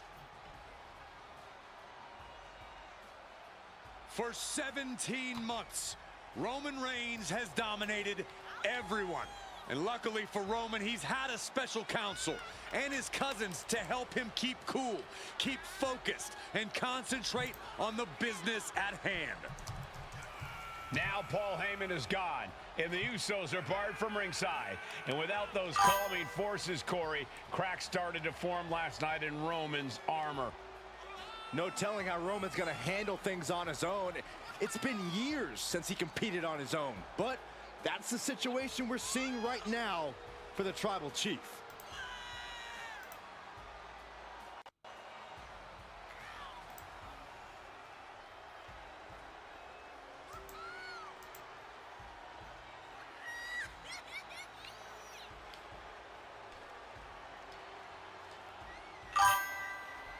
In recent weeks, Seth Rollins touched on the one thing that's like that the action Roman figure Reigns Jey has Uso. not been able to I haven't started my rise the yet. dissolution of the Shield at the hands I'm probably gonna start my rise Seth tomorrow. Rollins.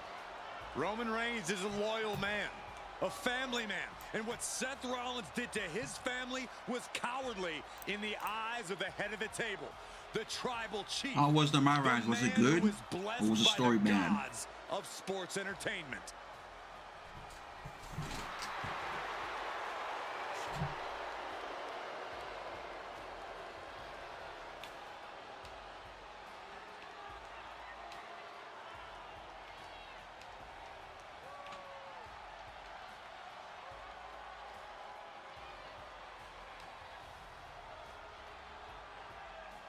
Corey, on SmackDown last night, we saw one thing that we haven't seen out of Roman Reigns.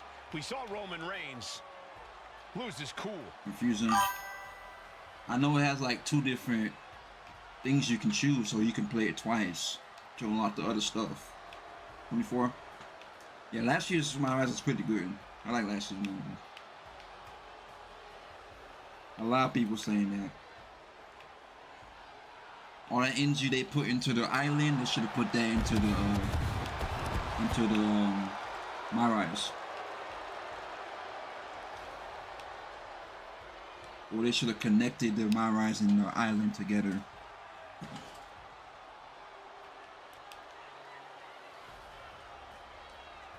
Go completely the 2K NBA 2K route when it's together.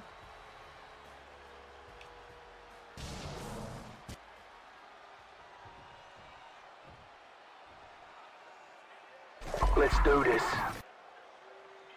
Oh shit. Here we go again. Look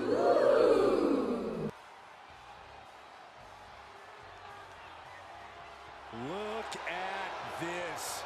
We can't do the camera stuff on this. From Rollins. As we heard that music pop right there, the Shield, you can't help but have a little nostalgia. I'm going almost 6 hours, bro. This My Rise, this showcase mode. Go to town, It's beating insane. everybody down. Until that man right there, Seth freaking Rollins, decided to tear it apart. They probably won't have CM Punk beat, Seth beat CM Punk or disqualification. Insecurities of the Universal Champion. He knew there was one Also, thing it's still that Reigns cage, will it never can't be get over, disqualification. and that is that Seth Rollins chose to end the Shields. The infamous blow to the back of Roman Reigns with a steel chair many years ago, which broke up perhaps the greatest faction in WWE history. Well, tonight, Rollins will use that to get in the head of the champ and win the Universal title.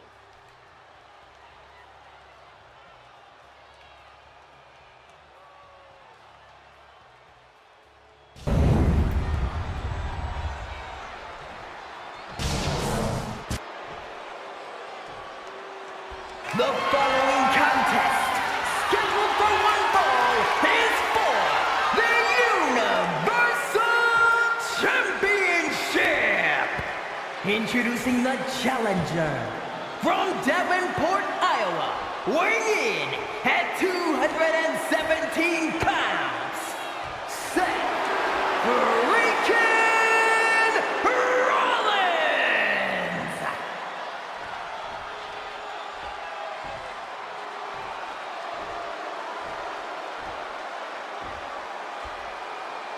And his opponent from Pensacola, Florida, weighing in at 265 pounds, he is the Universal Champion, Roman Reigns.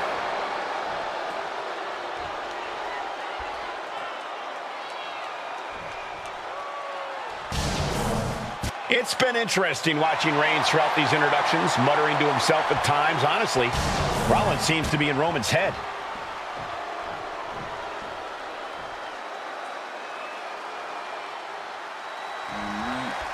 The Royal Rumble Premium Live event kicks off with a match between two former brothers. Roman Reigns in his record 516-day reign as Universal Champion versus Seth Rollins, donned in the old gear that they used to wear in the Shield. Rollins looks very comfortable in that tactical vest yet again. But he's even more comfortable inside the head of the Tribal Chief. We haven't seen Roman with this type of look, this type of confusion in 500+ days. Oh, look at this ruthlessness in the bottom turnbuckle. Even before Seth put his gear on, he came into this match with a clear-cut advantage. You're right, Cole. 1 week ago on SmackDown, Seth Rollins and Kevin Owens defeated the Usos. As a result, Jimmy and Jay are barred from ringside. It was an all-or-nothing move, as Rollins would have lost his title opportunity had that match gone the other way. It just proves that Seth freaking Rollins will take every freaking risk to win. Leaning on the turnbuckle here. Shoulder to the stomach. Oh, look at this, raiding right hands. No escape from these punches. And Reigns is really fired up.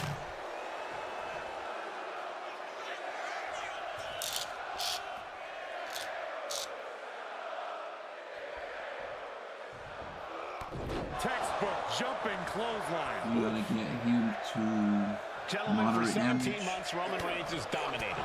He had special counsel and cousins to help him stay in control, to keep his cool, to concentrate on the business at hand. But now Paul Heyman is gone, and the Usos are barred from ringside.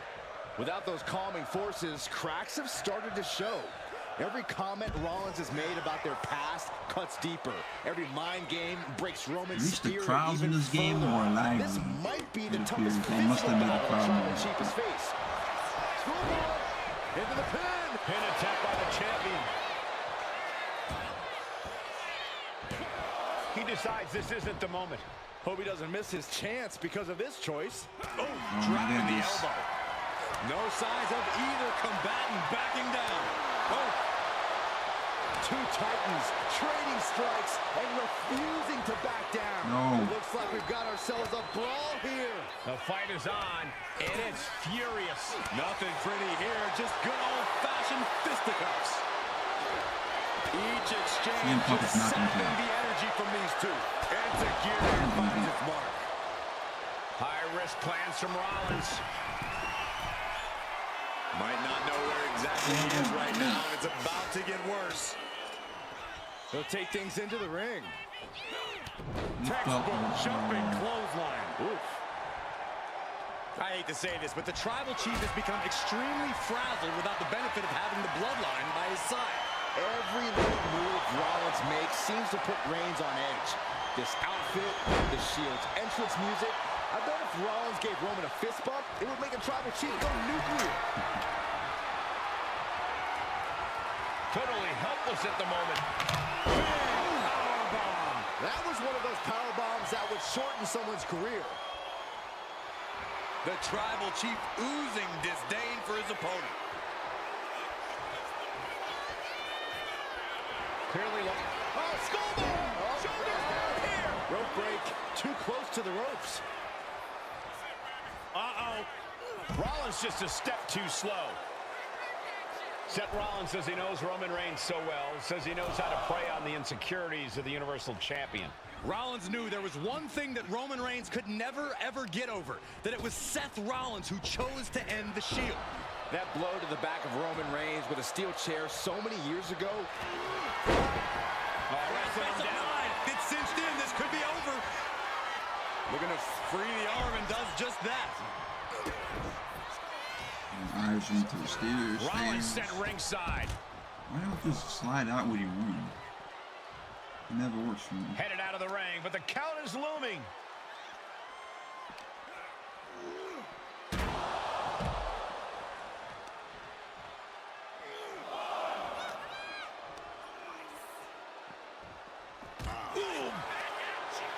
I have to admit, it's a pretty cold move for Rollins to just take the years of history the Shield had and turn it into a joke here tonight. It's appalling, Saxton. Rollins has always treated that sacred history as a joke. Now we know that Roman Reigns is a loyal man, a family man. What Seth Rollins did to his family 8 years ago was cowardly. Now it's time for Rollins to pay. Roman Reigns saying this is not the WWE universe. This is Roman's universe. Just ejected from the ring. Moves from the ring to the outside. And he kept versing it. Holy, meet the barricade. A clinic of counters being put on by these competitors. Oh, colliding with the barricade. Punch him in the chest. The Tribal Chief has been dominant over the last 516 days since he captured the Universal Championship. Month after month, he's dominated every top contender on the SmackDown roster. Roman Reigns has beaten big names over the last year and a half. But Braun Strowman, Rey Mysterio, the Demon Finn Balor, even John Cena. This could be it. Instantly, he has his shoulders up. What stamina. It's truly impressive to completely beat the count here. Driven down STO. Rollins being put into the guillotine. This is the biggest. And wait a second. Interesting turn of events here. Yeah, he just released the hold, and I'm racking my brain wondering why. He is hurled out and crashes down to the floor. You know what he's thinking, and it is not good. What a spear by Reigns! And there it is. The title's not going anywhere tonight. I don't even think Roman's aware of where he is anymore. He has tunnel vision for Rollins. The only thing the Tribal Chief is seeing right now is red. And heaven have mercy on...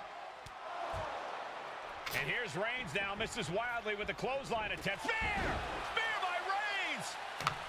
Roman Reigns from out of nowhere with a spear! That could end it for Rollins if Roman could just make the cover. Roman trying to fight through the pain. Oh my, guys. Guys, look at what Rollins is doing.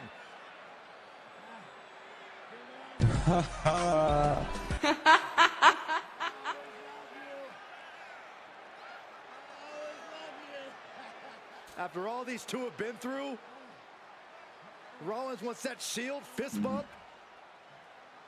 Reigns shaking it off as Rollins continues to try to play mind games. Yeah, but that may have triggered a litany of emotions within the Tribal Chief. Reigns unsure of what to do.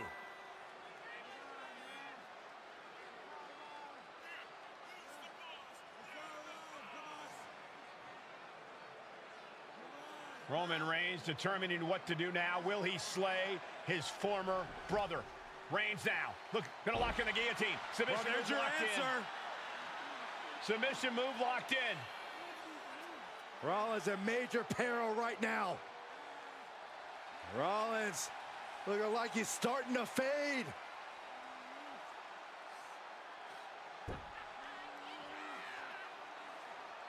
Seth trying desperately to make it to the bottom rope. I'm not sure he can make it, Corey. Trying to make it to the rope to force some sort of break. Seth trying to hang on. How can he do this here? Yeah, you called it. Roman Reigns did come. Man. Is Rollins going to tap there? What's Rollins going to do? Is he going to tap out? Well, he makes it to the rope.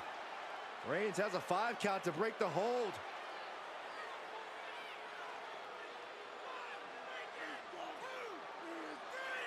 And Reigns breaks the hold here. Roman breaks the hold, and this match continues.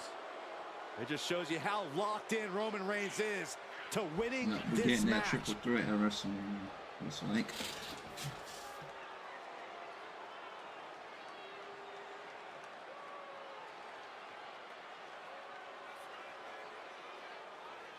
Rollins just motionless now. Roman...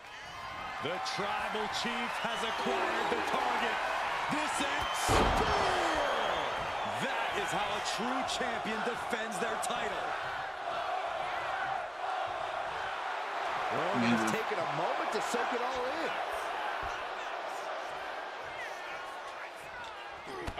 Jumping knee strike. Lights out. No, he got him in the pedigree. Rollins with an homage to the game. Seth with a big move. Cover for the championship. The champ easily stopping the count. How'd he do that?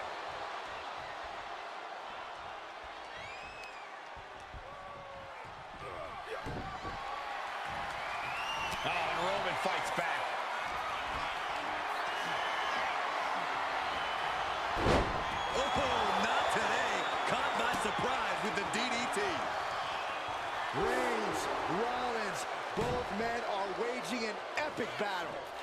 spears. These spear by Reigns.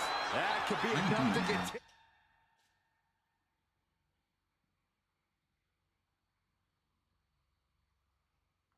Continue to reign.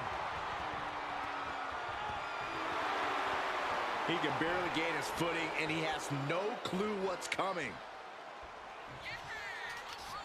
The champ might have just ended Not things letting me right do there. it.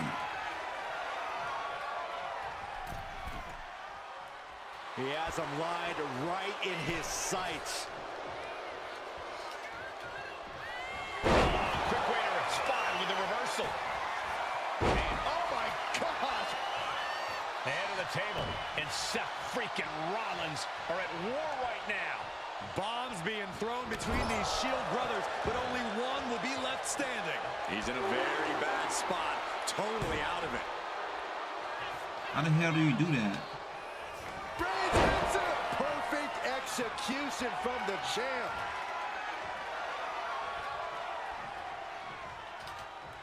What a spear by Reigns! I'm so confused. How do you do that? Champion. With 3 friends to store, press R2 while rolling and opponent standing dazed in the corner. What? He is locked in and it has his opponent dead to rights.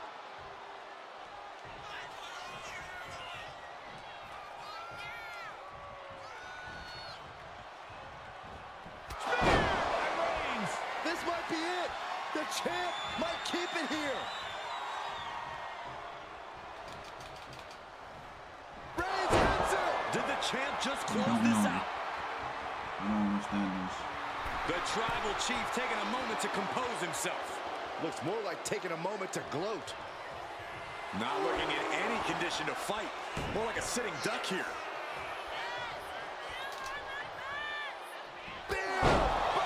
How do you get him with the super finisher? I'm so confused. And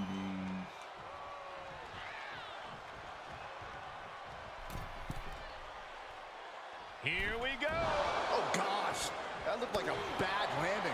Roman Reigns is just taking command.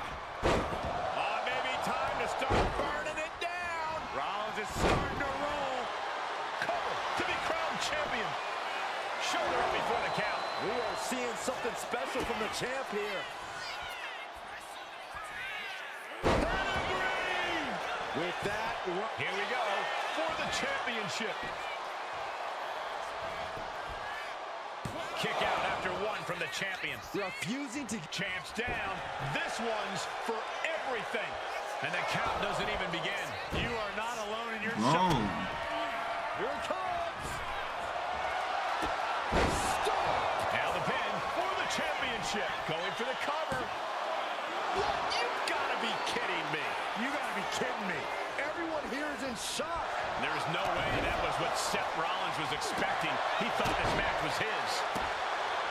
It's been a struggle for these competitors to find an end to this match. But the struggles. Reigns sizing up the target. Spear! The champ delivering when it counts. Stalking his prey, ready to strike.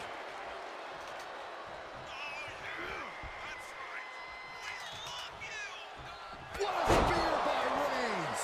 Chance to retain here. The champ might have put this one to bed. I don't. Consider your title dreams dashed after that. Getting back to his feet, but might want to reconsider. That's got to be it. Consider the championship retained. Oh, look at this. Measuring. He's about to unleash something big. What a spear by Reigns! The champ taking care of business here.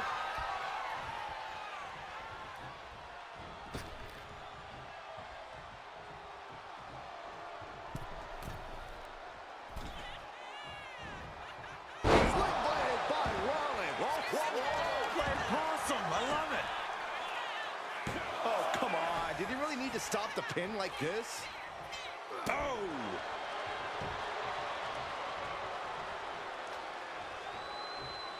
What a spear by Reigns. Champ close to ending it here. I'm lost. Spear by Reigns. The champ I gotta do something right quick. Give me a moment. Superman punch by Reigns. Spear. The champ might have just sealed things. So that's how you do. I forgot. This whole time I was fucking. Superman punch by the Tribal Chief. Perfect execution by the champion. Into the cover.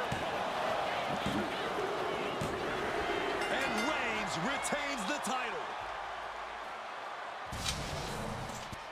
Here is your winner, and still the Universal Champion, Roman Reigns.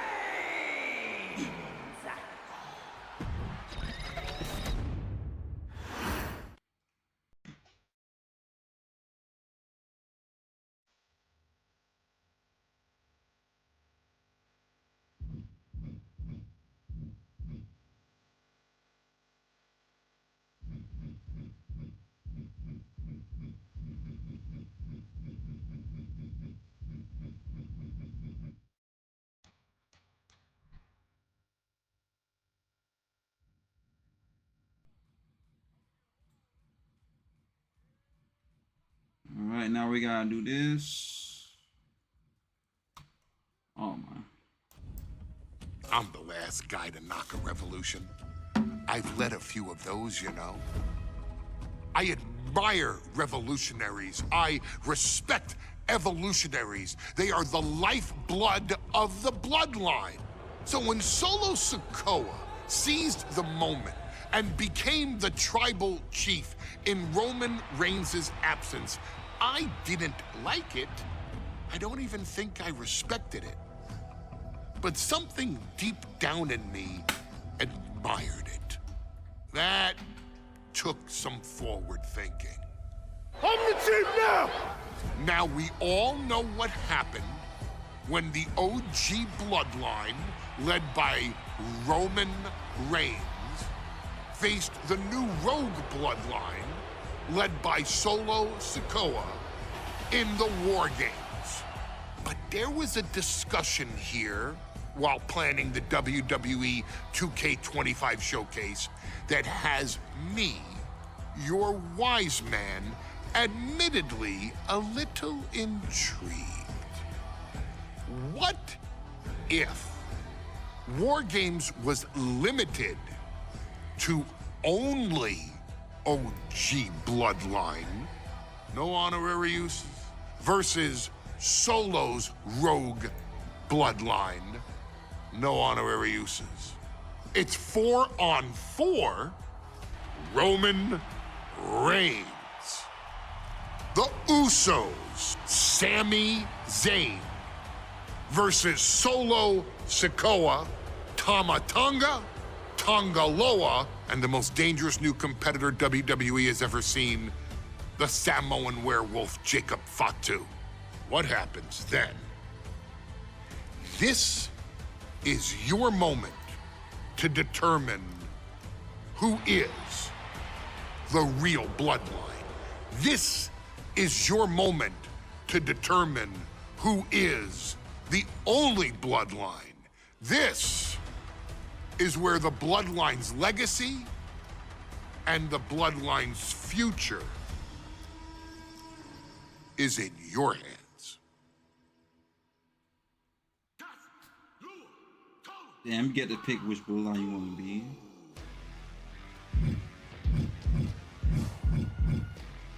I want to play as Jacob, but I'm not going to. I'm just going to pick him.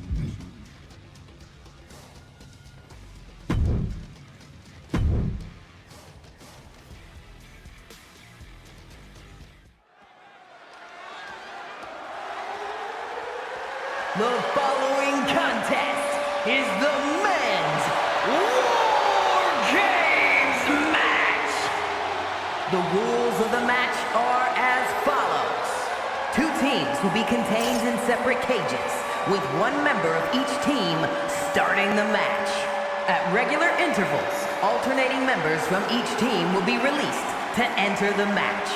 The team with the advantage will be the first to have a member released into the match. Once all competitors have entered, WarGames officially begins! The match can be won by pinfall or submission. Exiting the cage will result in a forfeit. And now, let the WarGames begin!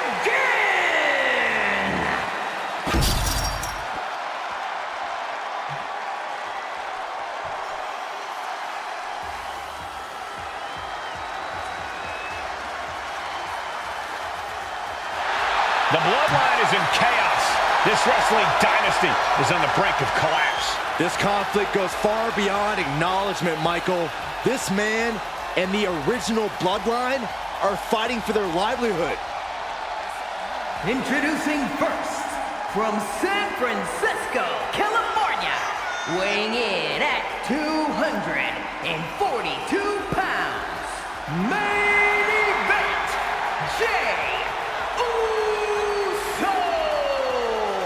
This man and the rest of the original Bloodline is under attack. The new Bloodline will do whatever it takes to wipe out the old guard.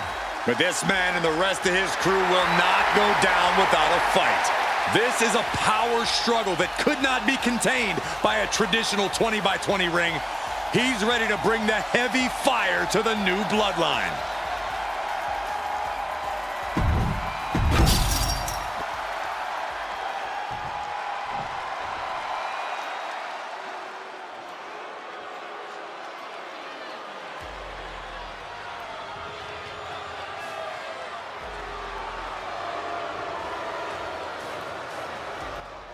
The original Bloodline was created with the wisdom of the elders, but this man and the new Bloodline are destroying what was built.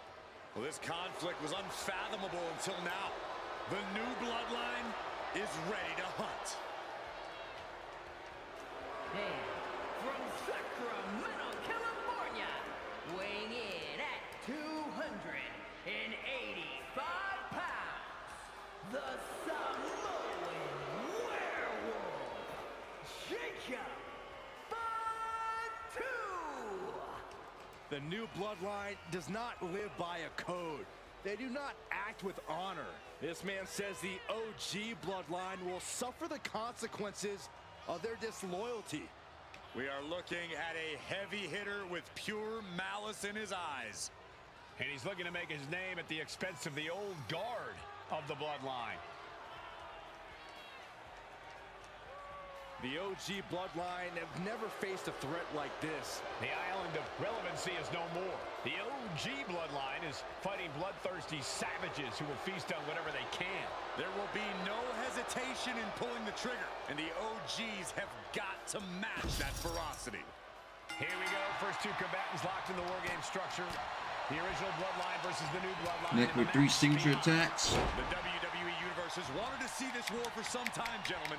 Roman and his old guard versus Solo and the new crew. So many questions. Can Roman's teammates put their past animosity aside? Can the rest of Solo's gang handle a match against competitors with more WarGames experience? Well, Byron, I think we'll know the answer to all those questions in just a matter of minutes. When I beat the showcase, I'm gonna put the Air Forces on those because I do have two from the Bloodline. Yeah, but part of that self-worth came from defying Roman, from defeating the Usos, which begs the question, and I wish there was a better way to phrase this. I unlock it from the Ireland. Usi? I think he is, Corey. Sammy seems elated to be fighting alongside Jay and even Jimmy. Those are his dogs. Look at the crowd, bro. Absolutely, Cole. Solo Sikoa, Jacob Fatu, Tonga Loa, and Tama Tonga have been competing on a different level as of late. They have won some major matches and earned titles too, but I worry they might not be as ready from the top. Sami Zayn's up next. An overbearing assault on Jacob now. Yeah, Jay has all the wheels turning now. Counting down the seconds until this match becomes a bit lopsided. just got Zayn joining the original Bloodline side. Top rope. Looks like the impending numbers advantage isn't enough for him. 8 men in this war, but one seems to be fighting his own internal battle. That man, Jimmy Uso. He's currently on Team Roman, but this might be an instance of the enemy of my enemy is my friend. Well, Jimmy had clashes with Roman. He went to war with his brother Jay, but the men who put Jimmy on the shelf for months Said dropkick Jacob and stuff him out the ring. Every member of Solo Squad tonight, and he'll deal with the rest of his fractured family later. And that blow has him wavering. Climbing into the ring, pretty much entering a war zone. Brought down with a snapmare. Oh, basically hammering their opponent into the floor. Oh my gosh, what impact! One wicked attack after another. Oh my God. Any one of these attacks could cause irreparable damage, but I don't think you can come back from this many. And things are just going from bad to worse. This has to be stopped. I gotta hit him with 3. What's my call? Yeah, Jacob getting that work right now. To be honest.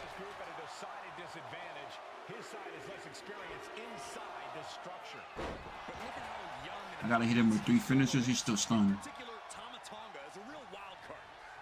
Oh, I thought I had my finisher. What the? Come on now, dog. Come on, man. Yeah.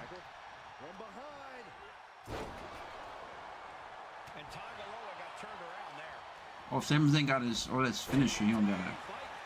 Yeah.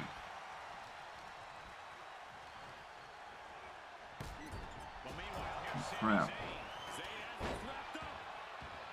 Old bloodline, new bloodline, both sides engaging in a brutal battle. Every one of these men is fighting with every fiber in their being to be considered the true bloodline. He puts him in.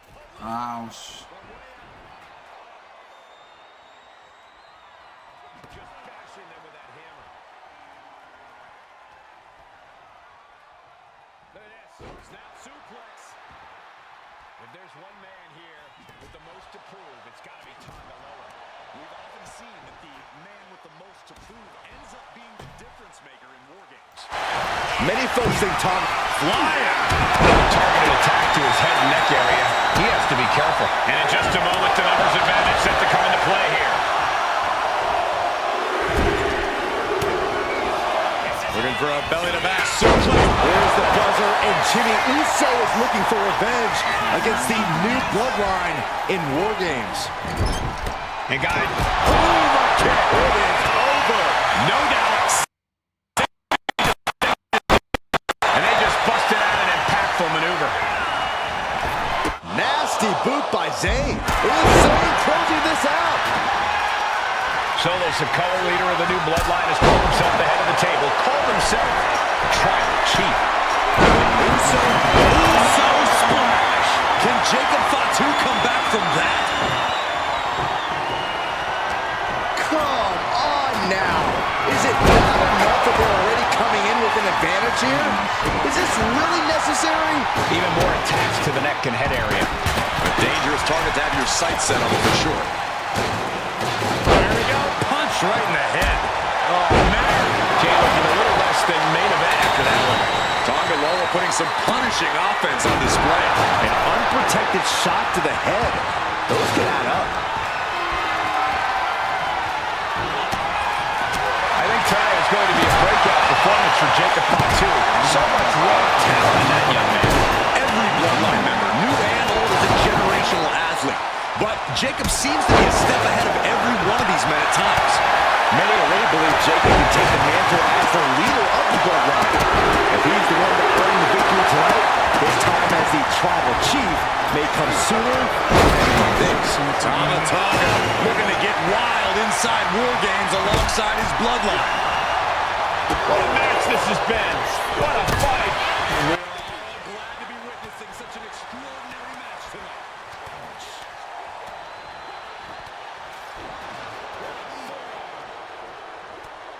More lucky Jacob fought too. This song. Be a bit tough for Jay to stand up amongst this team. Some close allies, but some enemies he's yet to forget. We've seen the wars that Jay has waged with his cousin Roman, with his brother Jimmy, but he needs to put that aside tonight. And Jay has the title wins and big victories that earned him the main event moniker. But if he's the one to put away the new bloodline, he will truly be the main event of WarGames. Oh, dude, like.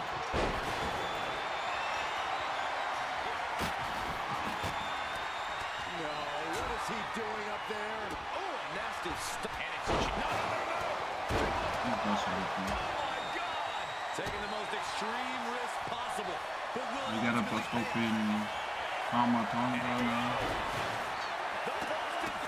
With the back position. He's trying his best to fend off this submission hold. Nicely done. OG Bloodline leader Roman Reigns has so much on the line in this one, guys. Oh, absolutely, Michael. Solo Sikoa took his spot at the head of the table.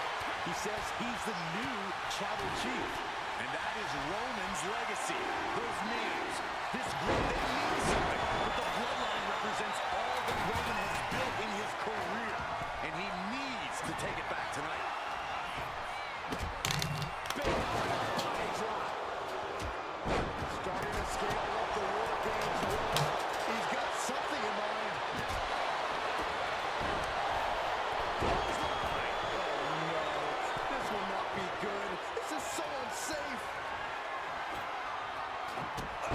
He's really feeling all the damage he's taken up till now.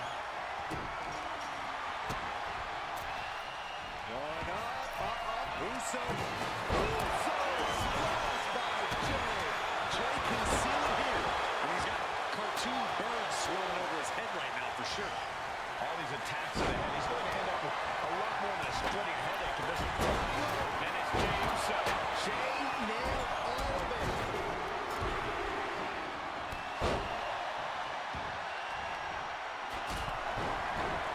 Being carried around now.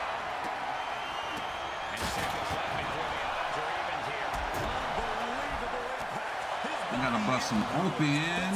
Just obliterated. And you have to be in a lot of pain taking that many attacks to the core. Yeah, but you really have to fight through it. And now the new tribal chief, Solo Sikoa, joining Bloodline WarGames.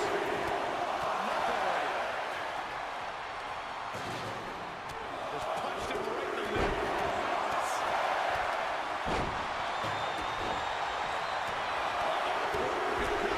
No.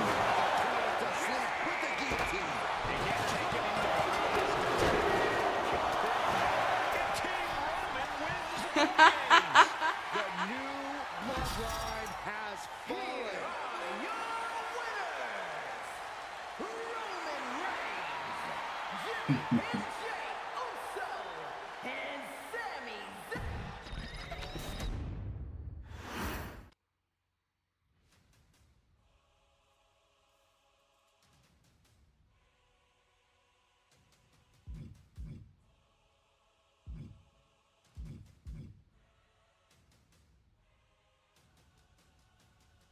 Damn CPU.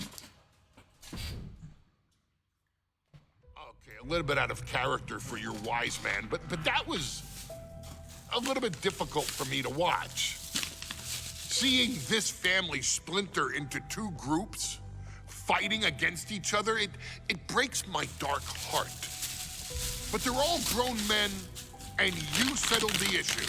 Now let's give Solo credit. Forming Team Solo was, of course, his usual backup of Tama Tonga and Tongaloa, the sons of Haku, feared as one of the baddest men to ever walk planet Earth. Along with them, the Samoan werewolf, Jacob Fatu, son of Tama, also known as TK All Day, the Tonga Kid, another fearsome competitor from WWE's golden era. But did you know that Haku and Tama once comprised one of WWE's most impressive tag teams? Haku had been considered family by the dynasty for years on end, and his teaming with Tama, brother of Rikishi, solidified this for eternity. The Islanders were a formidable test for any tag team in WWE in the late 1980s, competing against teams like the Hart Foundation and the British Bulldogs. Initially fan favorites, the two would embrace a more hard-nosed approach and even teamed up with WWE Hall of Famer Bobby the Brain Heenan, finding even more success. The team flawlessly merged aerial excellence, martial arts mastery, and some good old-fashioned Islander grit. Perhaps their most infamous moment saw them actually dog-nap Matilda, mascot of the British Bulldogs, showing that they were willing to do literally anything to throw opponents off their game. Both men are still revered today as two of the real legit tough guys in the industry, names that instill fear simply upon mention, and they absolutely taught their children well. Tama Tonga and Tonga Loa both love to slowly brutalize an opponent in the traditional Haku style, while Jacob Fatu hurls his body at opponents from all angles with reckless abandon, much like Islander Tama in his TK All-Day heyday. For their inclusion in the 2K25 showcase, we find the Islanders in a dream match, taking on another team that has mastered the air, ground fighting, and has their own brand of swag that keeps opponents guessing at all times. Ladies and gentlemen, I'm talking about the Street Profits. Montez Ford and Angelo Dawkins have put together one hell of a run in WWE, and the perennial tag team champions are going to find themselves in an unfamiliar setting, taking on Haku and Tama in a best 2 out of 3 falls match. Anyone can sneak a win out, but Haku and Tama often competed in this type of match to fully demonstrate the superiority to their opponents. And you can bet that they're out to do the same thing to Angelo and Tez. So get out there and showcase the tag team mastery that the Islanders used to terrorize their opponents. Lift your party cups and take one last sip for the Street Profits. And don't worry, no one will hold you responsible for the damage you and the Islanders caused them, because I assure you, the Islanders can handle the smoke.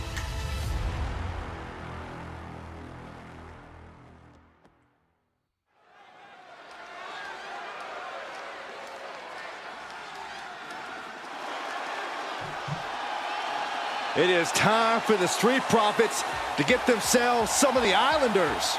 Well, with all due respect to the smoke and the party cups, but AD and Tez need to up their game. This could be the Profits' night, but it's not going to be easy. The Profits possess tremendous athleticism, but so do the Islanders. And let's not forget, the Islanders have Bobby Heenan in their corner. The following contest is a 2 out of 3 falls match. On their way to the ring, at a combined weight of 492 pounds, Montez Ford and Angelo Dawkins, the Street Profits. The Islanders are known for innovative double-team offense, but they're looking to do more than just beat the Profits. Well, under the Brains' incomparable tutelage, the Islanders have become smarter and more brutal. Tez and Dawkins better have their third eye open and their heads on a swivel.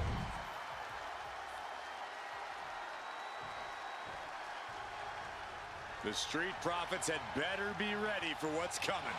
Tez and Dawkins have to be ready to deal with any shortcut the Islanders can find. And their opponents, accompanied by Bobby Heenan, at a combined weight of 499 pounds, Tama and Haku, the Islanders. We know the Islanders Islanders are as vicious as they come, but the Street Profits excel in all forms of chaos. Yeah, Corey, but the Islanders have a plan and will stop at nothing to carry that out. Well, the Profits will have to truly compete as a team to overcome the odds in this 2 out of 3 falls match. The truth is, I don't know if Ford and Dawkins have faced a team as dangerous as Haku and Tama. And the Street Profits are going to have to execute a next-level plan to take down the Islanders and Heenan.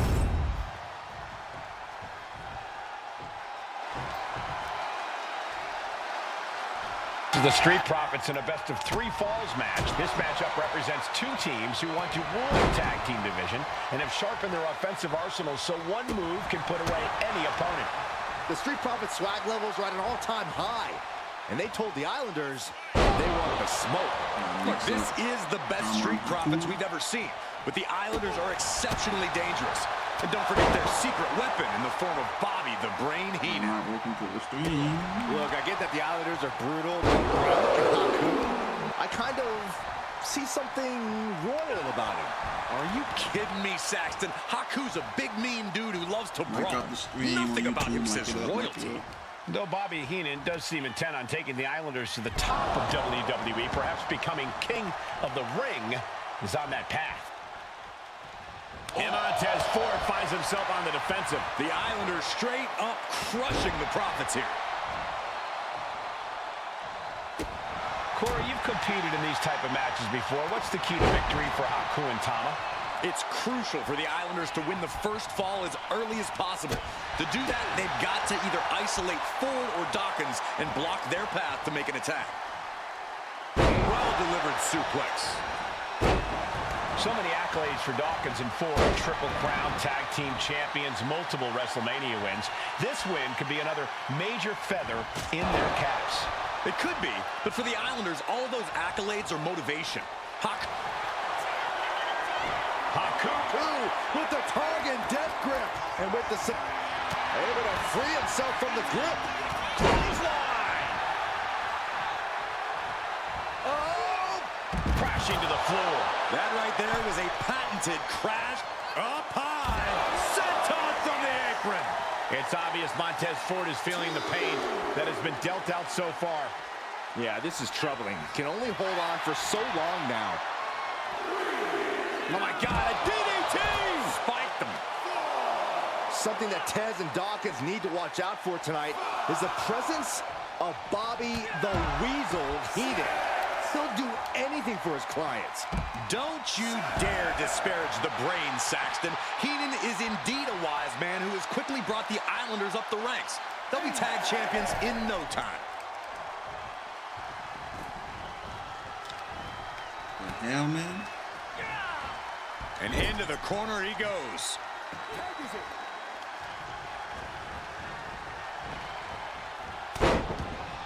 Oh, that'll rock you.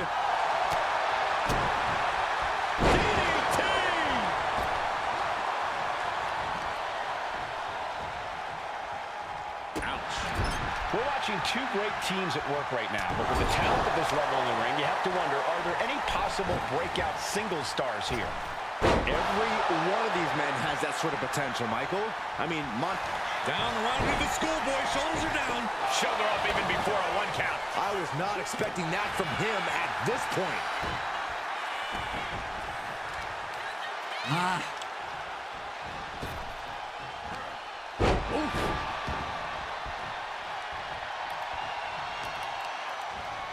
Oh, right on the arm. Vicious, just disrespectful. Climbing to the top. What's he have in store?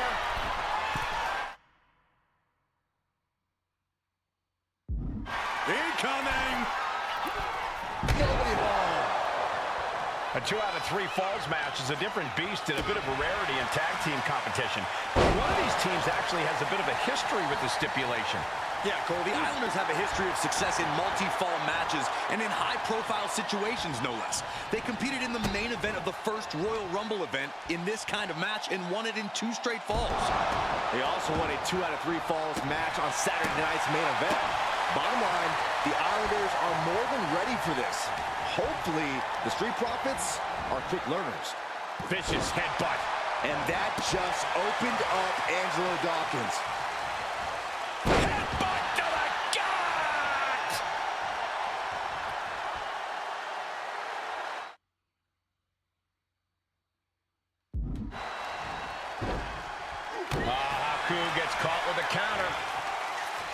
I'm glad the Islanders are able to compete tonight. I was worried they'd have to serve another suspension.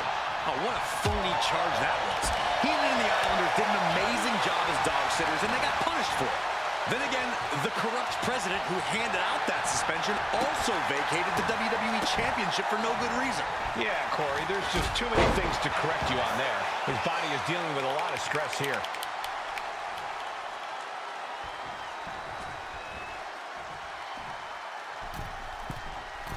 From the middle rope. Oh, what a splash! Haku is picking the opposition apart. The Islanders putting a beating on the Street Profits. What a headbutt. Vicious.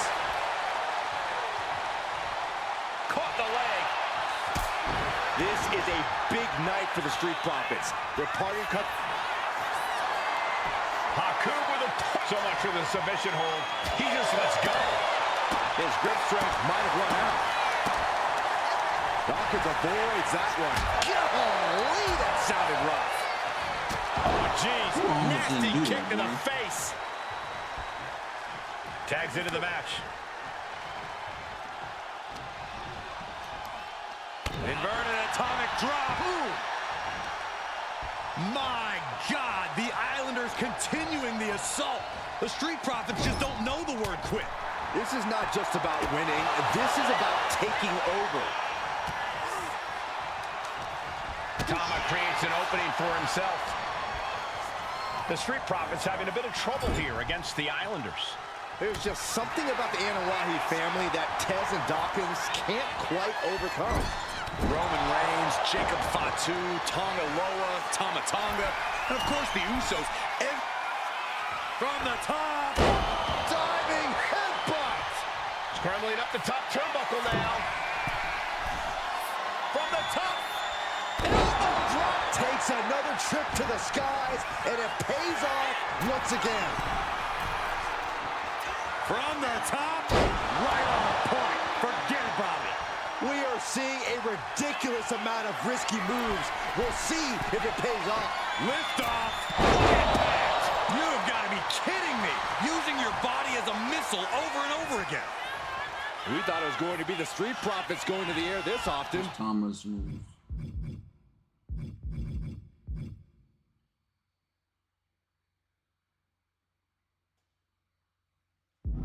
The Islanders beating Angelo and Montez at their own game now. Consecutive attacks keeping Dawkins off his game. Big time offense. From the top. Diving headbutt.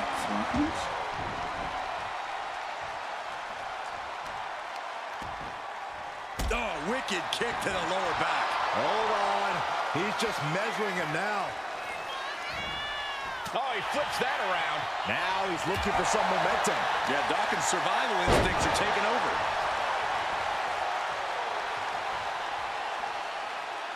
Probably gonna attack him from the Goes into the corner. Again, a tag is made. Here comes the double team. What do they have planned here? Oh, goodness! Make a wish. Tama carrying the momentum in this match. This is where Dawkins will be tested. Gotta find a way back in this. He thinks he has it!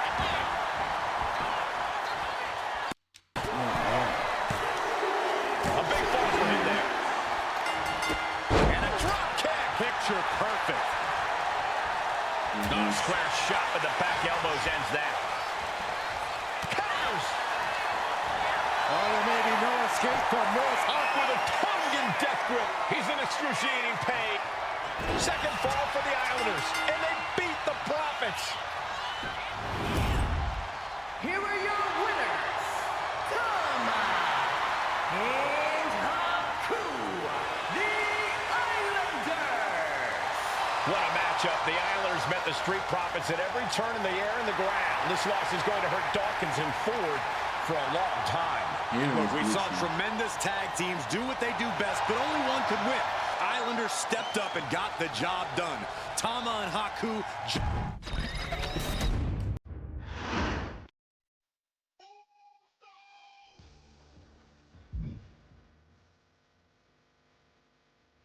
This is the last one. I gotta redo this though. I do it off stream. I'm cool, bro. Ladies and gentlemen, I don't have the words to convey how proud I am to have been part of this historic showcase. Having worked alongside this family, this bloodline, for so many decades, reliving moments that I got to experience firsthand has been a privilege of the highest order. Introducing you to WWE legends that I hold in such high esteem, and also spotlighting the modern day greatness their descendants have provided you in recent years, all to pay tribute to the greatest wrestling family I have ever known, has truly been my privilege. To be successful in this industry is a 1 in a billion chance. To see one bloodline continuously pump out superstar after superstar, champion after champion, generation after generation, is a testament not only to the skills they possess, but also to the work they put in to become absolute masters of their craft. And it cannot be stated any other way. This dynasty, this family, this bloodline has mastered every single solitary aspect of professional wrestling. And by reliving their magnificent history, you've begun your path of mastery as well. You've conquered former champions, righted some very egregious historical wrongs, survived WarGames, and even settled the question as to who the true tribal chief really is. You've unlocked WWE legends who are now ready to unleash their special brand of offense on current WWE superstars who didn't think they'd ever have to face these classic competitors like Haku or the Wild Samoans. It wasn't easy, and you definitely had to get a little oozy along the way. But you showed that bloodline spirit and determination, and now you stand at the top of the mountain.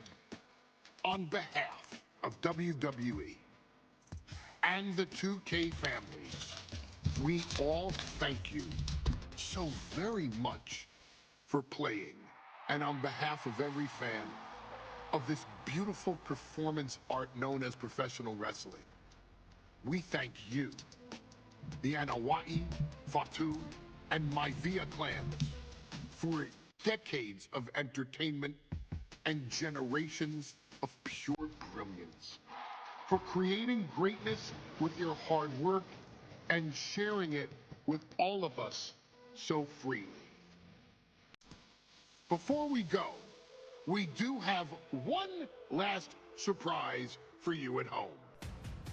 Now that you've showcased your skills and earned a spot as an honorary Oos, it's time for you to choose who rules your WWE universe as the tribal chief. Is Roman Reigns still your tribal chief, or have you thrown in with the attempted coup by Solo Sikoa? Do you want to see Tamina finally rule over everyone, or is it TK all day, every day, don't you say? Regardless of who you choose, you earned the right to acknowledge your tribal chief.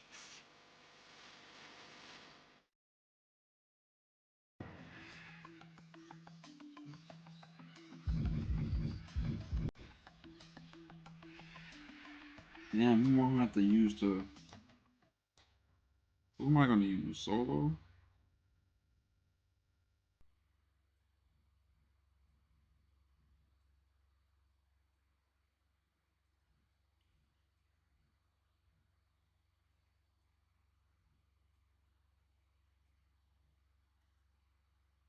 やる気しやん俺るしね。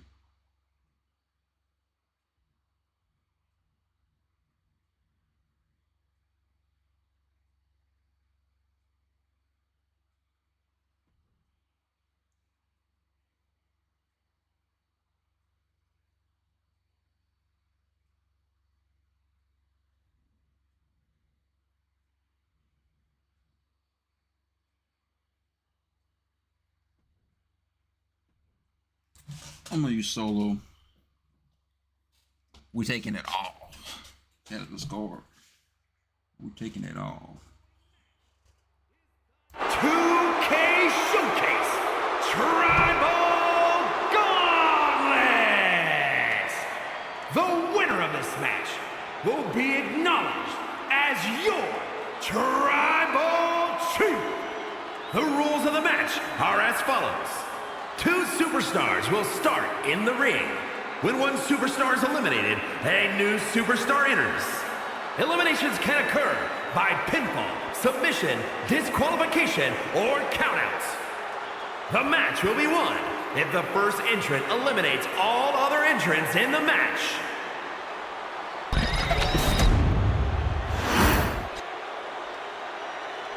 The Bloodline Gauntlet match begins here, gentlemen, with our first entrant. A superstar with a daunting challenge ahead. And from Las Vegas, Nevada, weighing in at 250 pounds, Sikoa! Grinding your way through the Bloodline, one of the biggest dynasties in history? Is it even possible? Well, it's highly improbable, but nothing's impossible in WWE.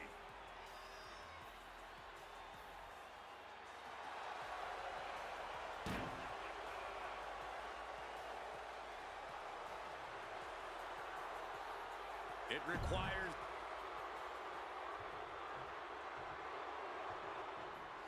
Wow! How's this for an opening opponent in a gauntlet match? Makes you want to throw in the towel before the bell even rings. The Headshrinkers from the Isle of Samoa, weighing in at 305 pounds. And on the other side of this first hurdle, just one of the Bloodline's most savage and powerful members. The Bloodline starting things off with a bang, looking to make short work of this challenger.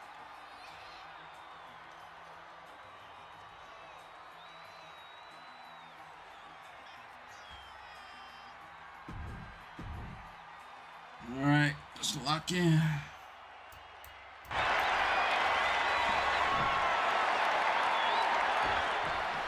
History being made right here. The most prestigious family in the history of our business is at war with one of their own members, and tonight will be a battle to set order to the entire Bloodline. An uphill battle is what it will be. You have the toughest set of competitors trying to dash your dreams of being recognized as the head of the table. And we know there was turmoil in the family coming into this match, so much so they decided a gauntlet match was the only way to set the narrative straight. Let's call it what it is, Michael. The family wants to put this member in their place, wants to bring them down a peg. To me, tonight reads more like punishment for having ambition. Now, clearing the announce desk, this isn't going to end well.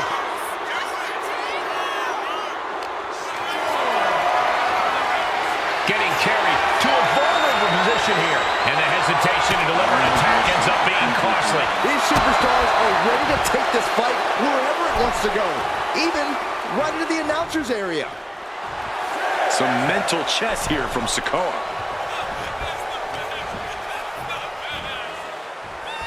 Superstar setting up. Side slam. And we know the lineup we are seeing tonight is exceptionally talented.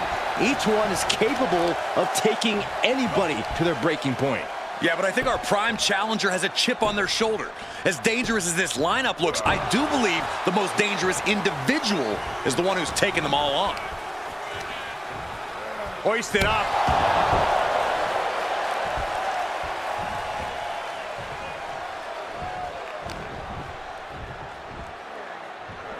Superstar setting up. Oh, what a slam! Landed him. And all that's left is one thing, one finishing touch. Fatu finds the advantage. Oof. Kick gets caught. Clothesline takes him down. Forget about it. A gauntlet match is such a fitting stipulation for tonight, Corey. It's almost a tribal trial by fire of some sort. It absolutely is, Michael. You don't get put into this match with any expectations of coming out the victor. The family has decided these rules because only those that can overcome such odds can be strong enough to lead the bloodline. Fatu is having problems here. Fatu has run into a roadblock. And he's looking out of sorts now.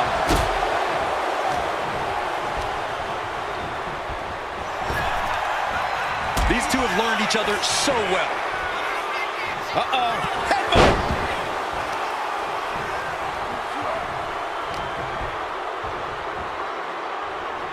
Superstar setting up.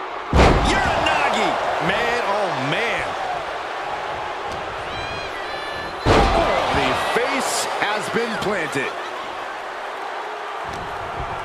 God damn. Up and down. What a gourd buster. Sikoa seems to be executing his game plan. Solo is stifling the opposition now. Getting tossed. Not the prettiest thing you'll ever see, but it sure looks effective from here. Oh, what a kick. How much longer can this really go on? Yeah, he's on his back foot now. I don't see things turning around in his favor. The spinning solo by Sikoa. Uh-oh, winding up. Boom! Samoan spot. Now Solo needs to end this. That's it. It's over. Fatu's taken out of this gauntlet match. I'm so caught up, I forgot where the hell we are in the entry list. Trust me, many more battles await. Next in the gauntlet is Nia Jax. This should be interesting.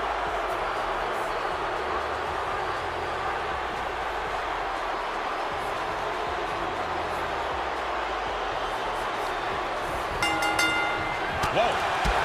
And as cruel as this match might seem, let's not forget, this is family. And right or wrong, however a family settles their disputes needs to be respected. Well, one can even ask if this is a fight to fix a family or a night to control an entire business. It's hard to say, Byron. The family business is all about fighting. That is the kind of move that leaves our jaws on the floor. Unbelievable. Good Lord. Talk about getting drilled. Oh, he timed that counter well. Oh, what a headbutt. On the mark. And let's not lose the reason for this match, the right, no, the honor to have sole possession of the seat that stands at the head of the table. Well, if you can survive tonight, you will be at the top of the mountain, casting an enormous shadow over every possible challenge. I'm already intimidated thinking about the Ulafala adorned around this superstar's shoulders. Uh-oh. Oh, right into a counter. And there's the takedown.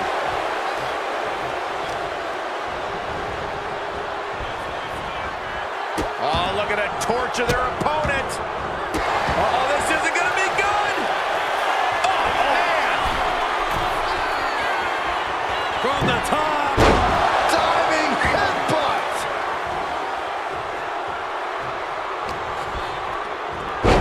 The face has been planted.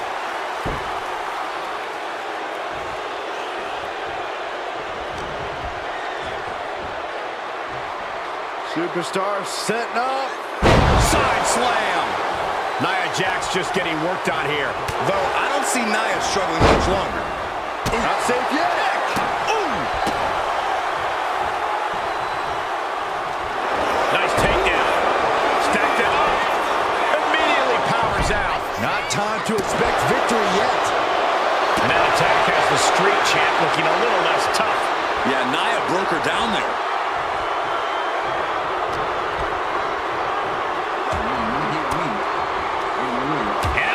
Break that up. Sikoa. Spinning Uranagi and a spinning solo. Uses an elbow to disrupt that attack. Uh-oh. Sikoa prevents that from connecting. Sikoa showing plenty of intensity here. Solo's really on top of his game right now. Down to opponent and a double axe handle smash. Getting set up in the corner now. Crucial turnaround there because Solo was falling behind. Now's a chance for Sikoa to get back into this match. Down in a hurry. And maybe he couldn't hold that weight, but either way, it was a hard landing. Oh, right to the kidneys. Golly.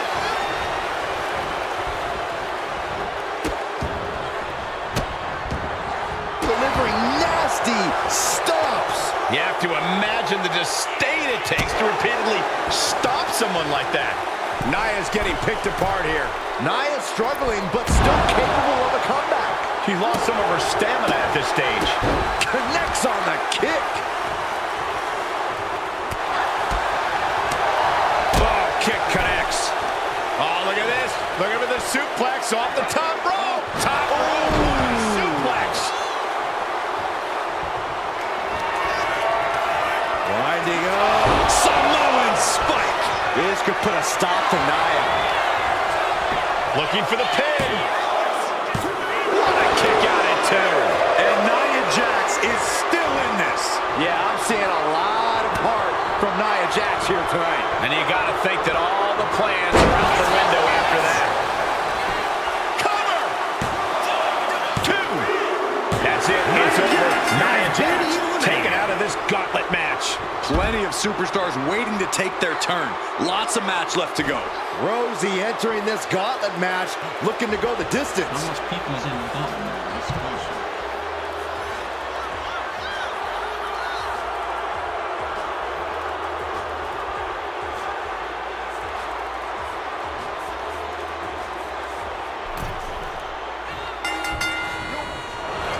Take it over. Going for the win here.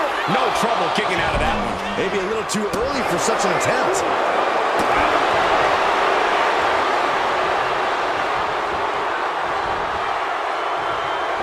Rosie left an opening for the counter. Momentum.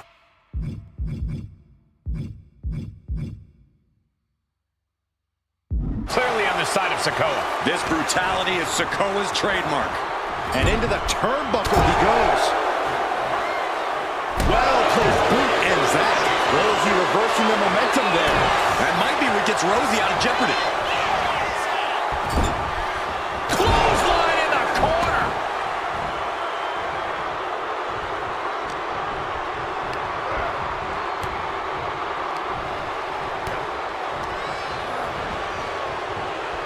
Pulled back into the hip toss.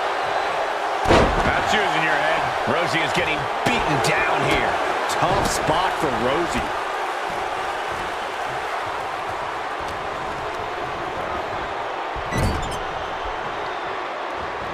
The whole ring in between them.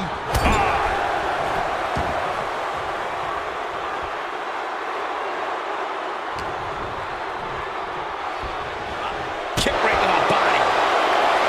Haymaker after haymaker. Ooh! Looks like a hockey fight's just broken out. And Rosie took a well-placed hit there. Sikoa making an example of his opponent. Exhaustion setting in, and neither one of them is letting up. They are emptying their tanks, going back and forth like this. What impressive determination from both competitors, keeping at each other. Listen to this crowd, driving these competitors to leave everything out in the ring. Oh, jeez, looking absolute. Winding up. Samoan spike. That's worked for Sikoa before. These gladiators are rocked. Their game plans have been pushed to the limit. Who is enough to fight out of this war? Dropping the elbow right on the knee. Great flurry of offense from Solo. Unrelenting attacks from Solo. Nice takedown, stack for the pin. Here's a cover. Could be it. Rosie's out of here. Eliminated from this gauntlet match. Still a long road ahead with many roadblocks yet to enter the ring. Coming our way in the gauntlet now is Umaga.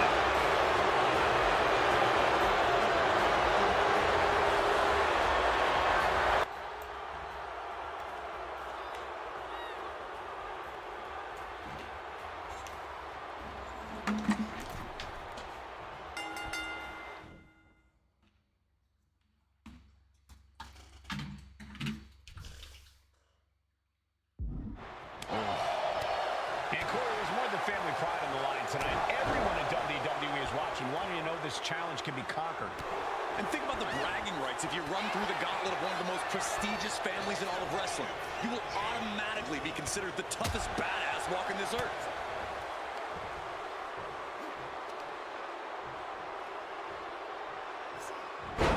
Looking to put him away. No, he kicks out. Close call, but not enough yet. Solo reverses and looks to capitalize. What a boot.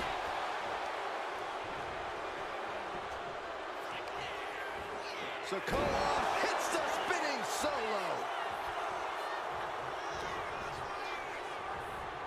Oh, and a knee. And another. Precision strikes.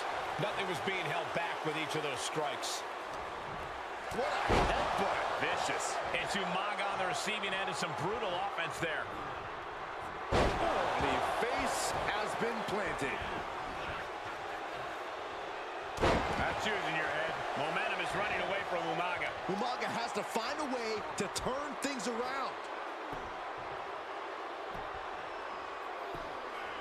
Agonizing.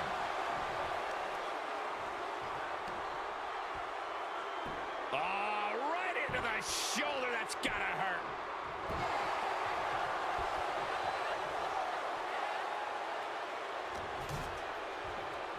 Uh-oh, headbutt. Nothing fancy there.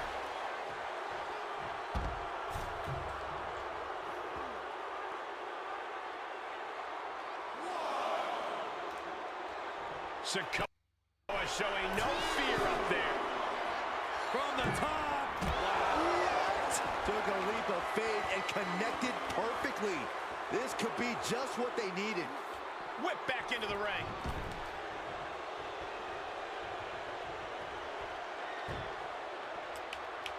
Does he have him here? Well, this is unexpected, Byron. Yeah, I'm guessing he wasn't fully in position. Sent to the corner. The whole ring in between them, and a collision in the corner. Solo continues to maintain the advantage. This brutality is Sikoa's trademark. The face has been planted. And the tide possibly shifting with Umaga getting rocked by that one. Oh, sent straight into the corner hard.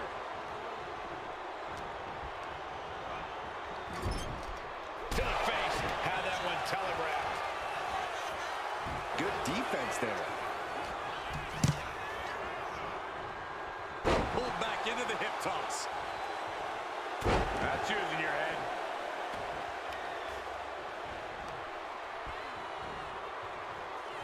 Umaga is in a distressing spot. Yeah, somehow Umaga has to turn the tide.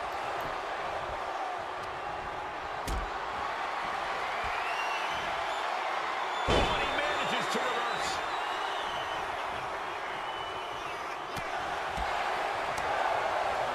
Roundhouse kick, man.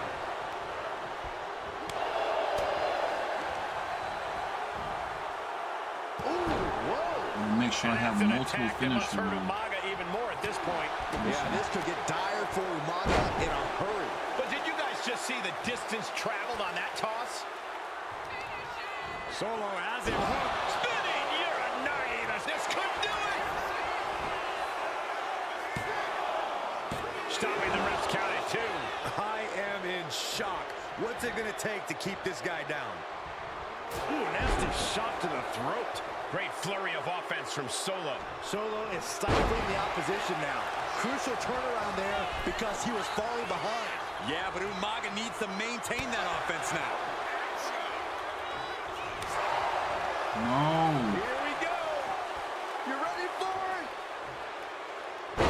Choke slam.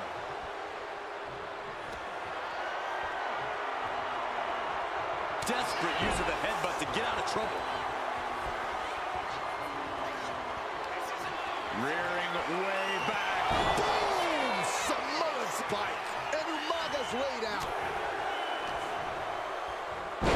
The face has been planted. And again, the head has been the target here. It's a surefire way to keep your opponent out of sorts. Going right after the arm of their opponent, applying the arm bar. Nice takedown. Punishing. Oh, weakening the leg here. Stop right to the gut. Kick to the back. Momentum is running away from Umaga. Yeah, somehow Umaga has to turn the tide. Cuts the attack off. Now Umaga looking for some momentum. Umaga showing he can't be trifled with for too long. Stiff elbow will break that.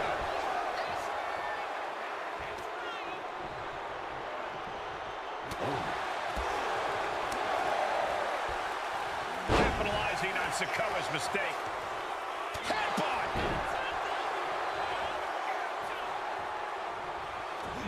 Good Lord, watch the power of Umaga. And staying with it, into the cover. 2 count. Oh my God, Rudy almost lost that. This started as a match, now Hell it's a no, we gotta test give of him a will. album.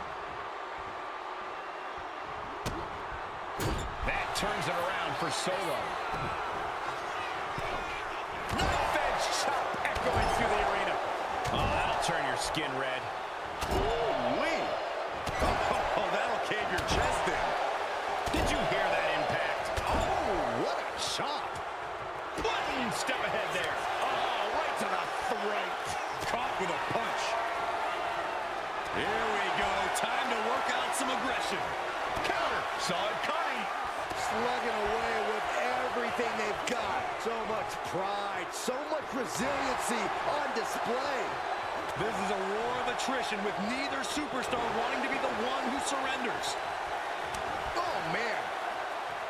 WWE Universe appreciating these athletes going all out. Toe-to-toe, treating each other like heavy bags. Oh, and there's the cover.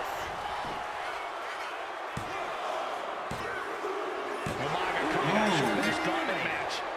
He's eliminated. There's a lot of game left here. We've got 5 more entrants who will hit the ring. 5 more. Next into the gauntlet, we've got the one and only Tonga Loa.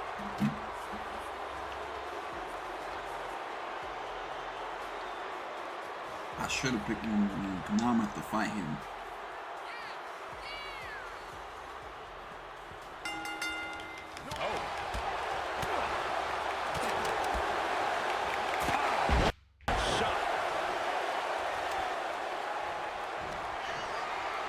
Winding up. Samoan spike. Sikoa might have just finished it.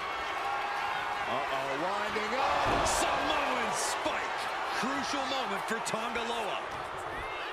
What do you say?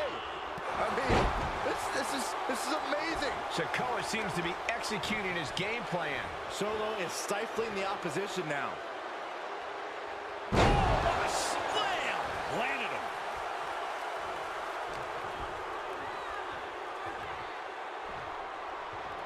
Suplex attempt. Able to go behind, though. Behind, chop block.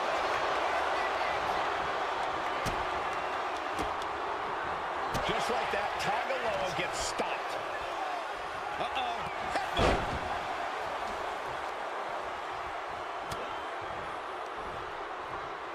Arms are trapped. There's the headbutt. Tonga Loa is waiting a bit right now. Tonga Loa has to trust his instincts at this point. Back suplex into the neck breaker.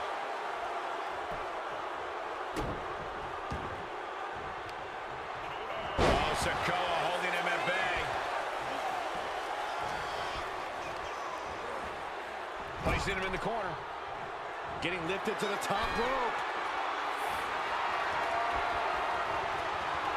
This superstar is looking to risk it all. From the second rope, Samoan drop.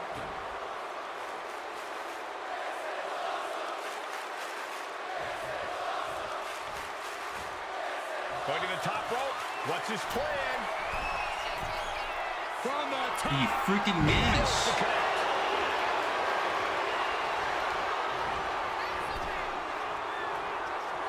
Counter. He knew just what to do.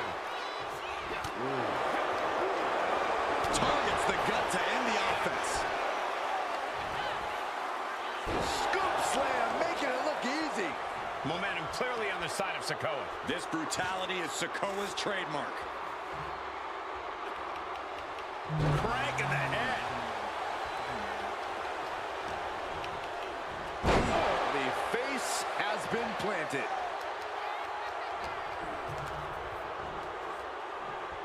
Superstar setting up. And there's new life in Sikoa after that attack. Sikoa is staying alive, but you just know he's got to be thinking of a way to end all this as soon as humanly possible. Super kick. Ouch. And a nice takedown. Tonga Loa is waiting. We got a cover. There it is. Tonga Loa is out of this match. That's an elimination, but this isn't the end of the road. We still have 4 more entrants to go. Here we go with Rikishi next into the gauntlet.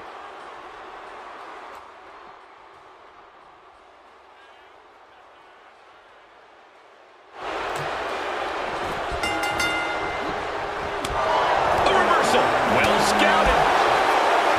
Referee in the way. Power slam. Disrespecting the competition.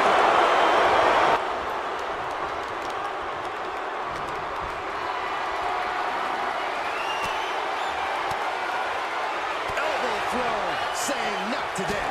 Oh, ouch. Nasty roundhouse kick.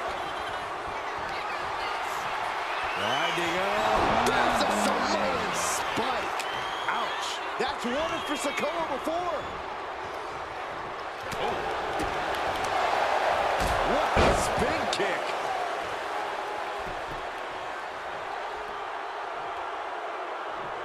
Does he get him here?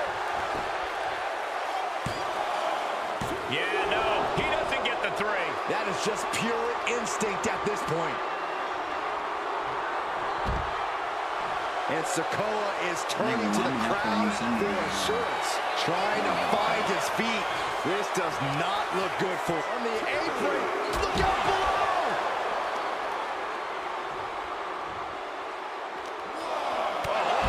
What a headbutt. This match is just evolving right before our very eyes.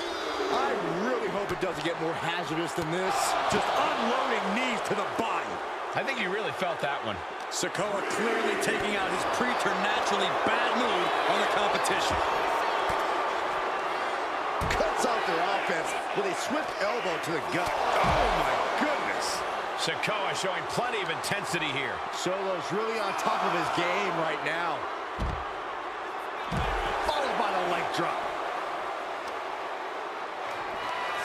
Rearing way back. Boom! Samoan spike. Can Rikishi come back from that? He's really pushing the limit here, getting close to a countout. This arena is roaring. I think the desk is shaking. Will he get on with it already? This is a fight. I understand getting yourself fired up, but he needs to stay on his opponent. Rikishi coming up short in this gauntlet match. He's eliminated. 3 superstars left in this gauntlet match. It could be anyone's game. And now it's Tama Tonga entering the gauntlet.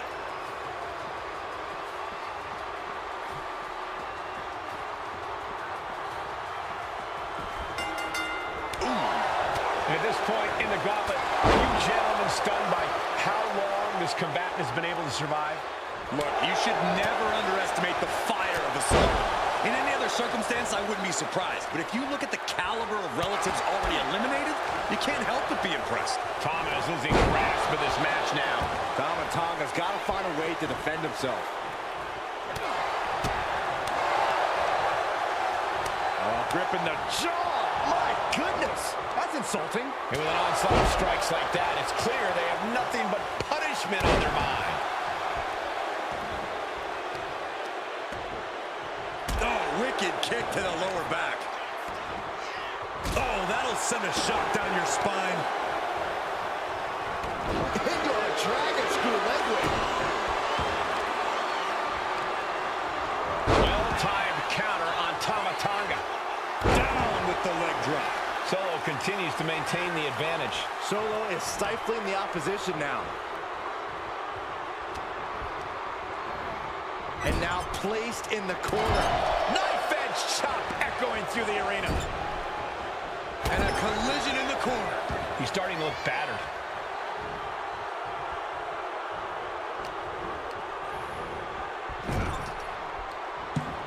The whole ring in between them. Oh my gosh!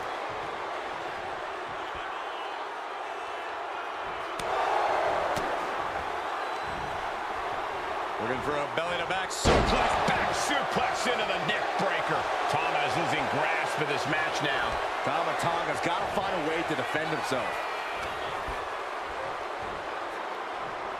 Superstar setting up.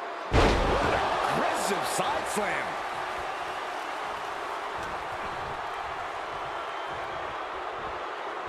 Up and down. What a gourd buster. Inside cradle applied, shoulders down. Manages to escape before the 3 count. This could be a tipping point in this match. Looks like he knew what was coming up. Looking for more damage here. Release back suplex. Ouch. I don't think people realize the amount of strength it takes to hurt someone. This is quickly turning into a slugfest. Ooh. Nothing pretty here, just good old-fashioned fisticuffs. Neither competitor is backing down. Boom. The willpower, the sheer guts of these two. Oh, ouch. Each exchange just sapping the energy from these two. Both absolutely drained. Oh, looks like we got ourselves a hockey fight. Looks like we know who won that exchange. Solo has him hooked. Hits the spinning Solo. Shoulders down. With an elimination, Tama Tonga eliminated. Is out of here. Just 2 more obstacles left in this gauntlet match.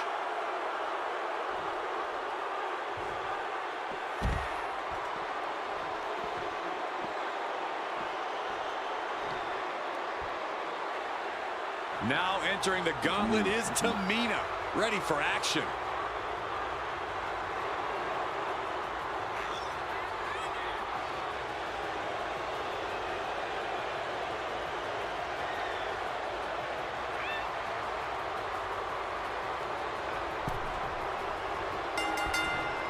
Big time clothesline. Good grief. As we get deeper into this war for the head of the table, the WWE Universe is gaining hope. They're starting to believe a miracle is possible tonight. The energy in the arena has shifted. Members of the Bloodline are back, and forth we go. Boom! Just teeing off with that fight forever vibe. Slugging away with everything they've got. It looks like we've got ourselves a brawl here. Big shots being fired right now. Neither competitor letting up. You can feel the contact, and so does the WWE Universe. Exhaustion setting in, and neither one of them is letting up. This is a war of attrition with neither superstar back and forth, blow for blow, just teeing off on another. And then this test of Rose with a big winding up. There's a Samoan spike. Sikoa might have just finished things. Gone from the gauntlet. It's Tamina. It's been insane since the opening bell, but we're not done yet. We've got one more contest to go. And now it's Samu entering the gauntlet.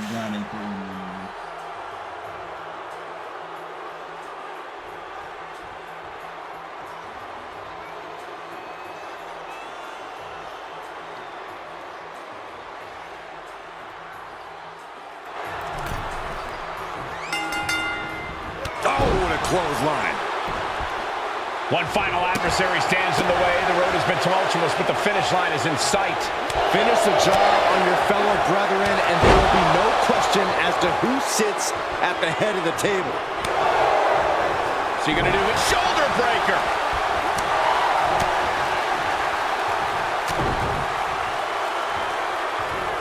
Oh, a headbutt right to the shoulder. That's using your noggin. Sikoa seems to be executing his game plan. This brutality is Sikoa's trademark. My goodness, that's insulting. You can't get caught in a hailstorm like that if you want to win.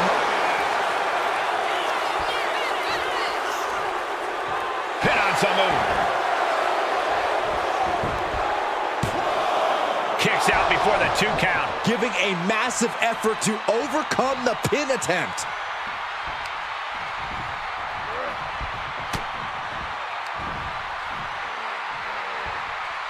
Face first with a waistlock takedown.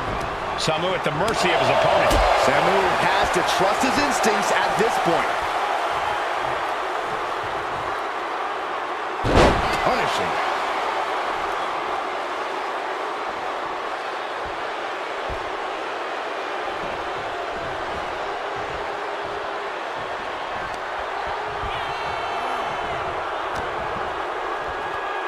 Uh-oh.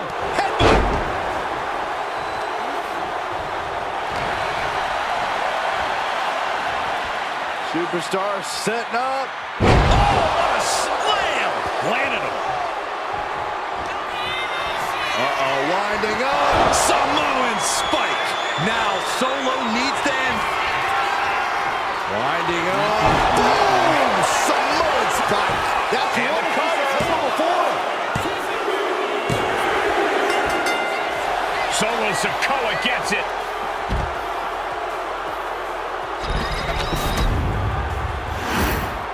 The winner of this match, and officially, your Tribal Chief, Sikoa! The battlefield was laid out. The gauntlet was fierce. Pain will live tomorrow. Scars will remain for life. But in this family, you will rule your own kin from a seat at the head of the table.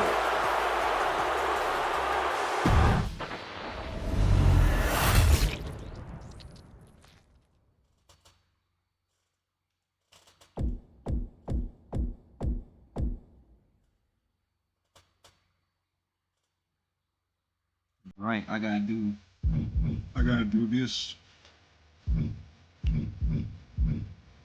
This one.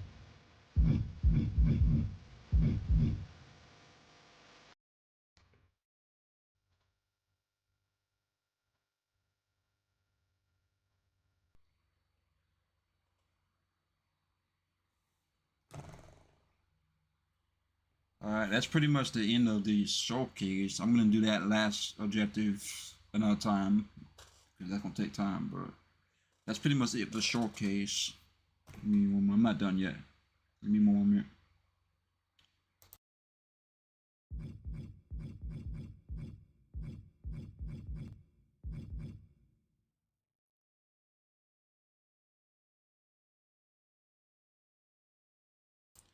Alright. That's the end of the showcase. We finished. Like, comment, subscribe. It's been your boy TSOJay. We are out. Take care. Stay blessed.